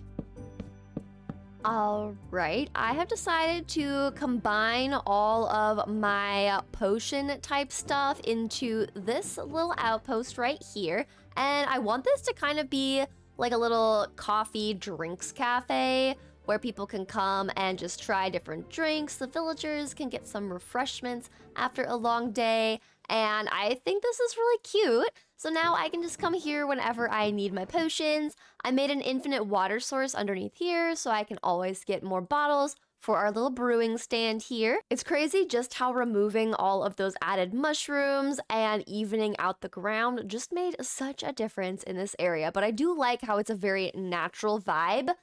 More just like we're in a garden, you know, just enjoying some drinks as like a kind of like a garden party, tea party vibe where we're just in the moss. Another thing that's crazy is that we are on day 191. We have 9 days left on this island and we are making amazing progress. I am so happy with what we have so far, but we are not done yet. We still have lots of projects that I want to get done in these last 9 days, and for some of them, I do need some bone meal, so we are going to put things back in the farm to get it working and getting us some bone meal. And to go with our garden party vibes, I figured we'll add in some azalea trees because it'll just make it look a little bit more cute and it'll fill in the space nicer, kind of be a little cozier. They're surrounded by all these trees and things, so we'll just let these grow up and fill in the space. Except this tree is literally just like a right angle, so we are going to fix that. Just create some bushiness on the tree here. Should help it just a wee bit. And we're going to do a sneaky add a lantern using moss so that it blends in with the azalea, and I think just that subtle glow adds a lot. Alright, on day 192, we're gonna start grabbing some of our empty maps, and we're gonna take some of our emeralds. Oh, I guess this cow wanted an ocean view too. You know, I understand. I get that. But let's grab some of these empty maps. Now with this map we have, I'm just gonna start working through and filling out all of the maps of our area. So we're just gonna get these all filled in and then add them onto our map wall. All right, we've got that map, and then we've got our docks, which goes here. Oh my gosh, look at this, it's so cute. Oh, I'm obsessed with this. Okay, I don't think this is the right one. I think this goes here like so. Oh my gosh, look at our map. This is so cute. And look at our little starter house. Oh my gosh. Look at all our little mushrooms. Just colorful and dotted everywhere. Oh my gosh, I'm obsessed. You can tell where I still need to fix the mycelium. I think that is hilarious. But look how cute this is. I am going to take 2 more maps and fill these 2 in as well. So I need to go to the edge of these maps in order to fill in the next chunk real quick. Alright, and there's the final map. Look at our island, and you see the other mycelium isle nearby, but look how beautiful this is. I love it. And you can definitely tell there's some mushroom vibes to this, especially with our starter house. And we've got our sign saying, welcome to Cozy Cap Isle. I went with Cozy Cap for obvious reasons. I have my cute little mushroom cap that I've been wearing this entire time since I am a mushroom for this 100 days. And of course we have Isle because we are transforming an entire island from what was once just purple mycelium into something much, much cozier. Now, even though we've got our lovely little map all sorted out, we still have 8 more days, but this looks so cool to see our entire island on the map. So by the end, we're going to get rid of these spots and add some more cute things to our area. So let's take a snooze and start fresh on the next day. The morning of day 193, we added some glowing to our sign so it was more noticeable, and we smelted up some light blue glazed terracotta to change the mushroom light posts by the cartographer's house to match the blue vibes we were going for. Alright, and now it's time to work on some of our cute little custom mushrooms, which we haven't done for a while, so we are just going to work on building them up. We're going to do some pink ones, some yellow ones, and some orange ones.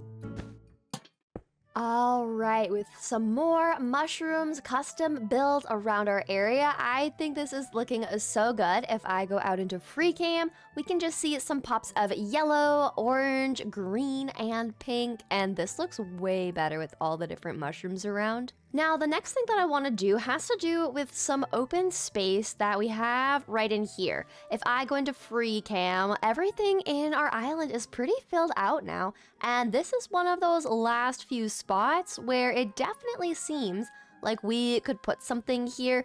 And what I was thinking is it would be really cute if we put a fountain, maybe some benches, some flowers around this area. I'm thinking we would use a lot of calcite, weathered calcite, and some of the white sand that we used to make our mushroom stems, since I think all the white blocks would blend in really well with the area. So of course, we gotta go back over to our storage room and pick out some of our white blocks, and then we are going to start building a cozy little fountain. And since I want to get more of the polished diorite, we are going to use our little staircase here and grab some diorite from our mines. And even though it's going to be a bit rainy as we build out our fountain, we are going to get this done so that by morning we will have a beautiful fountain to showcase.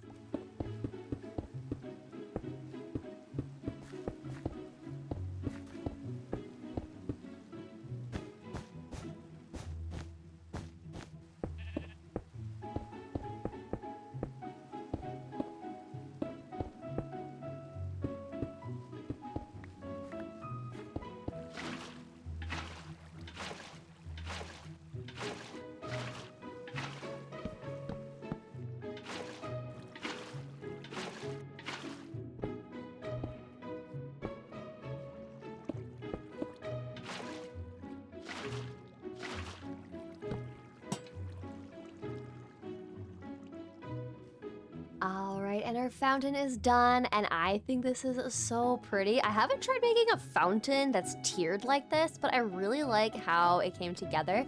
I decided to break off one of these little slabs here so that the water flows down even further, and I think that was the right call.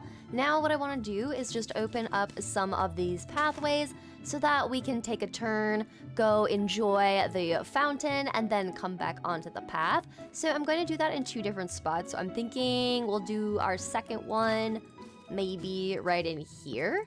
And then we are going to be replacing this ground with some of the dirt, and then we will be just creating path blocks out of this so that it matches this path as well.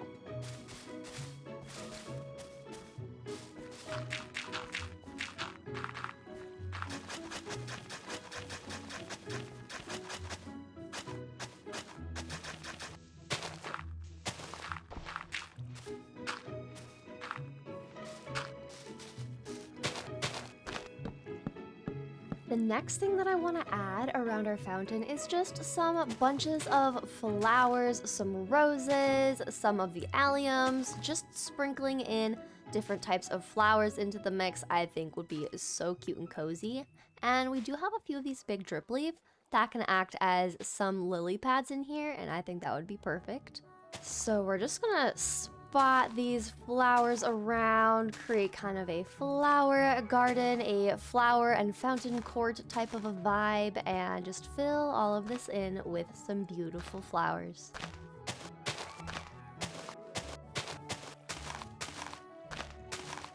And as we are on day 198 with the fountain and flower court is complete, with the colors of the flowers popping against the white of the fountain. This looks beautiful. And if we go out even further, it just fills this space so well. Since we are now on day 198 and almost done with this 200 days, there are a few things that we need to start cleaning up around our area. One of them is cleaning up and tearing down our little tree farm platform. This platform has done us well for the 200 days that we have had this out here for, and now it is finally time to get this all torn down and put away, including all of the dirt on this platform as well.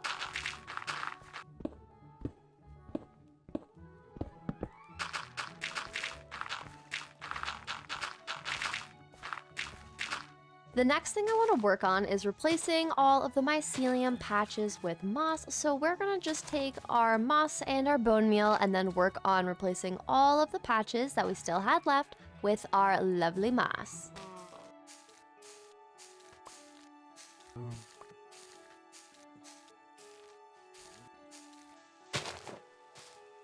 Almost 200 days ago, I said that I wanted to turn all of this landscape of mycelium into moss, and we have done it, guys.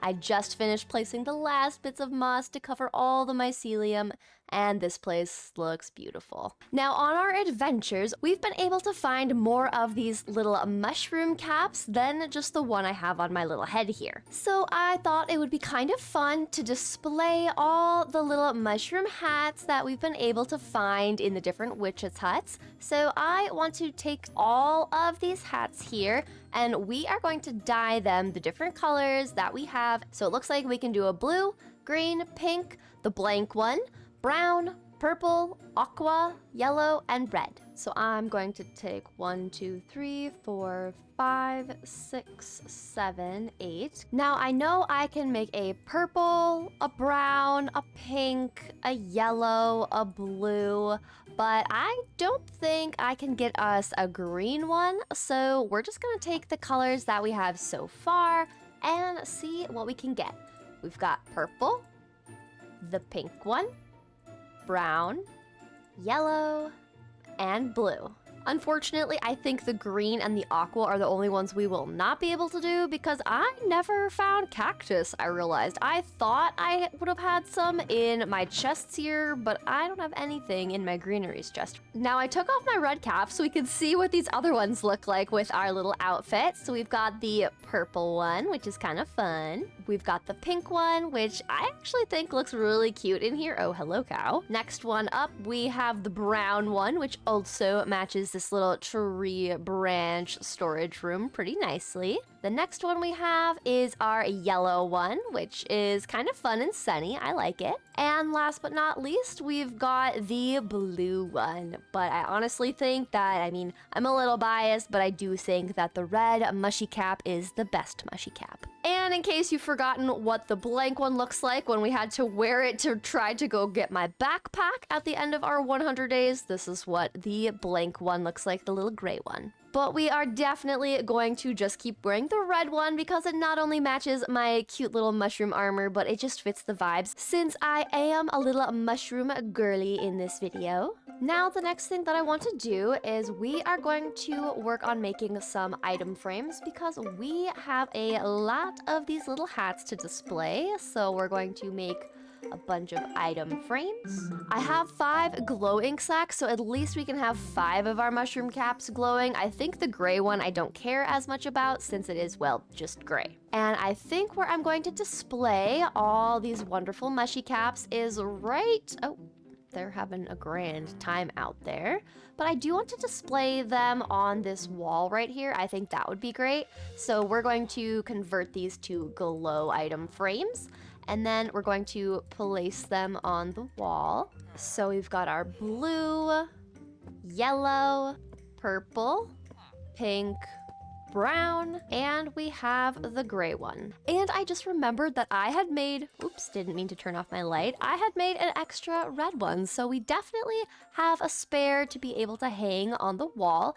And I'm thinking that instead of the brown one getting a glow item frame, we're going to give the red one the glow item frame.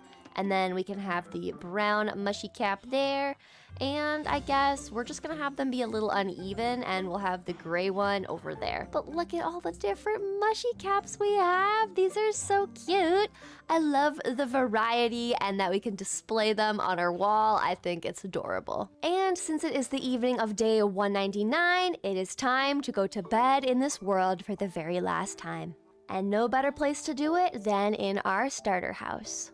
And just like that, there we go. We have survived 200 days as a mushroom girly transforming a mushroom island, and we did so well. I want to make sure we walk through everything that we have built in these last 200 days, but we have something to do first with this little friend.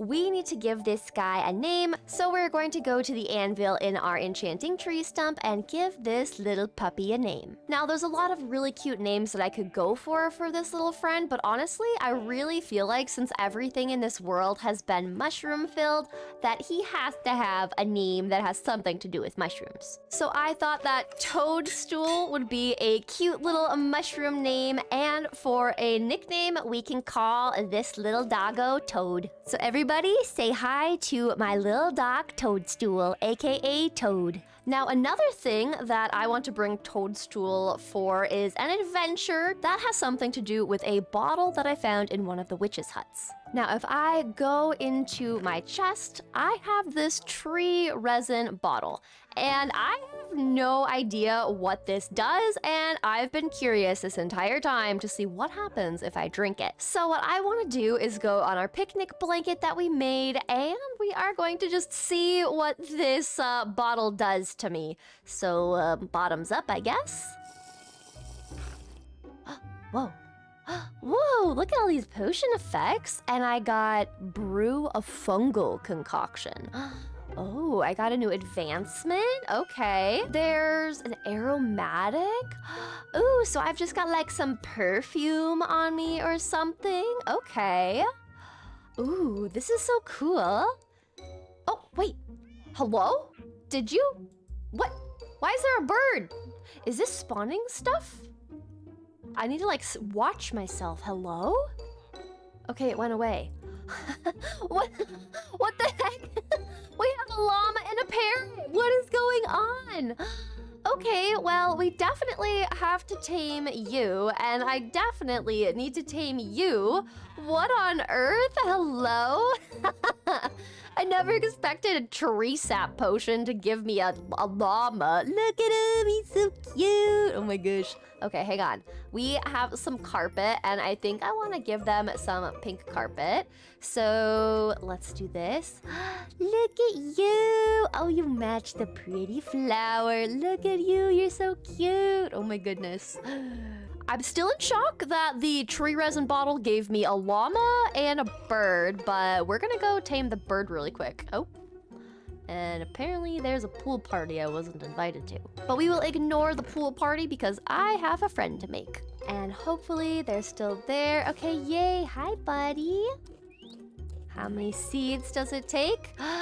Yay, look at you. You're adorable. Can you land on my shoulder? Can you land on my shoulder? Yes. Yes? Oh, look at you! You're kind of a little phased into the hat there, but look at my little friend. This is so cute. Oh my word, I love it so much. But now that our little doggo toadstool has been named and we have some new friends on the island, this is actually everything that I wanted to get done in these 200 days. And I absolutely love what we've been able to do. We made the coziest tree branch storage room, a very cottagecore, mushroom core animal barn. We were able to make a beautiful dock for all of our friends to visit and come boating in and out. We made a cute little lighthouse and fisherman's hut. And we made a cozy tree branch, nether portal build that I love so much with the different tones of the nether mushrooms on the log. We made a mining outpost and dock so that we can export all of our goods and stones and ores from within our mines. And we can't forget our little villagers who actually turn into miners because they are down within the mines, which is so cool. We also have this beautiful fountain and flower garden that we can stop by and walk through and visit on the way for us to get to our last build of the world, which was our cartographer's house. And this has the best ocean views that you could ever imagine. And we've got to update our map so that we can see that we completely transformed this entire island from mycelium into moss, and I think this turned out so well. I hope you enjoyed this video as a follow-up to our 100 days. Thank you so much for watching to the end of this video to see all the adventures and the full transformation of our little mushroom island as we played as a little mushroom girl. If you enjoyed the video, don't forget to leave a like, subscribe if you're new and want to see more content, and I will see you in the next video. Bye everyone!